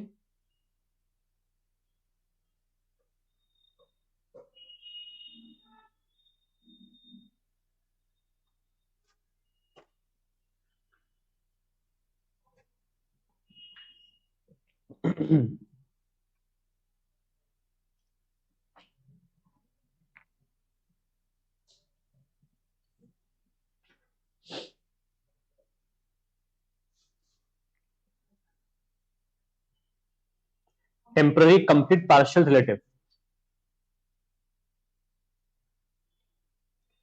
This takes me to the next unit, market failure. Good. Complete market failure occurs when the market does not supply the products at all.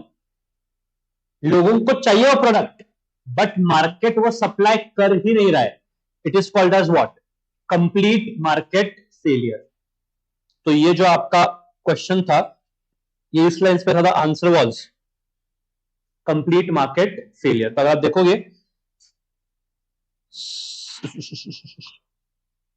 61 से लेके 70 अप्रोक्सीमेटली 10 मार्क्स का पब्लिक फाइनेंस से पूछा गया था।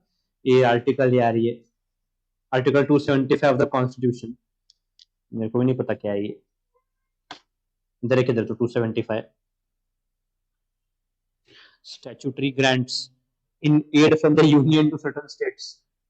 उम्मीद करना और प्लीज प्रे करना कि आपके अटेम्प्ट में आर्टिकल के बेसिस पे क्वेश्चंस ना आए तो वो 110, 113, 112 है। बिकॉज ये अगर घटिया इनमें से पूछने में इंस्टीट्यूट में, sir memory power is good, learn them, if not done, 1 mark. तो इसका आंसर जो है 275 का, it is statutory grants in aid from union to certain states. ये आएगा अभी। किसने पब्लिक गुड्स का बोला था, याद है क्या नाम? तुक्का मारो। पब्लिक गुड्स, हिंट दिया था मैंने। P for public, P for Paul. इसका आंसर पॉल ए सैमुअलसन आगे आएगा पब्लिक गुड्स के केस में। चलो will start with market failure. तो market failure of 2 types, complete and partial. Complete मतलब क्या? प्रोडक्ट ही नहीं है मार्केट में। पार्शियल मतलब क्या? प्रोडक्ट है बट एडिक्वेट क्वांटिटीज में नहीं है। ऐसे adequate quantities, it does not always mean lesser, it can be more than required also.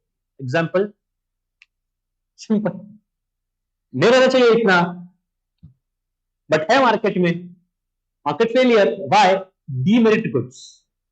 Please remember, market will always provide excess of demerit goods and private goods and less of merit and public goods, जिस वजह से market में government का intervention necessary होता है। Market failure happens, देखो यहां पे partial market failure, it produces either wrong quantity of the product or at the wrong price। है प्रोडक्ट बट कुछ गड़बड़ है प्रोडक्ट में।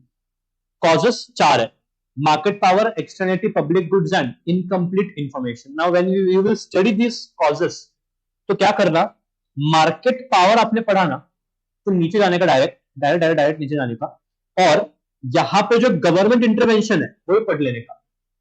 तो 4 फेलियर्स है और उन फेलियर्स के 4 इंटरवेंशन है। फेलियर इंटरवेंशन ऐसे पढ़ाई करो थोड़ा लिंक लगेगा कि चल क्या रहा है। So first case of market failure is what? Market power, इन सबके शब्द मोनोपोली। अब एक क्वेश्चन था मार्केट में कि मोनोपोली पावर का मतलब क्या। अब वो जो इंस्टीट्यूट का स्टडी मैटर चैप्टर 4 का, या फिर अपना जो है वहां पर मैंने एक्सप्लिसिटली लिखा नहीं है कि AR is greater than marginal cost, but यहां पढ़ो, monopoly power is ability of the firm to raise the price of the goods above its marginal cost. तो market power because of monopoly is the first reason of market failure. क्यों market failure? अगर monopoly है तो वही लोग afford कर सकते हैं जिनके पास पैसा है, बिकॉज ये कुछ भी करके प्राइस खर्च करेगा. Monopoly sitting there for profit. And second, अगर आपको एक और चीज याद है, I'm linking this from the chapter 4. Monopoly के केस में देयर इज ऑलवेज व्हाट, एक पढ़ा था, मोनोपोली के केस में हमेशा क्या रहेगा, ये लोएस्ट पॉइंट है, पर प्रोडक्शन किधर होता है? तो मोनोपोली में क्या रहता है? Rich capacity. इतने जो खून करेगा तुम्हारा, एक एक खून करेगा पकड़ पकड़ के. एक्सेस कैपेसिटी मतलब जब प्रोडक्शन यहां पे नहीं हो रहा है, आपका आउटपुट ऑप्टिमम नहीं है, एफिशिएंट नहीं है, लेस देन एफिशिएंट है, तो आपके पास चॉइस ही नहीं है, but you have to accept the product because it is only single seller. Do you think Indian railway is efficient? No. But is there a choice? No. तो इसीलिए जब market power होता है तब आप हमेशा देखना दो चीजें होंगी. It can restrict the output and raise the prices. तो इसको इंटरवीन करने के लिए गवर्नमेंट को टांग अड़ाना पड़ेगा. कैसे टांग अड़ाएगी गवर्नमेंट? नीचे, government intervention to correct market power. पहला, लीगल फ्रेमवर्क्स. आपका जो कंपटीशन एक्ट है 2002 का, it was for this only to prevent anti-competitive behavior, bans on collusion and cartels. collusion मतलब क्या? लोग आपस में आके धंधा कर रहे हैं, ये हम बैन लगाएंगे because this are illegal. If you know, collusion cartel करना इलीगल है. क्यों इलीगल है? बिकॉज जब आप collusion कर रहे हो, आप पूरा मार्केट में से कंपटीशन हटा रहे हो. इससे होगा क्या? इससे आपका डोमिनेशन या मार्केट पावर एस्टेब्लिश हो जाएगा, जो गवर्नमेंट चाहता नहीं है. तो prohibits price fixing, market sharing and other cartel practices. Market liberalization, introduce competition in monopolistic sectors. This is very important, यानी होना चाहिए. एयर इंडिया पहले 100% गवर्नमेंट ओन था. It was monopoly in air India. जो फ्लाइट था, ये sector नहीं है, सेक्टर एयरलाइन का इज नॉट मोनोपोली. बट अगर आप कोई गवर्नमेंट ओन्ड एंटरप्राइज लोगे तो पहले देखो गवर्नमेंट का पूरा होल्ड था उसके ऊपर. एयर इंडिया के ऊपर होल्ड था, ठीक है. अब हुआ क्या? आफ्टर लिबरलाइजेशन 1990 के बाद गवर्नमेंट ने क्या किया? अपना जो होल्ड है कम कम कम कम कम करते गया. Now Air India is no longer held by government. Tata का है. इसको बोलते हैं privatisation. It is called as introducing competition in monopolistic sectors. Hopefully very soon Mr Adani will enter Indian railways. Indian railways monopoly उसको introducing competition in monopolistic sectors. हाँ, तो अगर कोई आएगा रेलवेज में तो he will be that person only for obvious reasons until 2029 at least. Merger control, prevent mergers. ये merger ही एक तरह क्या है? कल्यूजन है. हम मर्जर करने नहीं देंगे. अब सोचो ना यार, अगर जियो और एयरटेल साथ में आया, क्या लगेगी तुम्हारी? क्या लगेगी तुम्हारी? सोचो ना. चॉइस ही नहीं है. किसका सिम लोगे? Idea. No offence to those Idea, but इसीलिए government prevents these mergers that reduce what? Competition. नहीं तो बहुत आसान है, साथ में आ जाओ करो. बट मर्जर करने के लिए आपको कंपनी लॉ में आगे जाके पढ़ोगे आप, यहां पे take lots and lots of permissions. अगर मिला तो करना पड़ेगा, नहीं तो करो धंधा ऐसे ही. Price regulation, government sets maximum prices to protect the consumers. अब इसी चैप्टर में दो प्राइस आएंगे. एक आता है सीलिंग प्राइस, एक आता है फ्लोर प्राइस. सीलिंग प्राइस मतलब क्या? सीलिंग ऊपर रहता ना, मैक्सिमम कितना चार्ज कर सकते हैं अपन, ये आता है इसमें, government sets the maximum price, इसमें ये मस्त है रे,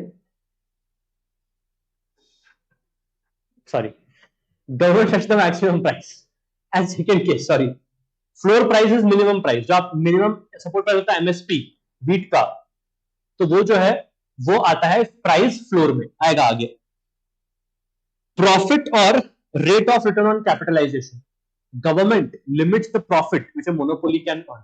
सर ये कैसे, सी इतना आसान नहीं है limits the profit of monopoly, but एक इमेजिनेशन करो आप, आपका एक क्षेत्र में मोनोपोली है, गवर्नमेंट ने आपने बोला धंधा धंधा धंधा कर, लाइसेंस फीस, प्रॉपर्टी टैक्स, ये टैक्स, वो टैक्स, मोनोपोली टैक्स, ये इतना सारा आपको कंप्लायंसेस टैक्सेशन के इसमें डुबा देगा ना, जिससे आपका प्रॉफिट जो है, when I talk about profit it is net profit, आपका वो प्रॉफिट जो है ऑटोमेटिकली क्या हो जाएगा, गिर जाएगा, आपका रिटर्न प्रॉफिट मार्जिन गिर जाएगा। Why, to demotivate or disencourage the discourage not disencourage discourage the monopoly or the market power which is existing. Support to consumer bodies, COPRA, consumer protection act पढ़ा था सिविक्स में, 12वीं में पढ़ा था, 11वीं 12वीं, encourages the consumer rights and advocacy, monopoly control, हाँ ये मैंने उसमें कवर नहीं हुआ, मोनोपोली का मतलब क्या था मालूम है क्या, मोनोपोली का उल्टा, जहां पे एक सिंगल बायर मल्टीपल सेलर्स, इससे इसको तो मार्केट पावर बोलते हैं ना, मार्केट पावर मतलब सिर्फ सेलर के पास, ऐसा थोड़ी है, market power can be with buyer also, ऐसा नो, तो मोनोपोली में prevents large buyers from exploiting small sellers. Monopoly का मतलब क्या होता है, large number of buyers, in fact एक ही बायर रहता है और सेलर्स बहुत सारे रहते हैं, तो buyer can exploit what, sellers, तो ये प्रिवेंट करने के लिए गवर्नमेंट ये आ सकता है। इंपोर्ट लिबरलाइजेशन, डोमेस्टिक माफिया या फिर डोमेस्टिक अगर बहुत सारे लोग सेलर्स प्राइस हेवीली चार्ज कर रहे हैं, गवर्नमेंट बोलता है इंपोर्ट टैरिफ माफ करो, इंपोर्ट बिंदास, ताकि डोमेस्टिक को कंपटीशन मिले, so it is called as import liberalization, allowing foreign competition to reduce domestic monopoly power. Nationalization, we don't trust anyone, government directly eats up a company, इसको बोलते हैं nationalization. Privatization, public to private, nationalization, private to public, government takes control over key sectors if required। तो ये market power इतना important नहीं है examination point of view से, but एक बार जरूर पढ़ लेना। नेक्स्ट अपन जाएंगे एक्सटर्नलिटीज पे। एक्सटर्नलिटी का मतलब क्या होता है, unintended side effects of economic activities that affect third party. Transaction या प्रोडक्शन कोई और कर रहा है, कंजम्पशन कोई और कर रहा है, इंपैक्ट किसको पड़ रहा है, थर्ड पार्टी। अब ये इंपैक्ट या तो कॉस्ट हो सकता है या तो आपके लिए बेनिफिट हो सकता है। सिंपल एग्जांपल, आप इधर बाजू में बैठ के फुफू कर रहे हैं, लोगों का पैसिव स्मोकिंग होता है, you are consuming but it is affecting others. Industry production कर रही है, पोल्यूशन निकल रहा है, प्रोडक्शन इंडस्ट्री कर रही है, इंपैक्ट आपका पड़ रहा है, तो ये हो गया एग्जांपल ऑफ कॉस्ट। कैसे प्रोडक्शन और consumption becomes a cost, now production and consumption how it becomes a benefit. Late us से एक कंपनी है जो, क्या बोला अभी, एग्जांपल दे सकते हैं, एक कंपनी है जो ऐसा इधर इकोलॉजिकल प्रोडक्ट बना रही है, ग्रीन प्रोडक्ट बना रही है, तो इससे पोल्यूशन कम होगा, मतलब आपके लिए वो क्या है, बेनिफिट है। सेकंड, आपने वैक्सीन लिया, अब आप किसी को जाकर छुओ, उसके जो करना करो, उसको रिलीज होगा नहीं बिकॉज आपने वैक्सीन लिया है। सो प्रोडक्शन कंजम्पशन आप कर रहे हो, बेनिफिट सोसाइटी को हो रहा है, it is called as what, positive externality. Negative externality is what, cost. ठीक है, तो वही अपने को पढ़ना है, ये चार्ट देख लेना, इससे कवर हो जाएगा। एक्सटर्नलिटीज कैन बी नेगेटिव और पॉजिटिव। फर्स्ट नेगेटिव, ये नेगेटिव एक्सटर्नलिटी आपको दो चीजों से मिल सकता है, प्रोडक्शन करने से और कंजम्पशन करने से। Before reading the content, example, industry pollutes water that affects the people who are using it for drinking and bathing। Industry अपना केमिकल वेस्ट पानी में डाल रहा है, तुम रोज पानी में अपने भैंसों को नहाते हो या खुद नहाते हो, या आप वही पानी घर पे लेके जाते हो, assuming you are in a village, तो it is directly impacting your health. तो इंडस्ट्री ने प्रोडक्शन किया और वो आपके कंजम्पशन को इंपैक्ट कर रहा है, ठीक है। नेक्स्ट, इंडस्ट्री ने पोल्यूशन किया, कचरा पानी में डाला, वो पानी में जो मछली तैर रही है उसने वो कचरा कंज्यूम किया। अब now you are a fisherman, to catch fish, that fish is damaged, आप उसको बेच नहीं सकते, बेचे तो आप कहाँ पे जाओगे, because that fish is not fit for consumption. तो किसी और ने धंधा किया, इंडस्ट्री ने धंधा किया, इस वजह से आपका धंधा मछली पकड़ने का इंपैक्ट हो रहा है। So this is a externality received in production. तो अब आप पढ़ो, production externality, externality initiated in production. Industry ने प्रोडक्शन किया तो एक्सटर्नलिटी चालू किधर से हुआ, प्रोडक्शन साइड से चालू हुआ, which imposes cost which are received either in production or consumption by the other। अब इसको ब्रेक डाउन करो, इंडस्ट्री ने प्रोडक्शन किया तो industry initiated production which imposes external cost which can be received by others in consumption or in production। how did I receive in consumption, मैंने वो पानी पिया, प्रोडक्शन मछली ने पानी पिया, इस वजह से मेरा धंधा क्या हुआ, इंपैक्ट हुआ।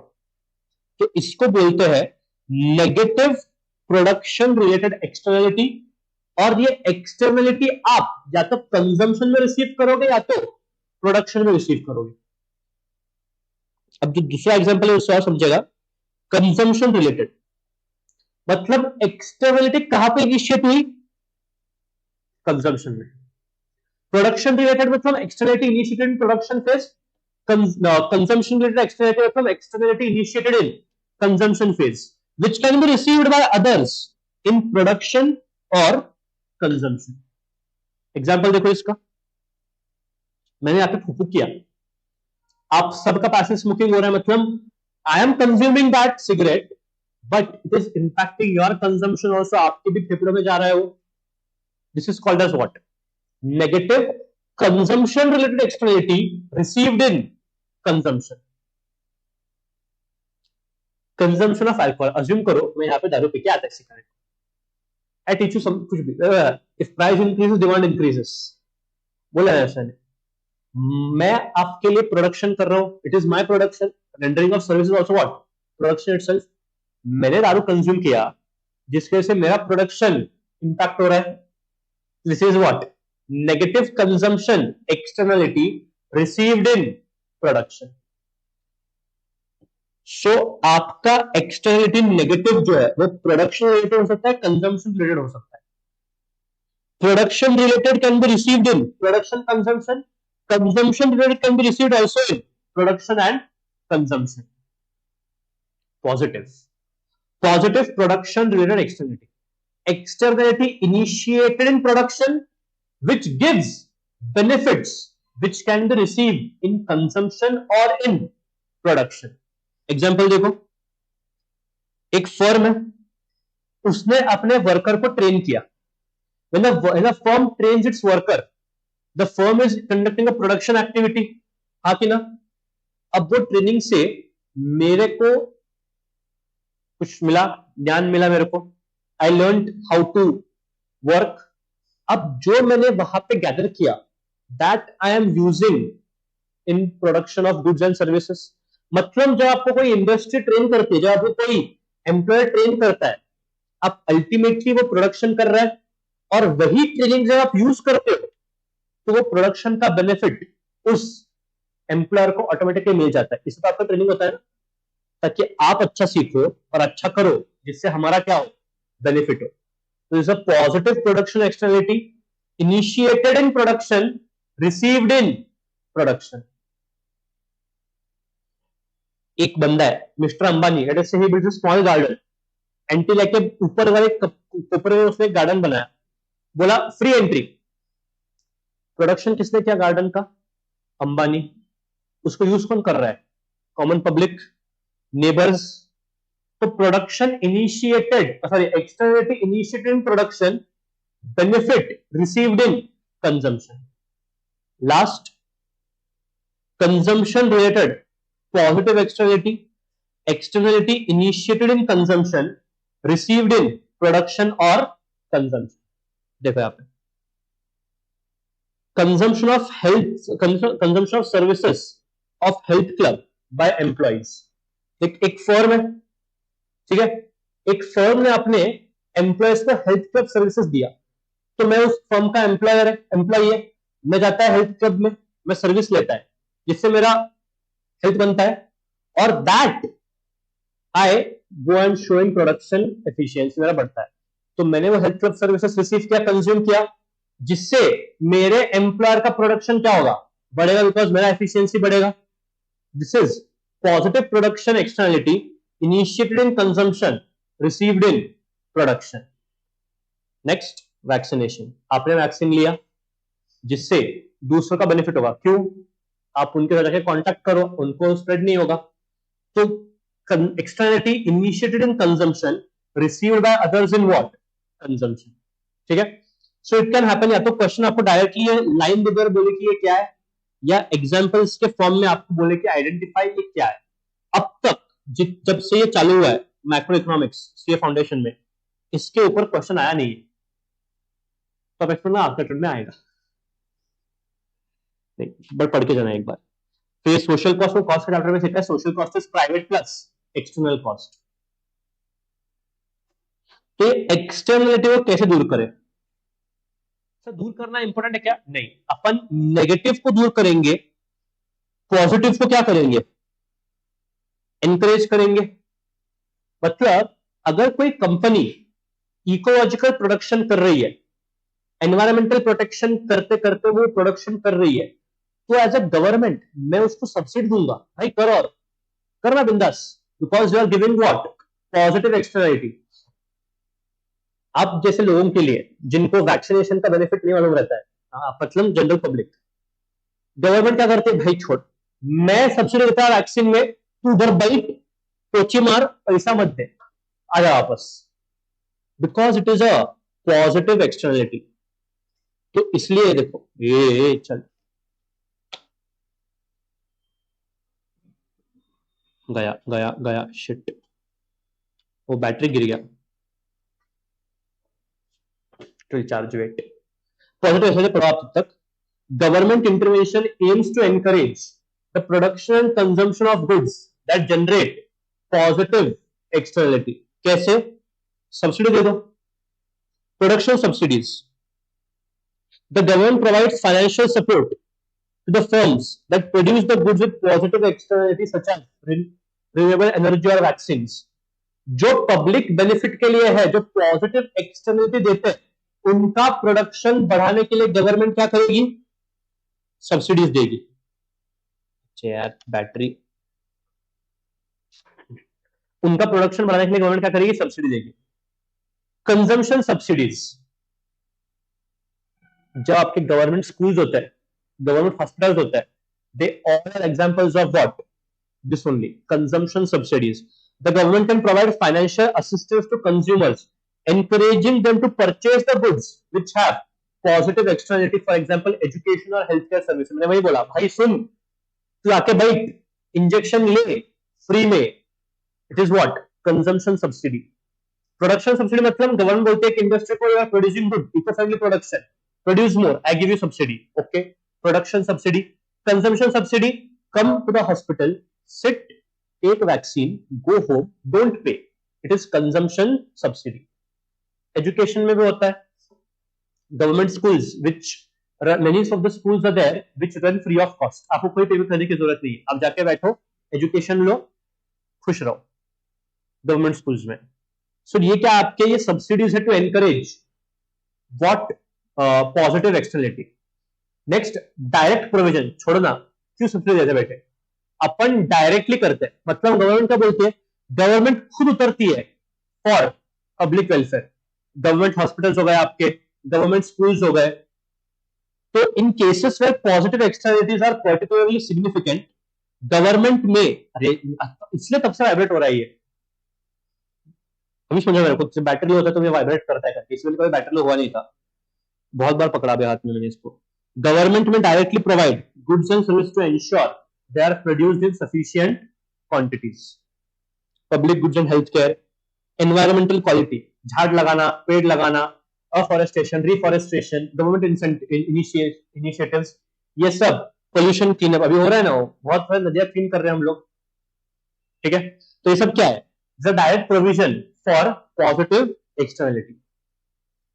नेगेटिव के लिए क्या क्या करेंगे अपन, नेगेटिव के लिए बहुत करेंगे अपन। फर्स्ट, एमिशन स्टैंडर्ड्स, हम एक लिमिट लगाएंगे कि आप इससे ज्यादा पोल्यूशन नहीं कर सकते। एक काम करो, आपको एटलस कप को मालूम है क्या, कंपनी एटलस कप को मालूम है, वेरी गुड। कोई ऐसा कंपनी में जाओ जो बहुत ज्यादा इंडस्ट्रियल वेस्ट कर निकालता है, आपको बाहर जाना, उस कंपनी के गेट पे इतना बड़ा बोर्ड लगा रहेगा, वो बोर्ड में डिटेल्स रहेंगे, हमने कितने पोल्यूशन एमिट किया आज के दिन, कितना प्रोडक्शन हो रहा है, हमारे प्रीमाइसेस का एयर क्वालिटी कितना है, ये सब इंफॉर्मेशन लगा रहेगा। It is a compulsion, why, because of this emission standards, ठीक है। The government sets legal limit on how much of a pollutant a firm can emit. Licensing and mandates, आपको ऐसे एक्टिविटी करना है ना जिसमें नेगेटिव एक्सटर्नलिटी है, करो, लाइसेंस लो, liquor license, yes you can sell liquor, pay liquor license fees first, why, because liquor creates negative externality। तंबाकू गुटखा बेचना, बेचो, पैसा दो, लाइसेंस लो और बेचो। प्रोहिबिटेड एक्टिविटीज, ये लगता है ना, smoking is ban, no smoking, लगता है, what is that, that is the initiative of government to ensure that this externality, negative externality does not spread. तो नो स्मोकिंग, या फिर sale of hazardous products, ganja, weed ban हो, सब कुछ ये गुजरात में बैन है, मालूम है तुमको, बिहार में बैन है, नई states they are. Environmental standards, laws में require the firms to meet specific environmental protection criteria.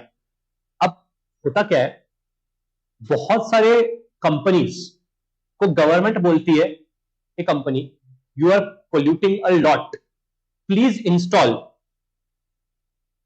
Pollution control devices. मतलब क्या, आप पोल्यूशन कर रहे हो, एंश्योर कि ये पोल्यूशन आपके इंडस्ट्री के प्रीमाइसेस में ही निकल जाए, don't let it come out. तो ये पोल्यूशन कंट्रोल डिवाइसेस ऐसे डिवाइसेस होते हैं जो बेसिकली आपका पोल्यूशन जो है वो इन कंट्रोल में रखते हैं। जो आपके गाड़ियों के इंजन है, BS5, BS6, BS4, सब क्या है, ये सब यही है, बिकॉज जो लेटेस्ट इंजन है वो पोल्यूटेंट्स कम से कम एमिट करता है, उसका कॉस्ट जो है वो ज्यादा होता है। So this is how the government ensures the negative externality. Pollution taxes, इसका एक और होता है पिगोरियन टैक्सेस, क्यों उसके नाम पे है, पिग पिग AC पिग करके है कोई तो बंदा, उसके नाम पे है ये। पोल्यूशन टैक्स मतलब क्या, यू पोल्यूट यू पे टैक्स, खत्म।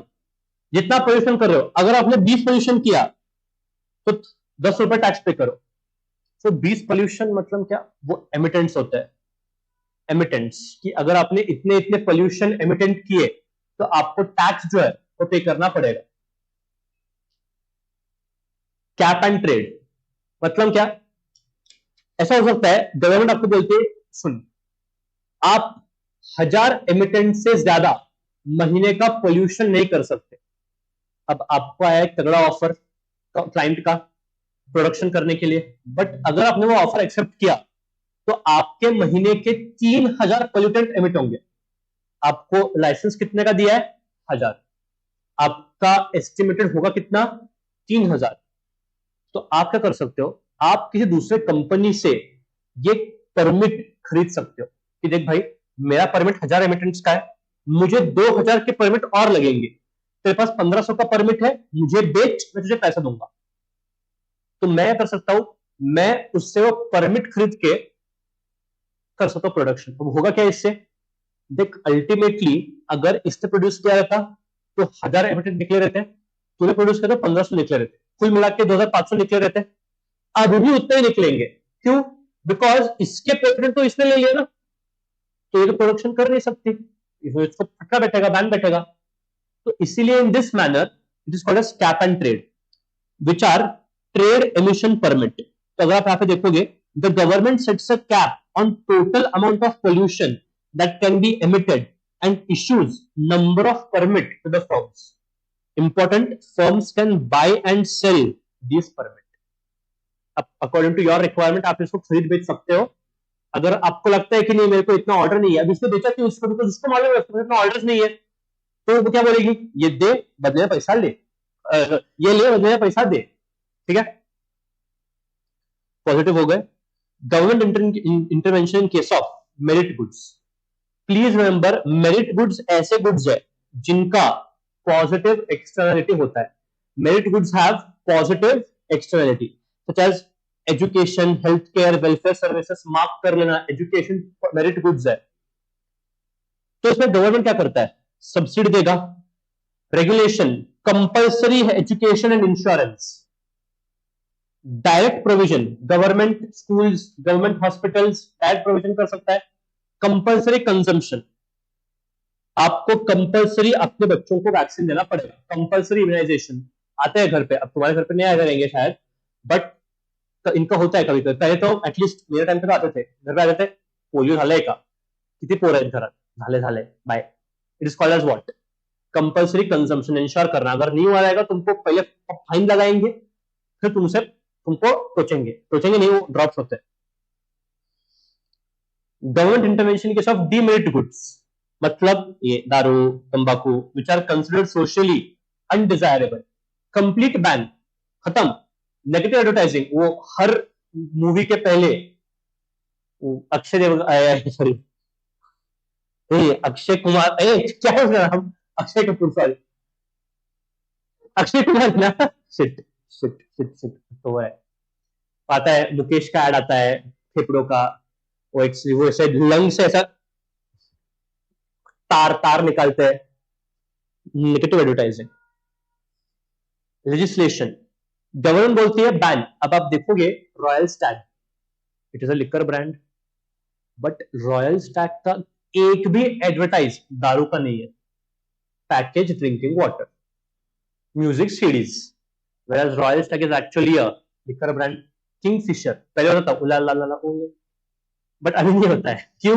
बिकॉज गवर्नमेंट ने बैन किया है कि आप इनका एडवर्टाइजिंग नहीं कर सकते। restrict access to these groups, especially by vulnerable groups. Age restrictions on alcohol. आपको समझ आया क्यों हंस रहा हूं मैं? Age restrictions on alcohol. Unfortunately, no. ये गवर्नमेंट का अब तक हुआ नहीं है।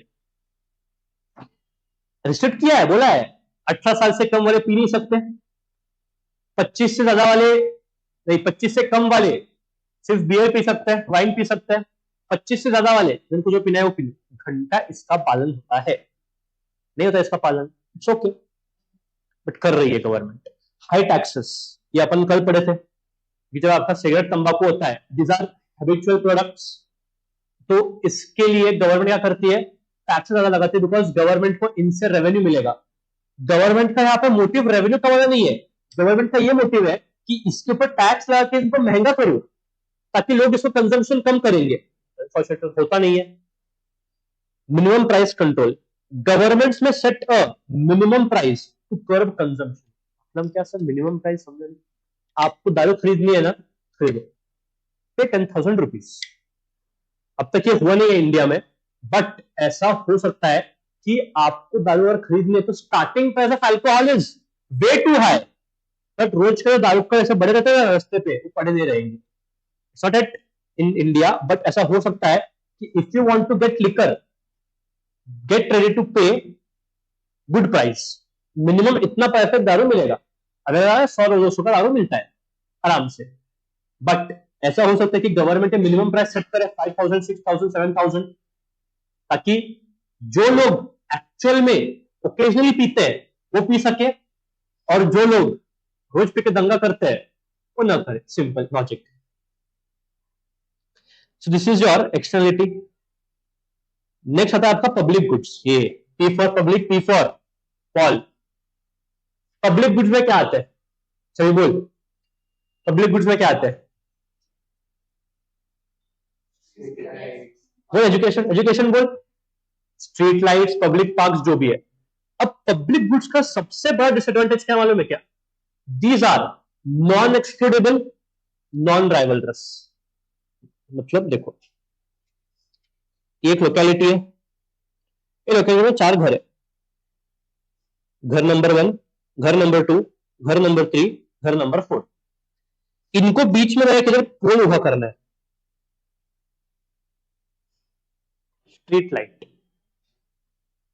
ठीक है। अब ये स्ट्रीट लाइट चारों को रोशनी देगा। House number 1 is ready to contribute, house number 2 is ready to contribute, house number 3 is ready to contribute, house number 4 बोल रहा नहीं, मैं नहीं देगा। अब ये 1 2 3 बोलते देख भाई, उसको जो करना है करने दे, मेरे बच्चों को रात में पढ़ाई करनी है बाहर बैठ के, तो अपने को ये स्ट्रीट लाइन कैसे भी उभा करना पड़ेगा। तो 1 2 और 3 मिलके ये स्ट्रीट लाइट उभा करते हैं। बट क्या वो ऐसा कर सकते कि इधर ऐसा एक दीवार बनाएंगे ताकि यह हाउस को बिजली ना जाए, करंट लाइटिंग ना जाए? ऐसा हो सकता है क्या? नहीं। सो even his household is not paying, it is using this street lights, तो इसको बोलते हैं नॉन एक्सक्लूडेबल। मतलब क्या? Just because he has not paid, you cannot exclude house 4 from getting benefit of public goods. Non rivalrous. Tell me, अगर ये तीनों street light consume किया, मतलब अगर इधर एक स्ट्रीट लाइट है तो तुमको आ रहा है, क्या वो मुझे कम आएगा? उतना आएगा ना जितना आ रहा है।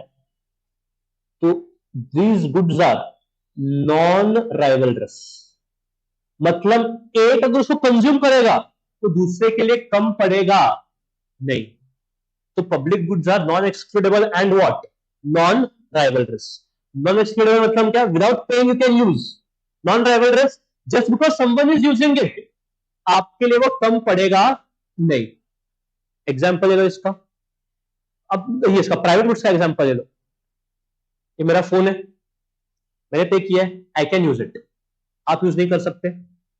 अब मैंने इसको पे किया है, तो जो पूरा स्टॉक है फोन्स का, उसमें से एक फोन कम हुआ है, मतलब मेरे पर कंजम्पशन करने से आपके लिए या फिर जनरल सोसाइटी के लिए जो क्वांटिटी है वो गिर गया है। So it is called as private goods. But public goods के केस में ऐसा नहीं है। जस्ट बिकॉज आप ऐसे गाड़ी से जा रहे और बाकी लोग ऐसे लाइट का इस्तेमाल कर रहे, आपके सामने अंधेरा नहीं होने वाला है, हाँ कि ना? या फिर घर से जब आप निकलोगे, रात में अगर स्ट्रीट लाइट का बटन चालू होता है, तो आपसे पैसा नहीं मांगेगा, जाने पैसा दे, फिर छोड़ूंगा नहीं। This is what? Public goods, ठीक है। अब बिकॉज इसमें कोई पैसा इन्वॉल्व नहीं है, इधर प्राइवेट सेक्टर वाले आते ही नहीं है। स्ट्रीट लाइटिंग सारे गवर्नमेंट इनिशिएटिव्स है, प्राइवेट सेक्टर आते ही नहीं है। क्यों? पैसा किधर से कमाए? पैसे मिलता ही नहीं है ना बदले में कुछ भी, पैसा किधर से मिलेगा? नहीं मिलेगा। तो इसीलिए these public goods are under provided, जिस वजह से गवर्नमेंट को करना पड़ता है, इंटरवीन करना पड़ता। Public goods are non rivalrous, non excludable. Private goods are rivalrous and what? Excludable, ठीक है। राइवलरस मतलब क्या? एक का कंजम्पशन दूसरे का अवेलेबिलिटी गिराएगा। एक्सक्लूडेबल मतलब क्या? अगर आपने पे नहीं किया, आपको ये मिलेगा नहीं। बट पब्लिक गुड्स के केस में दोनों ही क्या होते हैं? नहीं होते। Non rivalrous, non excludable. Merit goods लिखा है, भूलना मत, tobacco, alcohol, junk food. Wow. तो markets often provide private and demerit goods but fail to provide public and merit goods. जिस वजह से क्या होता है? मार्केट फेलियर होता है। जिससे क्या होता है? मार्केट फेल होता है।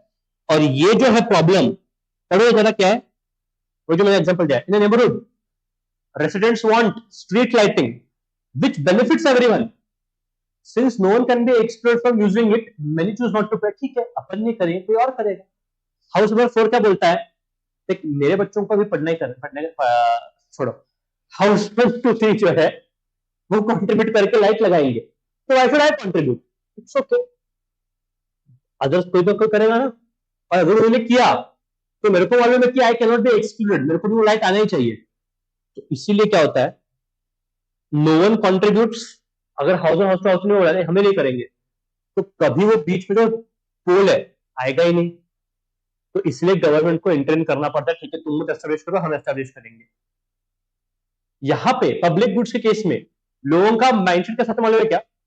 मुफ्त का चंदन जिस मेरे नंदन, इसको बोलते हैं free rider problem. People benefit without paying for it. लोग बेनिफिट चाहते हैं बट बदले में पे करना नहीं चाहते। This is called as which problem? Free rider problem, जो कौन से गुड्स के केस में आएगा? Public goods. ठीक है,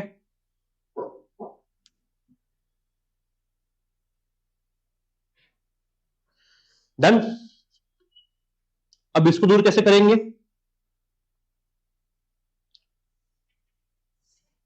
डायरेक्ट प्रोविजन आप खुद दे दो।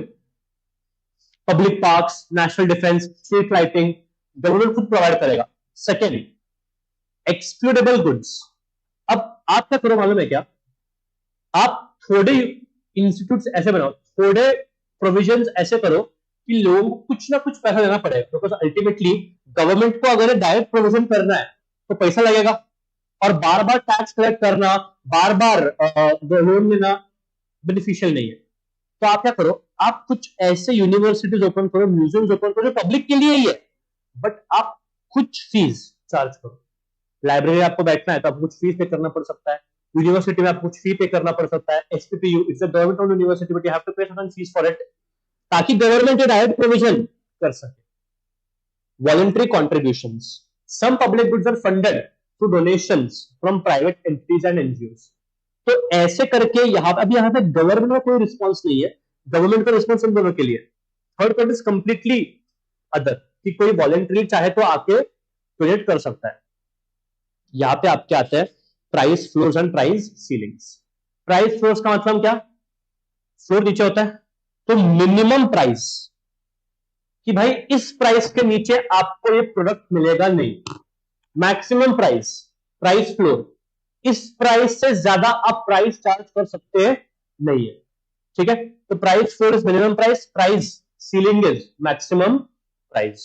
ठीक है, the last part of the topic now, that is incomplete information. Market fail होता है बिकॉज ऑफ इनकम्प्लीट इंफॉर्मेशन। लोगों के पास इंफॉर्मेशन ही नहीं है। आप एक गुड्स खरीदे जाते हो, सामने वाला आपको मामू बनाता है, इट्स ओके। तो because of this incomplete information लोग भरोसा ही नहीं करते। क्लासिक एग्जांपल दो चीजें होती है, मिसलीडिंग एडवर्टाइजिंग। एडवर्टाइजमेंट में क्या करो, इनकम्प्लीट इंफॉर्मेशन दे दो। मतलब क्या? अब आपने एक चीज समझी थी, बहुत फेमस कंट्रोवर्सी था इसका, ये हटना,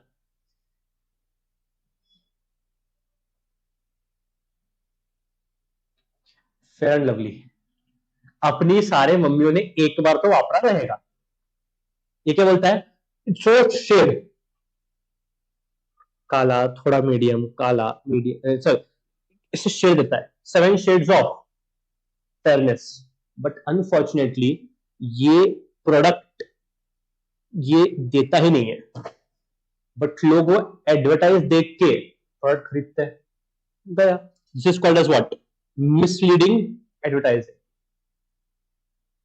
अब इससे होता क्या है? दो चीजें होती है, adverse selection and moral hazard.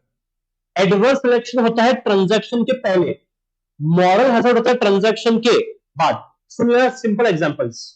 Adverse selection, इसमें आता है नींबू, लेमन्स प्रॉब्लम। कैसे? सुन लेना। If I give you a choice, will you like to purchase a second hand car or a fresh car? Fresh खरीदना चाहते हो, फर्स्ट हैंड खरीदना चाहते हो, सेकंड हैंड खरीदना चाहते हो? क्यों सेकंड हैंड क्यों नहीं? कुछ ना कुछ गड़बड़ रहेगा। अब प्रॉब्लम ये है सेकंड हैंड कार्स के लिए, ये कॉमन माइंडसेट लोगों के दिमाग में बैठ गया है। अब मैं समझ रहे, मैंने गाड़ी खरीदी थी, बट मुझे बाद में समझा कि I have other requirements, other priorities, so please take this car, but unfortunately I am not able to get a correct price for it. मुझे वो हमेशा कम प्राइस में मिलता है। क्यों? Incomplete information. एक प्रोडक्ट आपको कोई चिपका के जाता है, जिस वजह से आपको सारे प्रोडक्ट्स का क्या होता है, शक होता है। It's called as lemons problem. नींबू नींबू, एक खराब नींबू जिससे आपको अच्छा नींबू भी बुरा लगता है। क्या यार, घटिया। छोड़ो, सुनो। लेमन मतलब क्या, poor quality. Lemon is what, a poor quality product. So sellers know, अब देख मुझे मालूम है मेरा कर अच्छा है, हाँ थोड़े को मालूम है तो इसका कर घटिया रहता है, बट फिर भी अपने से बोलते हैं भाई बेस्ट कार है, फर्स्ट क्लास कार है, खरीद ले। seller knows whether his car is good or whether his car is bad. So seller has a complete information, buyer has a incomplete information. Because of this market fail, buyers cannot easily tell the difference between good car and a bad car. तो ultimately क्या होता है, buyers के mindset में वो होता है कि वी आर रेडी टू पे only a low price because इसके गाड़ी नींबू हो सकते हैं। लेमन मतलब क्या, पुअर क्वालिटी प्रोडक्ट। बट मुझे एज सेलर वो प्राइस एक्सेप्टेबल नहीं है, तो मैं बेचूंगा ही नहीं। इससे क्या हो जाएगा, मार्केट में ट्रांजैक्शन ही नहीं होगा। वो पे करना चाहता है low price, I am not ready to accept because I know my product is good.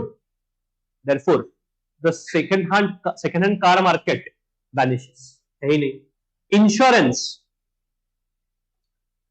जिनका हेल्थ पुअर है, जिनका हेल्थ खराब है, उनका मेडिकल इंश्योरेंस प्रीमियम का रेट, एनुअल प्रीमियम जो है वो हाई रहता है।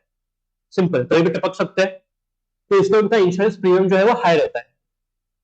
अब मैं कुछ नहीं करता, मेरा हेल्थ बहुत फर्स्ट क्लास है, फिर भी वो मुझे शक की नजरे से देखेंगे। They will charge me higher premium, जिसकी वजह से मैं बोलता हूं मेरे को चाहिए ही नहीं, बाहर में don't want premium. Insurance premium is a good market, but it is not provided because of incomplete information. So people with poor health are more eager to buy health insurance, कभी भी टपक सकता है। Insurance companies cannot find easily who is healthy, who is not healthy, so they charge higher premium for everyone. Healthy people feel it is too costly and stop buying insurance. मतलब market में insurance सिर्फ वो लोग ले रहे हैं जो कौन है, अनहेल्दी है। और इन लोगों की वजह से सबके लिए प्राइस क्या हो रहा है, बढ़ रहा है। तो मार्केट बिकम्स नॉन एग्जिस्टेंट। इसको बोलते हैं एडवर्स सिलेक्शन, जो ट्रांजैक्शन के पहले होता है because of incomplete information.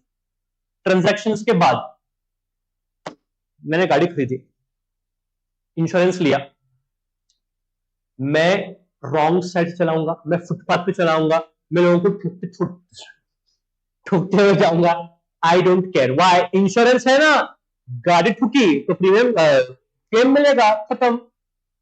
Just because you have insured a product, you try to act haphazardly, कैसे भी एक्ट करते तुम लोग, उसको बोलते हैं मॉरल हैजर्ड। देखो यहाँ पे,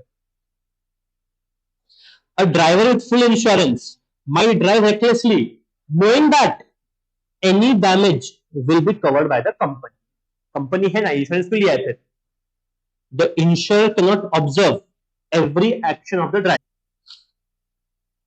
लास्ट होता है इक्विटेबल डिस्ट्रीब्यूशन, ये ऑलरेडी अपन ने पढ़ा था। इक्विटेबल डिस्ट्रीब्यूशन करने के लिए प्रोग्रेसिव टैक्सेशन करो, social programs, unemployment benefit, social security scheme, job observation, combating black economy. Wow, governments work to reduce the black economy by enforcing regulation.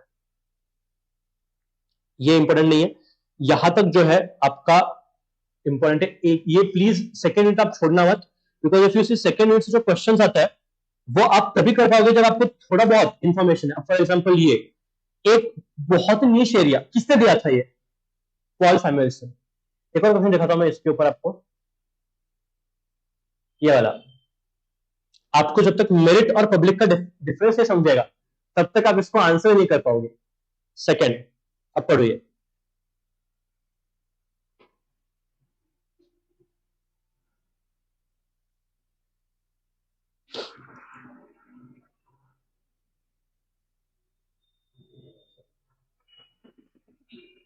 Moral result.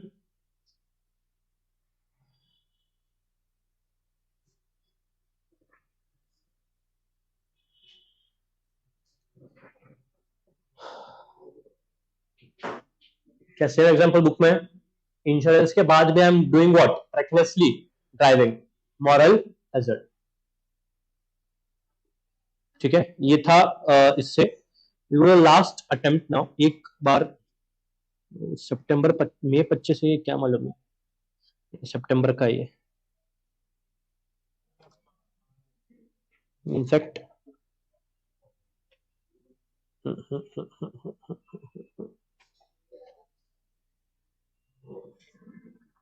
देखो, mutual fund investment subject to market risk. Please have all the scheme documents carefully is an example of government intervention to correct information failure. ठीक है, सो अगर आपको ये देख article 112 किसका रहेगा बोलो? ऑप्शन दिखा रहा हूं मैं, आर्टिकल 112 किसका है? खत्म।